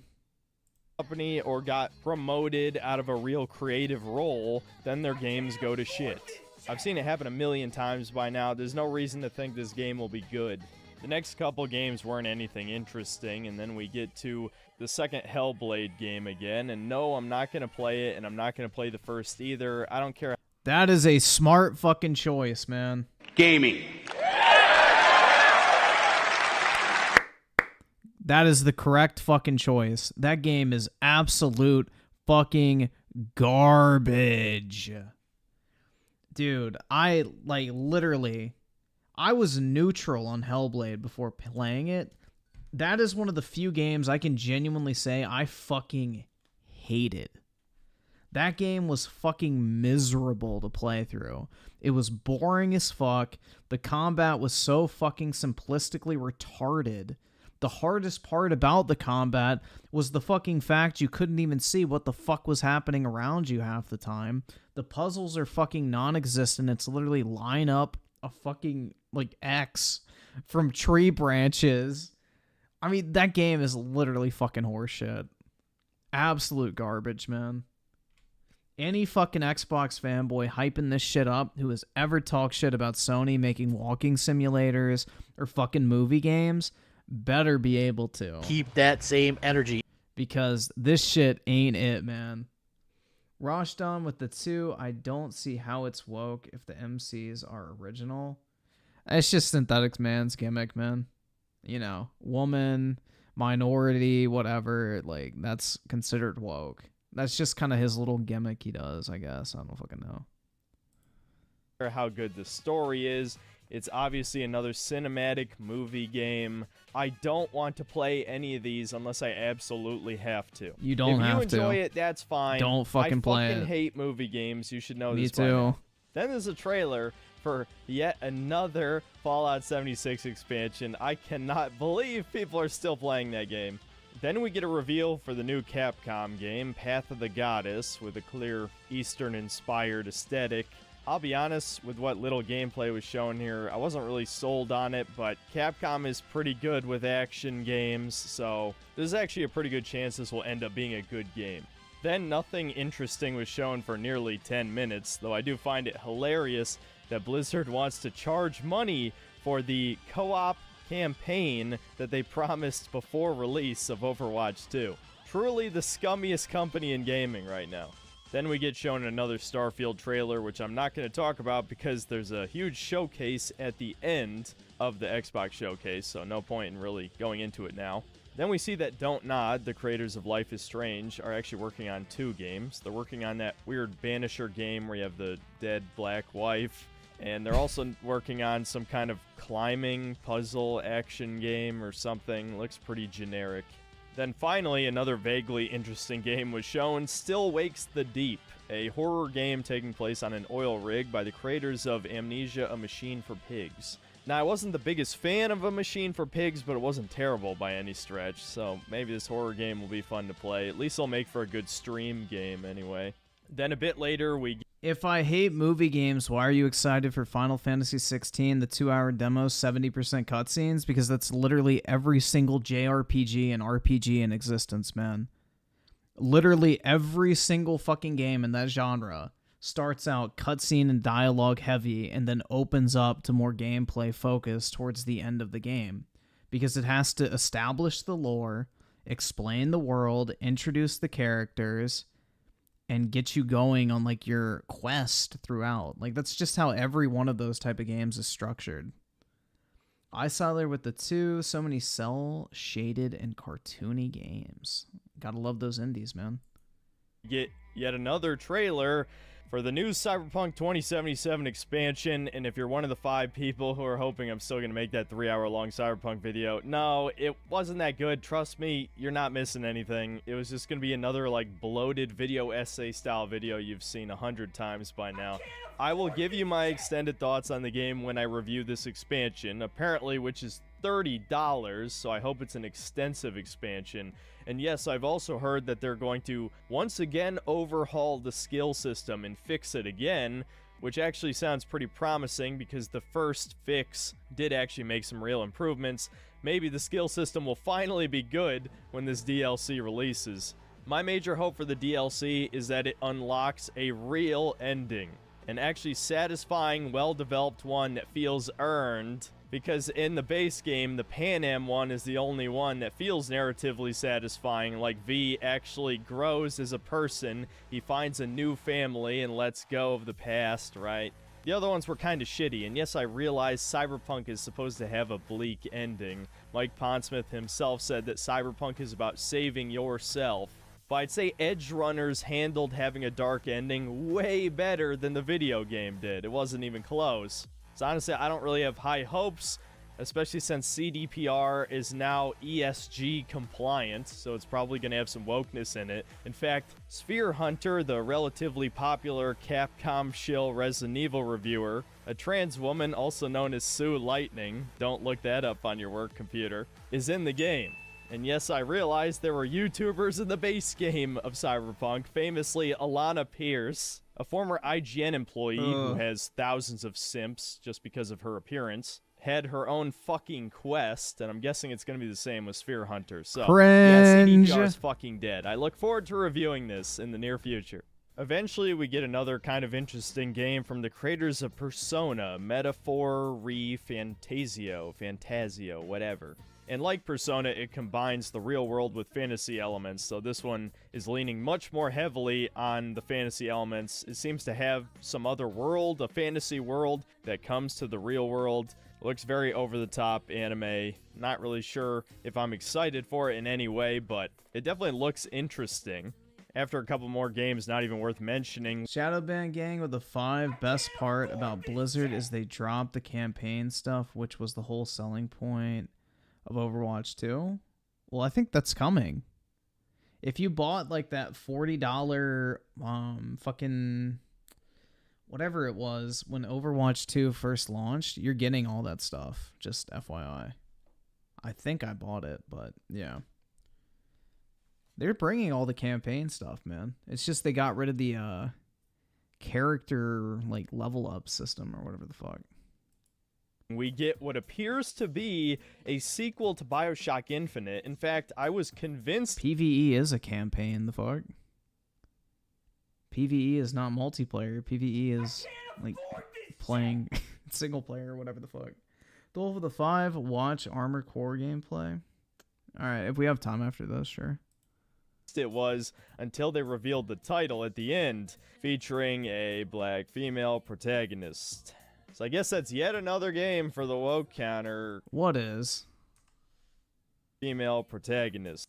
Till they revealed the title at the end, featuring a black female protagonist. Do you actually play as her? So I guess that's yet another game for the woke counter. You know what? On second thought, fuck this. I don't need to spoon feed you anymore which parts of this show. I didn't even know you played as her. Woke, the fuck? or whatever term you want to use. Left-wing propaganda or degeneracy, normalization of whatever it is they want to push.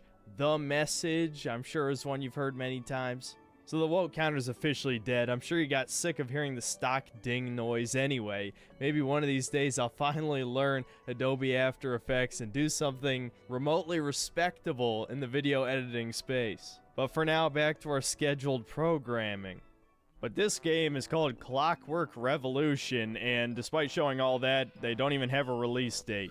I think we've already seen enough to know not to buy this shit. Boycott all this garbage, please, for the love of God. This is why gaming is dead, because quote-unquote gamers are pay piggies with white guilt who buy this garbage. And honestly, even when people don't buy the garbage and it bombs, it doesn't even matter, because BlackRock or Epic Games will fund this garbage. So it doesn't even have to make any money. It's already been paid for. I sure do love propaganda being shoveled into my face all day, every day for the rest of the time. I'm sure eventually I'll become a communist revolutionary any day now. Then Phil Spencer comes out to close out the show, tells us a bunch of bullshit, reminds us of the forgettable games we just saw because he knew that almost none of it was worth purchasing. Then they reveal a new model of Xbox Series S, which is funny because a bunch of game developers have complained about this thing because it's supposedly holding back gaming, even though the greatest games ever made came out 20 years ago on hardware that was a tenth of the power. But these incompetent diversity hires can't be trusted to optimize anything. That's why so many PC ports are shit. And weirdly enough, I never hear anybody complain. That is pretty factual, man. That is very factual. Shadowban Gang with the 5. Don't know. Then they said they cut it in dev stream 16th, but maybe I'm... What do you mean? Don't know. Then they said they cut it in dev stream 16th, but maybe I misinterpreted, but still scuffed? I don't know. Maybe I like missed that. I don't fucking know.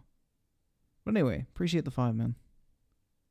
About the Switch, or at least I don't hear I'm it guessing as I didn't often, read that despite in it being time, so even my weaker. mind has already moved Probably on. because the Switch has sold over 100 million units, so developers will do anything they can to get a piece of that action, whereas Xbox has been dead for like a decade. So after the Xbox show is over, we then get our big Starfield showcase, and I'll admit during the stream I was a little too hard on it.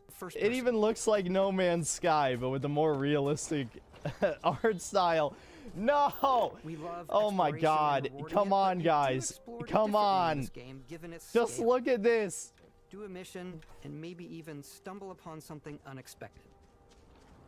Guys, it's gonna suck. This is No Man's Sky. It's Fallout 4 combined with No Man's Sky. That's what this is. I mean, that is basically what this is, so... This is the worst possible game they could have made. You know, the crew still has a betting pool about which restaurant critic you That looks uncanny. Holy shit. What is that face movement? What the fuck? Why is this? Yeah, Synthetic Man needs to lose the fucking 1300s monk cut, and, you know... Game look worse get a fade or some shit, the more bro. I look at it. I think I'll talk about the things I liked before the various things I didn't like, just because this video has already been extremely negative, obviously. I'll say I do like the ship building, and the actual space combat looks interesting, at least the way that you can reroute the power to your shields, or the laser attached to your ship, or all the other different functions. I think that's cool, very Star Trek-y. I think the new way that they're handling skills, where you have to complete certain challenges to rank up stuff, is an interesting concept. I just hope it's not too many kill 500 aliens with submachine guns to level it up. That would be horrible, because then it would just be completely pointless. You might as well... I saw that with the 5. You should have heard Randall, Thor, and Jazz Gordon defend the holy hell out of the showcase. I'll try to stamp it out for later. It's a stream.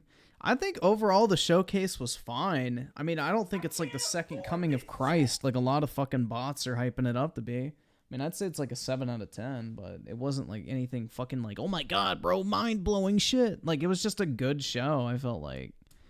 I mean, it's like basically the best that Xbox could have done given their circumstances, but they still had room for improvement, in my opinion.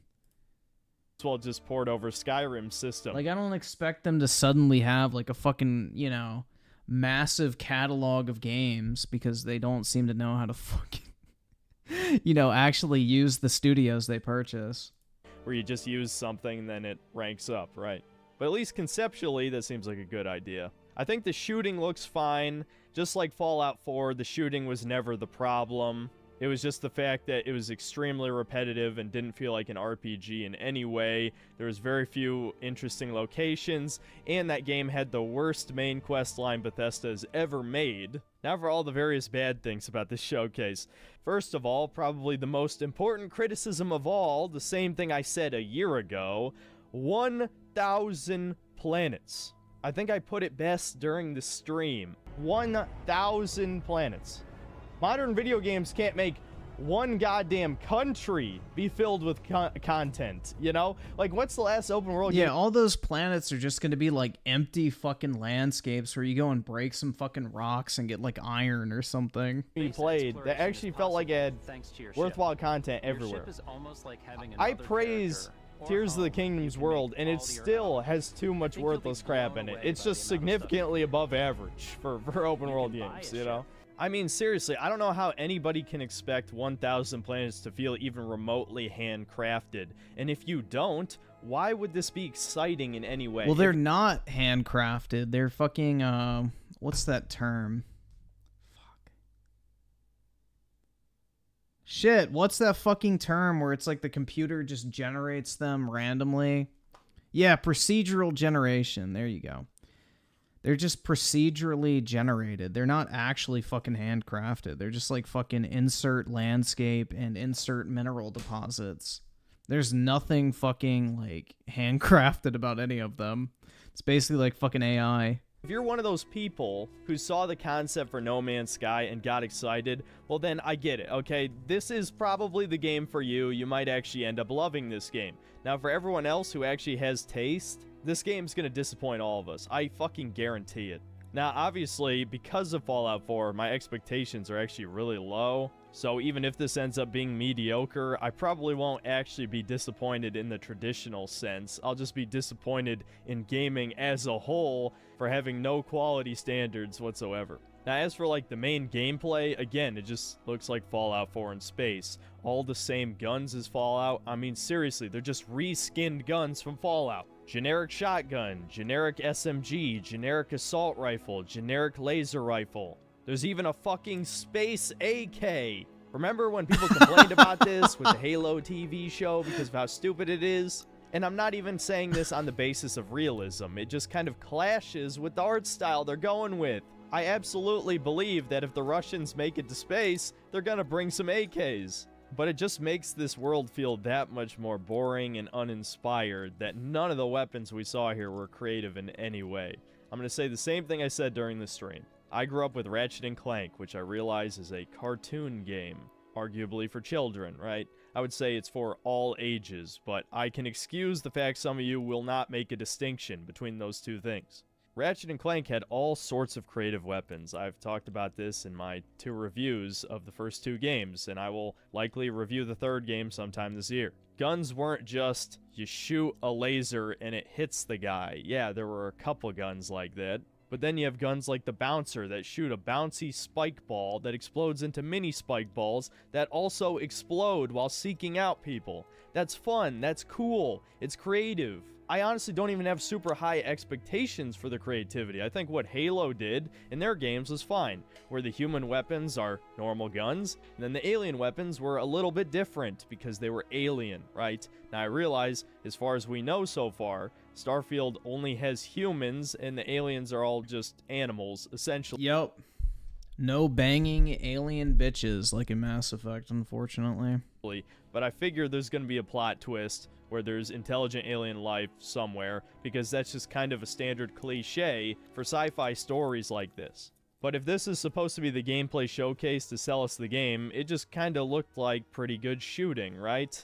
I want to see something unique, and the only thing that sounded vaguely unique was one of the developers saying they liked a lever-action rocket launcher, which is definitely better than nothing, but again, I want to see more. I want to see like some cool plasma weapons, some kind of like chemical thrower thing maybe, electric-based weapons. Even though this would be copying off of Fallout, I would also like to see some nuclear weapons, some radiation damage type of stuff, you know? If you're going to make this a clone of Fallout 4, then at least bring over all the stuff from Fallout 4, which I realize you don't even have to fucking write the comment that obviously this is not all the guns, but this is supposed to sell us on the game. It's coming out in 3 months. This just looked like generic shooting.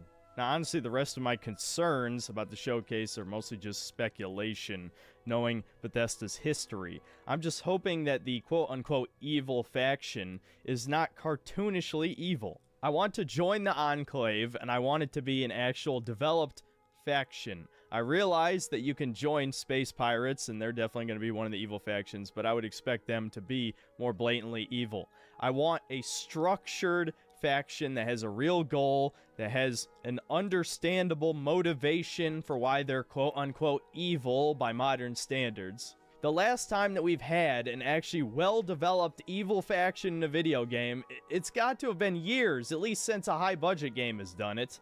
And I have no faith in Bethesda to be able to pull that off, but if they... I don't know, bro. The evil faction in Pokemon Scarlet and Violet was really convincing. They wanted to stop bullying. I would absolutely praise this game. It would get a full point on my scale because that would be true player freedom. It's sad that in Fallout 4, they made the Brotherhood of Steel sort of a lesser evil faction, but they were the only reasonable one out of the 4, which honestly makes no fucking sense at all. But if they did that again in Starfield, you better believe I'm joining that faction. And I'll kill the fucking space explorers. I don't like the look of them. They seem like fucking hippies, boring good guys. Kill them all.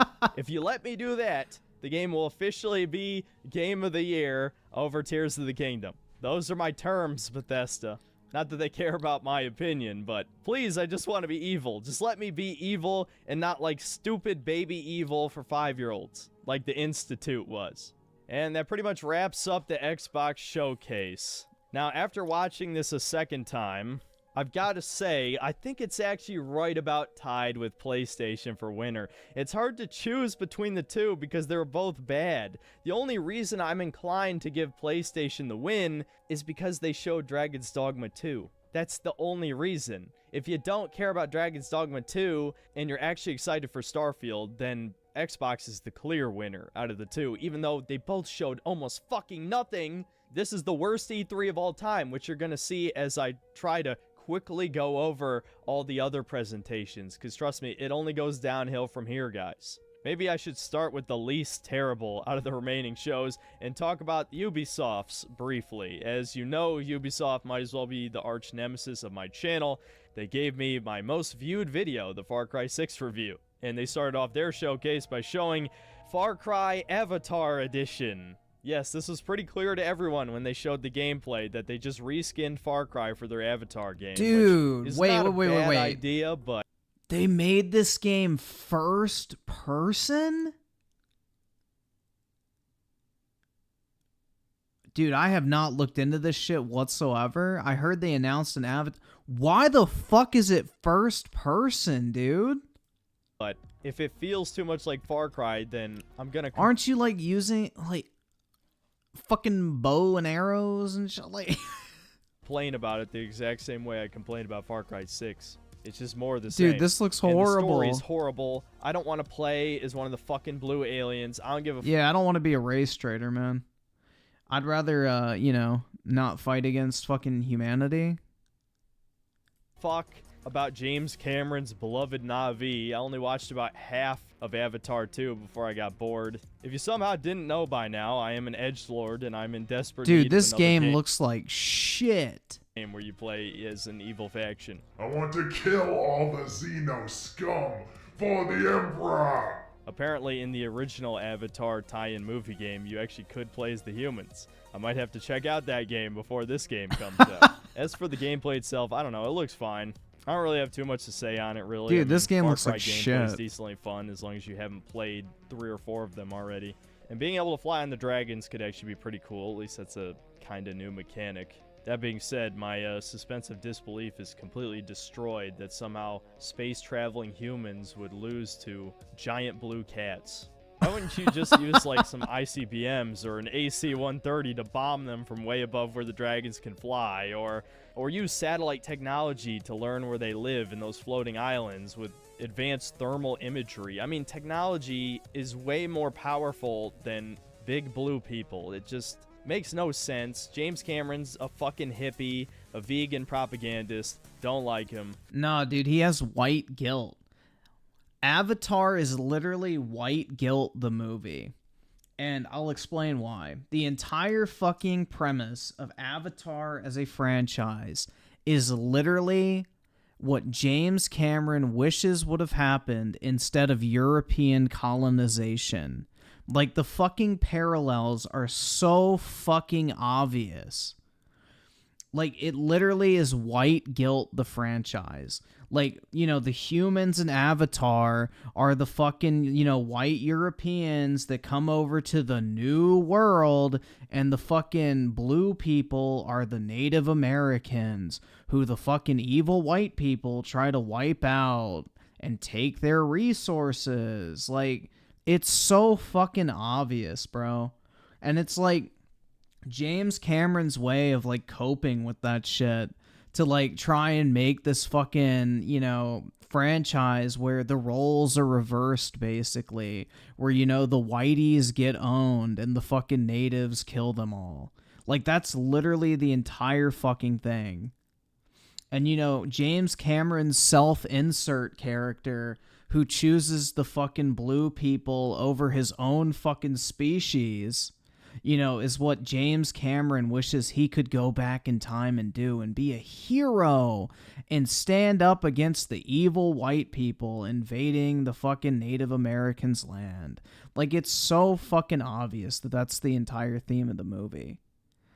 Like, I don't know, man. I hate Avatar as a franchise. It's so fucking corny. Like, you really want me to sympathize with fucking blue cats over human beings? Fuck right off. It's pitiful. It's just so fucking pathetic, man. Avatar is for fucking troglodytes. Weaponized schizophrenia with the 2 sounds like a skill issue on the Ooga Booga's part. Bro, it is. They literally were on this planet for just as long as us. You know, nobody gave a fuck when the Aztec Empire conquered other people's fucking lands, but apparently it's a problem when white people take the land back from the Aztecs, bro. Like, I don't know. Shit's pretty fucking crazy. But anyway, 04 Alphatron with the 2, but Griffin, it looks pretty. Yeah, no Avatar. Dude, it looks like shit. This looks like a fucking 360 game that was up-resed. Moving on. Then next up, they show off their Call of Duty clone, X-Defiant. I don't really have much to say about it. Yeah, this game is gonna bomb hard, dog. COD that much. Then we get to see the Prince of Persia reboot, and what do you know? It turns out Persians were black all along. And the thing is, this... Well, there were a lot of black Persians. This isn't even fucking Prince of Persia. You don't play as the prince. You play as, like, one of his elite guards or something, and it's a 2D action platformer instead of a classic action-adventure game like Sands of Time was. And it's a fucking roguelike, apparently, which is an L in my book. I saw where the FOD, that military mercenary dude that died in the ending, was based. Yup. Dude, like, the entire time I watched Avatar, I was rooting for the humans. Like, I don't give a fuck about these blue motherfuckers, bro. Shoot, like, chop down their stupid fucking spirit tree and gas them all. Like, I don't give a fuck, bro. Like, if James Cameron actually expects me to have such a fucking small-ass intelligence level that I would actively root against the fucking human species, then he can take his small fucking balls back down to the fucking bottom of the ocean and hopefully his fucking submarine bursts under the pressure. Like, honestly, bro. Shit's fucking wild. So this is something that absolutely nobody asked for. It's probably going to bomb. And then gamers are going to get called racist, which is what happens every time one of these games bomb. So sorry, Prince of Persia fans. It looks like the series is going to die again. Then the guy who made the cast... And, like, what the fuck happened to the Prince of Persia Sands of Time remake? Why the fuck are we getting the shitty 2D side-scroller roguelike when they literally announced a fucking Prince of Persia Sands of Time remake, like, 7 years ago, dude? Why are you developing a new Prince of Persia game when you already have fucking one in development already, supposedly? Castlevania anime series comes out and talks about a Blood Dragon anime that he's working on. Yeah, instead of getting Far Cry Blood Dragon 2, which people have been asking for like 10 years, we get a shitty anime that has nothing to do with Blood Dragon. It looks horrible, looks super woke. And you have to remember, this is the guy who made Alucard gay, so I'm sure we're going to see some of that shit, too. Yet another thing nobody wanted, Ubisoft, thanks. Then a bit later, we get to see that Ubisoft remembers that Rayman still exists. Can you believe it? And he's stuck inside a DLC for the Mario and Rabbids game. Great. Another of the great platformer mascots is dead and is going... Fluffle Nugget with the 2 most films these days have... I don't know, bro. None of them are as bad as Avatar. Like, maybe if they do, they're way more subtle, but Avatar is such a fucking just, like, political hack job. To stay dead. My childhood is truly been destroyed. Crash is about to die again. Spyro is essentially in limbo. Spyro is the only good platformer. Fight me. Man stuck inside a DLC. Just fucking put me out of my misery, guys. Then there's a teaser for a VR Assassin's Creed, which they show no gameplay for. And I imagine this is going to make people throw up if it looks anything dude, like that's the what I'm CG thinking. That's going to make people fucking puke. trailer, so maybe that'll be funny. Then we get a teaser for Assassin's Creed Jade, the one that takes place in China. And what do you know? There's no wokeness in it whatsoever. I wonder why. A game made to appeal to China has no woke garbage. Who would have guessed? Then they show some of Assassin's Creed Mirage, and it turns out that Basim's mentor was a woman in the Middle East. In like the... Yeah, how many female assassins were in the first Assassin's Creed game, guys? 13th century or whenever this takes place. Remember when Assassin's Creed was pretending to be historically accurate? Yeah, this is complete bullshit. I know I have some Middle Eastern fans. If you'd like to share what you think would happen to this woman during that time period in the comments, feel free.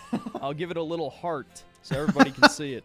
And yeah, they weren't lying about returning to their roots. The gameplay legitimately looks like it could be straight out of one of the first few Assassin's Creed games, which I'm sure some of you think that's awesome, but I've already played like 8 of those. I'm fine with them not making another Witcher clone, because honestly, I never thought those games were that good. I know some people like Origins or Odyssey, but they just seem like super repetitive, and Origins and Odyssey are fucking dog shit. Hated the shitty RPG mechanics that made it so if you fought an enemy like 5 levels higher than you, they took 1,000,000 hits to kill and could kill you in 1 hit. What a horrible fucking system. So now them going back or you couldn't even assassinate people. Basics is probably a good move, though it seems like they kept the pseudo RPG mechanics from Unity and Syndicate, where the enemies have a level. I noticed with the little health bar they have a mark next to it, so it looks like we still got a little bit of RPG cancer in. And then even worse, it turns out that you have magic, as you have some kind of meter that allows you to chain kill guys just by looking at them. The game fucking plays. Do you have like the Apple of Eden or some shit? Itself. And no, I don't care if the meter is hard to recharge. That just fucking takes you out of the experience completely. It's worse than... I mean, if you're using the Apple of Eden, it makes sense, but it just looks like they did like the fucking... I guess they're just automating the gameplay. Yeah, that's fucking stupid. X-ray vision. So yeah, consider me not excited for the new Assassin's Creed, but I will review it. As you know me, I don't like Ubisoft, but I have played a lot of their games, so I'm pretty like, that's just straight up automating the gameplay. Qualified to review them, I'd say. And then the showcase closed out with a bunch of Star Wars Outlaws gameplay, and yeah, it looks like a generic action-adventure third-person shooter where you... Why does anyone want to play a Star Wars game as a fucking third-person shooter? Look, that's promising right there. Her hand is fucking clipping through the cover. But anyway, why the fuck would anyone want to play a Star Wars game without a fucking lightsaber, bro? You play as a Rule 63 of Han Solo, who says shitty Marvel movie quips. I'm so tired of this millennial quirky writing that is not funny in any way. It is painful. I think that went pretty well, right? God, why? The writing is so fucking bad. Okay. Well, they'll probably forget. Well, Yeah, maybe they they'll will. forgive me. Please, I hope. Every game has to be talking constantly because you fucking Zoomers have the attention span of a gnat.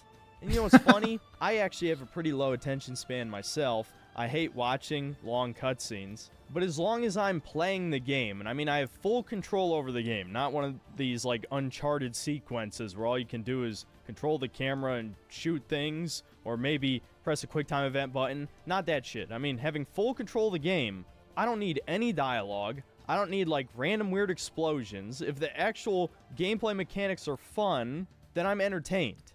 I don't know where this idea came in, that these characters constantly have to talk to themselves. Yeah, I'm just like, dude, I am done with fucking Star Wars. Like, honestly.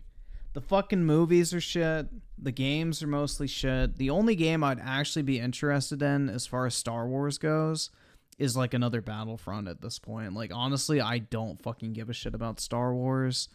Everything they put out related to Star Wars nowadays is just so fucking cringe. Was there some kind of like focus testing done that normies need to be constantly talked to or they're going to stop playing the game? If so, I have lost even more respect for the casual gaming audience. Whatever. Anyway, Ubisoft presentation sucked, but it didn't suck as bad as the next few, which I'm just going to skim through. Trust me, you're not missing anything. We'll do the Summer Games Fest first, because it had some good old cringe with Jeff Keighley, though honestly, it wasn't as cringy as I would have hoped for. Is he drinking now, the wine? first major world premiere, though honestly, it wasn't as cringy as I would have hoped weak, for. Man. Now, the first major world premiere was for Mortal Kombat 1, a reboot of the series. Liu Kang is taking the place of Raiden, apparently. I never played the last one, and honestly, this just looks like more of Mortal Kombat. If you're a fan of that, that's fine, I guess. I don't looks really like the care past two since games. Mortal Kombat started putting all the women in burqas and every dude looked like a gay porn star. And yeah, honestly, I just don't really care about Mortal Kombat, so let's move on. The next major highlight of the show was the reveal that Nicolas Cage is going to be in Dead by Daylight, the trans community's favorite horror game. And I was actually shocked that Nick Cage didn't do anything over the top or super cringy on stage. I was quite a bit disappointed by that. After this, there were a few trailers that were vaguely interesting. There was some game called Witchfire with a gothic art style, and it had magic combined with guns, kind of like Bioshock. There's more gameplay for the Remnant from the Ashes sequel. Then there's finally a new 2D Sonic game, completely new, that has co-op somehow. I hope it's not as bad as Sonic 2's co-op, where Tails is constantly off screen and is used to completely abuse the boss fights. At least that's how I remember me and my brother playing it. But yeah, I guess it's good to see 2D Sonic fans are eating good. As for 3D Sonic fans, we will continue to be fed mediocrity for the rest of the time. Sonic Frontiers was not a bad game, but it wasn't that good either. I think I'd rather play Spark the Electric Jester 2 or 3 over that any day. Then we got to see yet another trailer for Liza P. Apparently the demo is out now, and if you don't remember, that was the Pinocchio-themed Bloodborne clone. I'm not sure if I'll check this out because honestly I'm kind of sick of Souls-likes, but at least it looks pretty high quality. So I'll give you a maybe as to whether or not I review it. Then we see some kind of Japanese action-adventure game with the art being by Akira Toriyama, which is kind of cool. I've always loved his art style, obviously, for Dragon Ball, but also Dragon Quest, which I've actually played quite a few of the games. So at the very least, I'll try to give Sandland a chance. Then after we see some more uninteresting slop, we get another big gameplay trailer for Alan Wake 2 with Sam Lake. Dude, why does Jeff Keighley look like that? Look at how he's standing, bro. We get another big game. What the fuck is he doing? Like, he's like projecting his stomach out to make it look like his back has curved. Like, what the actual fuck, man? That is creepy looking. Gameplay trailer for Alan Wake 2 with Sam Lake, the face of Max Payne, coming out to explain some details about the game. Look at that. That is so unnatural looking, man. It's like his back has been fucking permanently bent. Namely that there's two parallel storylines going on here between Alan Wake himself and the black female FBI agent, and he seems to imply that you can pick either one of the characters and proceed through their story at any time you want. Now, he doesn't clarify if you have to complete both characters' stories to beat the game, and I would guess that you absolutely have to, but it sounds like they're trying to save this game from bombing and also keep their ESG money too by saying, oh, well, if you don't like this character design that we created for completely political reasons, because it's fucking Alan Wake, you probably want to actually play as the main character himself. They'll use roundabout words to say, well, you could just play Alan Wake throughout the whole game, and then it's going to turn out, no, you have to play as both characters. That's my— Yeah, to get the full story is my guess. Weaponized schizophrenia with the 2, Jeff Scoliosis. Yeah, like, that shit looked weird. I don't know, man. It's like he was trying to pop his fucking ass out and, like, put his chest forward. Like, he looked like an IG thought trying to pose for a fucking picture. Fluffle Nugget with the 2, his back got bent by Hideo Kojima. That's right, man. That shit would not be surprising. Or Abby was, like, just pulling on his shoulders so hard, hitting that shit from behind to change the curvature of his spine. My prediction, I hope I'm wrong, Maybe the FBI agent is a great character and was not made for political purposes whatsoever and truly was the creative vision of the developers. I guess we'll have to wait and see. The tiny bit of gameplay they showed really didn't tell us anything. It just kind of looks like Resident Evil. So who knows if the game will be any good. I'll try to review it. I'll play the first one before this one comes out. And hopefully it's not full of political propaganda. Then next up, we get to see some more Warhammer 40k Space Marine 2 gameplay. And honestly, it's looking pretty good. And the fact that it has a co-op campaign up to 3 players first game is fucking means that fire, even if it ends up being kind of mediocre, I could probably still enjoy it with a couple friends. So things are actually looking up for this game. I'll try to play the first one when I get the chance, but I don't really have anything to complain about, really. Then there were a few other little tidbits of stuff that might be interesting to some people. Like there's a Toxic Commando game, though we don't really get to see much gameplay for it. And then we get to see the game director for Spider-Man 2 just talk about the game and confirm that Venom is not, in fact, Eddie Brock, which means it's probably going to be Norman Osborn or maybe even Kraven gets the suit. But we don't see any new gameplay. Then we get to see some of Pal World, the Pokemon with guns game. And I'm really shocked that Nintendo hasn't tried to sue these guys because they blatantly stole the art style from Gen 3 through 5. I mean, there's a blatant clone of Salamence, Lucario, Lilligant, and Groudon. Probably a few Torterra. That looks like fucking Bowser, dude. few others Pokemon fans could name. Those are just the ones I noticed. But whatever, I guess it could be a funny meme game. Then another Lord of the Rings game is revealed where you play as dwarves, and it looks fucking horrible. It's gonna be another scam like the Gollum game. Cheap, cartoony art. Railzone with the 2 Warhammer is bad. Did you miss me, Griffin? I don't know, man. Dare I say it, hateful cunt. Art style, I guess made so they don't lose the licensing rights to the IP, I'm assuming. Either way, I predict it'll be almost as shitty as Gollum. It just looks so cheap. Lord of the Rings fans are never going to get a good game again. Tolkien is definitely rolling in his grave seeing this shit. It's unbelievable how his family sold out possibly the greatest fantasy franchise of all time. Then we get a bit more gameplay for Immortals of Avium. It's that single-player game by EA where you use magic, kind of like guns. I think this game looks pretty BioShock-type interesting, gameplay, man. right? Or like Forspoken in first person, really. And remember how I said, oh, that protagonist might be a white male? Well, it turns out, no, he's an Amerimut. He's part Cherokee and part Japanese, apparently. So, yeah, zero white male. An Amerimut. I have never heard that fucking phrase before. Protagonists out of pretty much all of these games shown. Yeah, you could probably stretch a few, like Johnny Cage could be the protagonist of Mortal Kombat 1, but honestly, I doubt it. And maybe there's 1 or 2 I'm forgetting, but, yeah, where's my representation, right? Isn't that what the leftists always argued? That having all these minority characters is fine because they're not representing media. They want to see someone that looks like them. Which, you know what?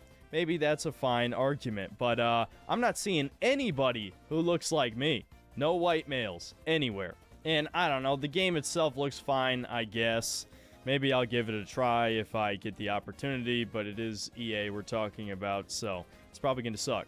And then the final reveal of the show is... Yeah, I've never heard the phrase Amerimut. For part 2 of the Final Fantasy VII Remake, and believe it or not, I still haven't even played Final Fantasy VII, the original, so I'll probably get around to doing that, and I'll try to play part 1 of the remake before that comes out, but man, my backlog is so massive at this point, I don't know when I'll get the chance. But Dude, Final Fantasy VII Remake is fucking fire. Regardless, upon second viewing of the Summer Games Fest, I gotta be honest, it was definitely better than the Ubisoft show. I guess I had a little bit of recency bias there, but there was so much slop. I actually cut out a lot of the slop trailers because this video would be too long. And even the stuff they showed, there was very little actual gameplay shown for a lot of those teasers. I wish there was more genuine presentation cringe, but it was honestly pretty tame, especially by any of Jeff Keighley's shows standards. So what showcases are left? Well, we have the Future Gaming Show, which I honestly only skimmed through. It was a giant piece of shit. There was pretty much nothing worth playing there. Then there was the PC Gaming Show, which was the cringiest of all. Actually, that had plenty of cringe. I'll just give you a few clips here. To balance style and He, they. Why is he, they? Why does a man need attention that badly? She, they. What the fuck? Why? How are you she, they? It's schizophrenia. That's what the they is. It's the voices in their head. You know, being something of a Path of Exile veteran myself. That's debatable, Sean. What? Your Path of Exile playtime falls well below the community average. But the time isn't what matters in that game. I'm also analysing your chosen character builds in recent leaks and... No, my build wasn't meant to be a they're bundle. producing some troubling DPS simulations. Fascinating. Fascinating, Frankie, but let's not keep the good people waiting. Let's roll the tape. Sad thing is, I think that joke could have worked if it wasn't so uncanny and bizarre. Are you alright, Sean? Our programming included a gunfight/dance sequence to promote mariachi legends, but your heavy breathing is indicative of exhaustion, panic. Yeah, I'm pretty sure the PC Gaming Showcase is put on by like the PC Gamer website, and they're super fucking woke, bro. You are currently entering childbirth. No, don't worry about anything. Notification. Day 9 has been updated to day 10. What? You just can't replace me? Like, roll the system update back. I don't want whatever this is. I'm sorry, Sean, but support has been discontinued for older versions. I'm actually getting too used to the cringe now. But none of the games there were worth buying either. And then finally, we had Capcom's show where they didn't show anything new. That would have been a great opportunity to show some more Dragon's Dogma 2 gameplay, but all they did was clarify that it's going to be a lot like Dragon's Dogma 1. There's no co-op, which I don't have any problem with. I'm sure the co-op fans were spurging about that one, but honestly, I just wanted this to be a better version of the first game. They confirmed the pawn system works exactly the same. You seem to be able to give your pawns more precise orders now, which is a good improvement for sure. Hopefully the pawn AI is just overhauled and not nearly as stupid as it was. As for other games, they confirmed that Pragmata is still being made, but only a certain type of individual, to put it lightly, is actually excited for this game, and I'm not sure that's the type of gamer I want to associate with, but hopefully it's actually good. Maybe it'll be like Eco, where you're just escorting this little robot girl through the space station. Or I don't think it's gonna be like that. I think it's more gonna be like the fucking Big Daddy shit in BioShock. That's what I got from this. It kind of reminds me of like if you played BioShock as a Big Daddy and had like a little sister with you the entire time. That was more the vibe I got, but I don't know. Whatever, maybe it could be decent. And then the other stuff they revealed was basically nothing. A lot of it was just recycled trailers, so Capcom really disappointed me there. So upon watching all of these for a second time, I gotta say the final rankings for E3, I very begrudgingly have to say that PlayStation is the— Yeah, but it's not like BioShock 2, because I don't think you have a little sister with you the whole time in BioShock 2. Isn't it like you collect the little sisters and then give them to the fucking big sister or whatever, if I'm remembering correctly? Dude, I haven't played through BioShock 2 in like over a decade. Yeah, I know you play as a Big Daddy, but you don't have like a little sister working with you throughout the entire game. The winner, and only because they had Dragon's Dogma 2 gameplay. Yes, I'm playing favorites here. It's the only game I'm actually excited for, so of course I'm going to give Sony the win, just barely. A very close second place is the Xbox Showcase, just because they showed so much Starfield gameplay. If you're one of the people excited for that, they were easily the winner. Me, I expect it will be a disappointment to anybody who actually has real standards and wants a real RPG with actual worthwhile content and not giant empty wastelands, especially 1,000 of them, no less. And everything else shown was just fucking garbage with like 1 or 2 exceptions. Then third place is the Summer Games Fest, which showed off a few interesting things, but nothing that got me excited.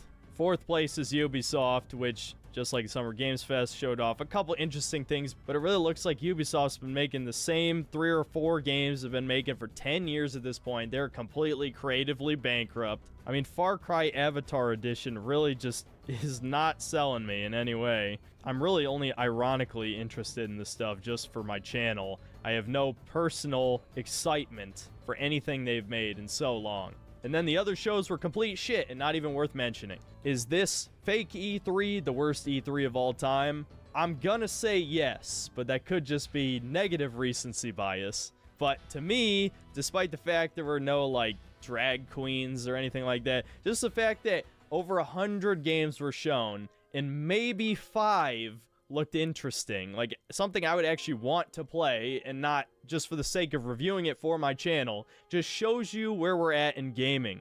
I can't believe how transparent the political propaganda has gotten to at this point. And they know they can get away with it because people are scared shitless to be called a racist. That's all it is. There are plenty of channels on this platform, supposedly right-wing channels, that will shit on female characters all day. And I don't have a problem with it because they're usually really bad characters. But they're never, ever gonna point out the race issue because they know where the line in the sand is. They know that talking about race gets you shadow banned. It's the one thing you're not allowed to talk about. Or at least if they call attention to it, they're not going to give you any conclusion. Well, I said it in the PlayStation Showcase. I'll say it again. Black women do not play video games. And this was not done to sell games to them. It was to get funding from ESG.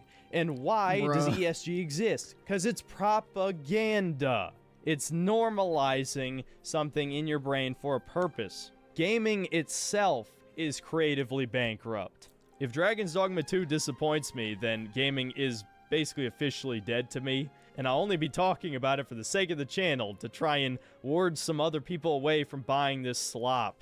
But there's gonna be millions of consumers who will eat up mediocrity and call it a masterpiece, as we've seen multiple times over the past couple years. Especially Sony cinematic slop, or any above-average game Nintendo makes, is gonna be a masterpiece to these people. There really is no hope for the casual gaming audience. They have shit-tier no fucking idea what the demographics of people are that play video games, bro. I don't know. Nor do I really fucking give a shit. Taste. You want to drag this hobby down and make it more like TV shows and movies, which is what turned everything to shit in the first place. You can pretend it was microtransactions, but no. It's the movie games, and it's the wokeness that are worse. Just have fucking self-control, and microtransactions will be gone. Dude, I could handle, like, wokeness in a non-movie game if I'm keeping it a buck fit. Like, I would much rather have wokeness than fucking movie games if I had to pick one or the other. But no, the mindless goddamn consumers killed the hobby I've loved since I was a child. Gaming is dead. See you next time, guys. I can deal with wokeness, but fucking boring games? Hell no. Alright, so let's see. Armored Core 6 gameplay. Well, gaming is officially dead. I don't think I... What happened?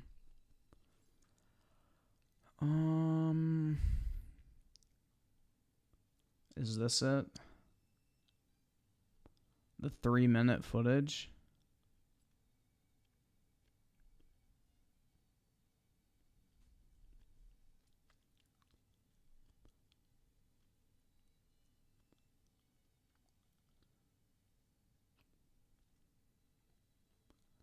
Are you sure this is the actual footage, or is it a fucking lore video? Because that's what VOD video is.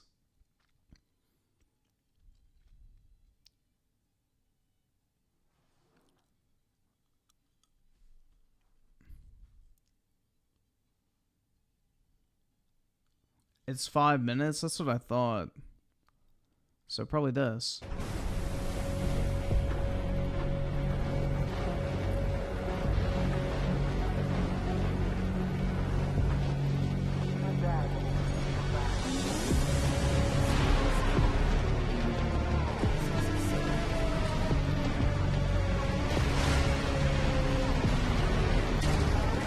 Why are we seeing cuts?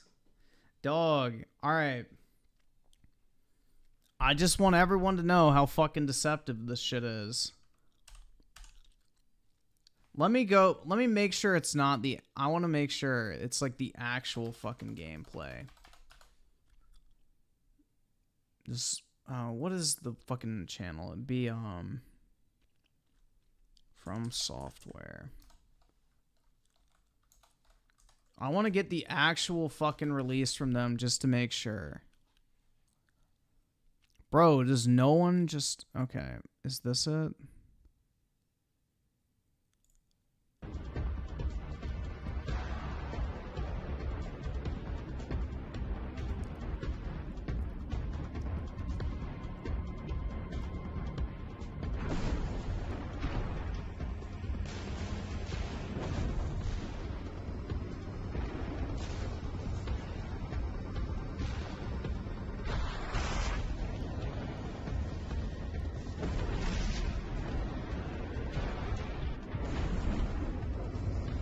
Why is it jump cutting, bro?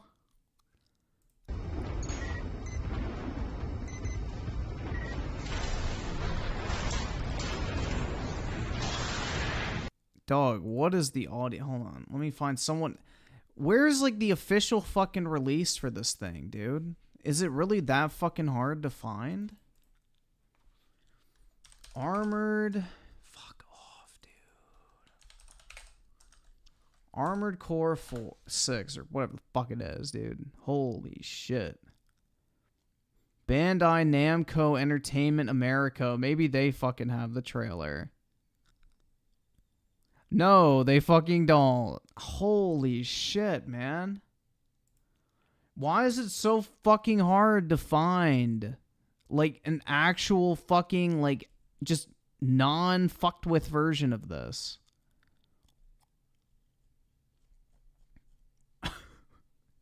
Why the fuck is this so difficult, dude? Upload date. Let's see if we can find the first one, because that'll be the one that's like the actual fucking gameplay demo.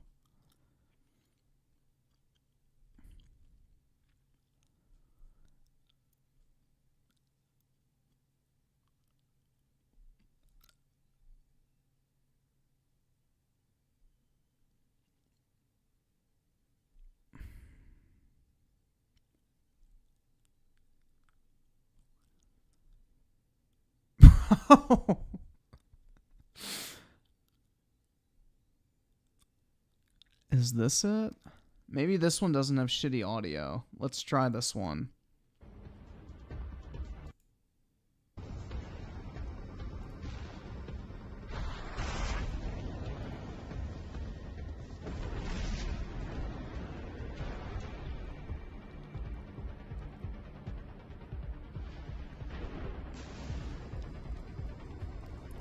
Yeah, so it's just shitty audio in the game.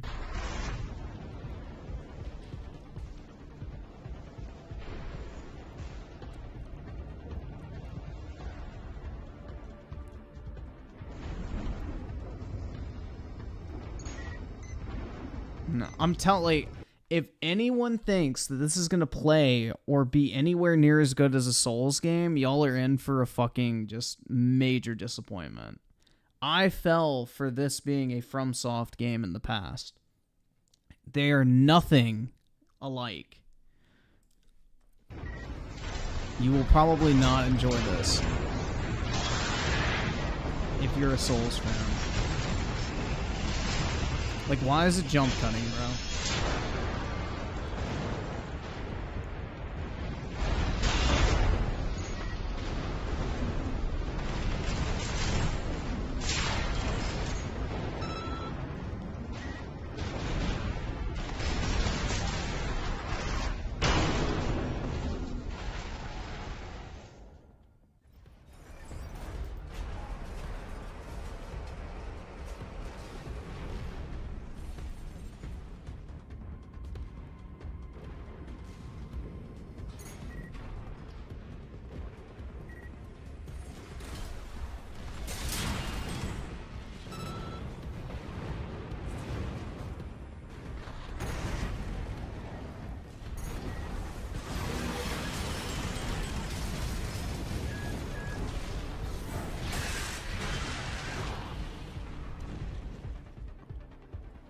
More jump cuts.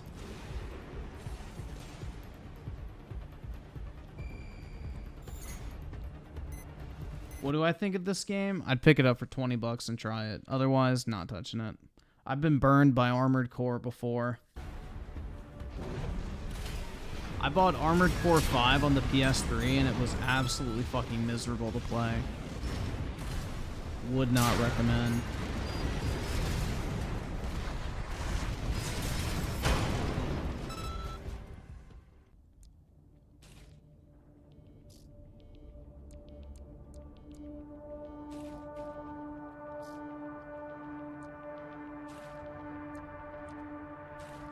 This is what you do for the majority of the game, FYI. Scrolling through fucking parts. Like, look. Look how fucking autistically detailed this shit is, dude. You literally have to spend hours going through fucking parts. Like, it is the most unnecessary, like convoluted, just, I don't know, man. They're not fun games. They're for a very special type of person. And that person is not me at fucking all. Yes, it is heaven for autists, bro.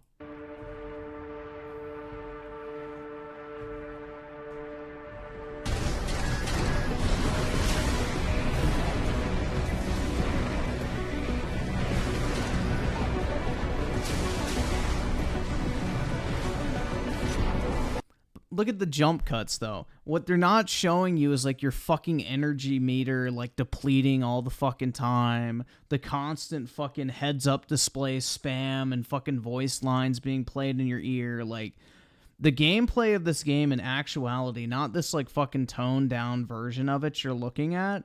Dude, it's, like, literally just fucking sensory overload simulator. It's awful.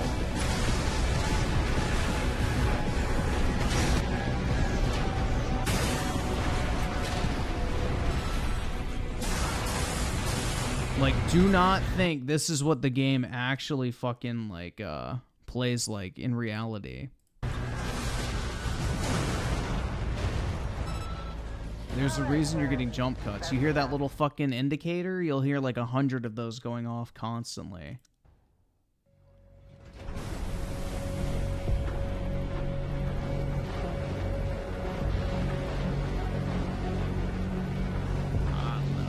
I've been burned by this franchise before. I don't want to get burned again. And I'm trying to prevent y'all from doing the same. Like, approach this with caution.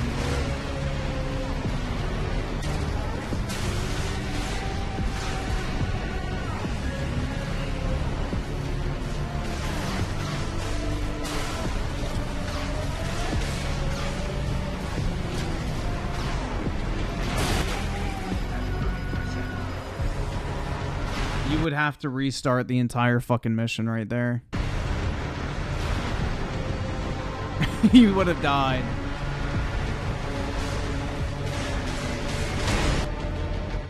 I would argue that this game is even more unforgiving than fucking Dark Souls. So, yeah, if that looks interesting to anyone, like...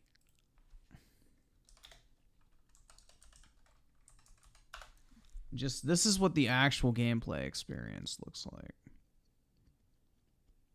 Let's just pick a random fucking, It is Omer Science Technology. Commence mission. Destroy. Well, this is like some old ass one.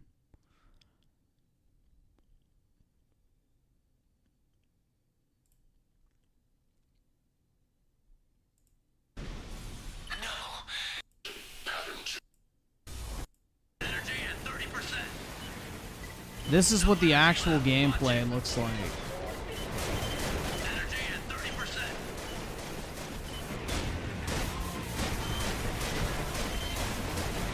This is your HUD, everyone.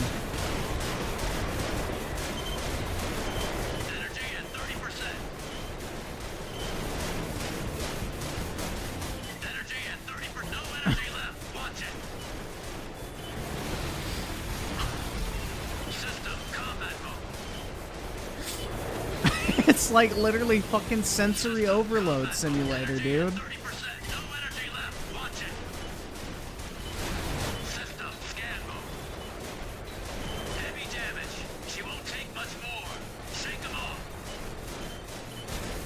Holy fuck, dude, what are you supposed to focus on?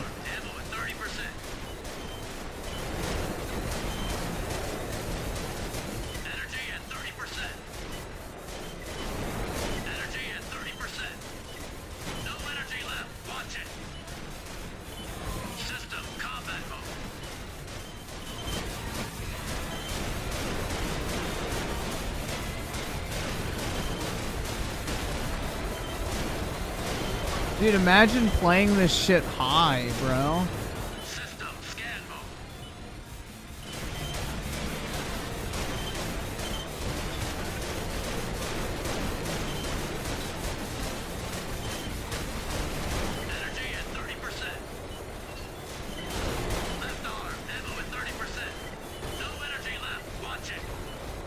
Why is this getting a 6th game? Because From Software made a fuck ton of money from the Souls series. And on top of that, they're hoping they can sucker in some unknowing consumers who are like Elden Ring fans. They're like, oh, I love From Software. Let me try Armored Core. And these games are probably really fucking cheap and easy to make. System combat mode. System combat mode.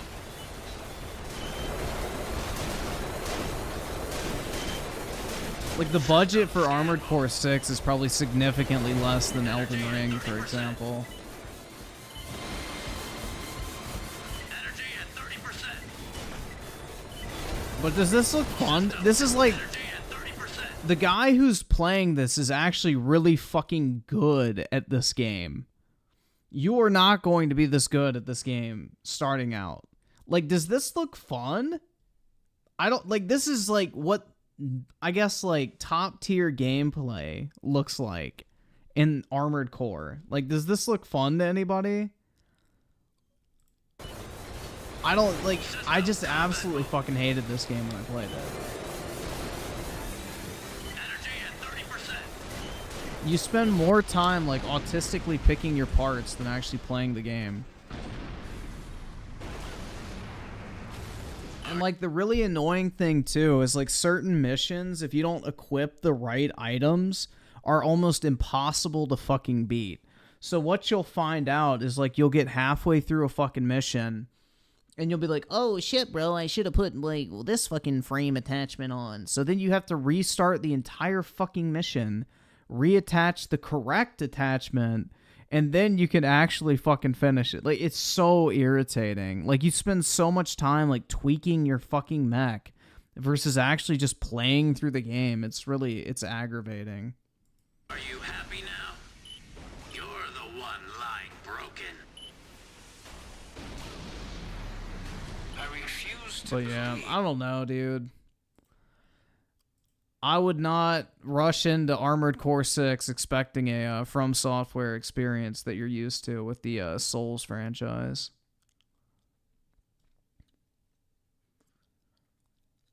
Daryl Zone 2, this game looks fun than Warhammer, not gonna lie. Gaming. Sure. Dude, Vanquish is fucking fire, man.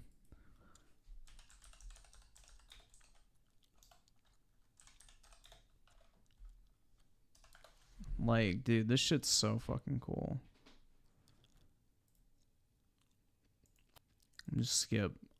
If you guys have never played Vanquish, buy this shit, bro. Oh, this is like a boss fight.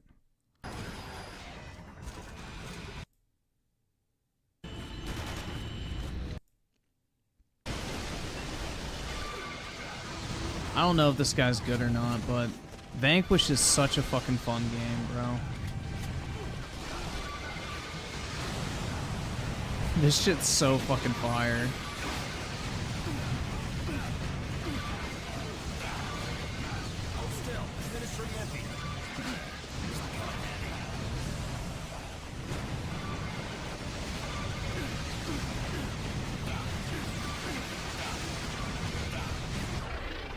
I don't know what the fuck this dipshit's doing, bro. He's like just literally standing there for no fucking reason. Just kill the fucking enemy.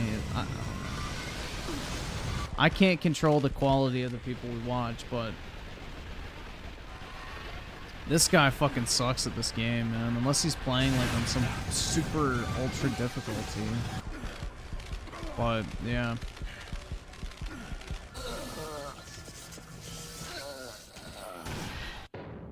Yeah, he just fucking sucks.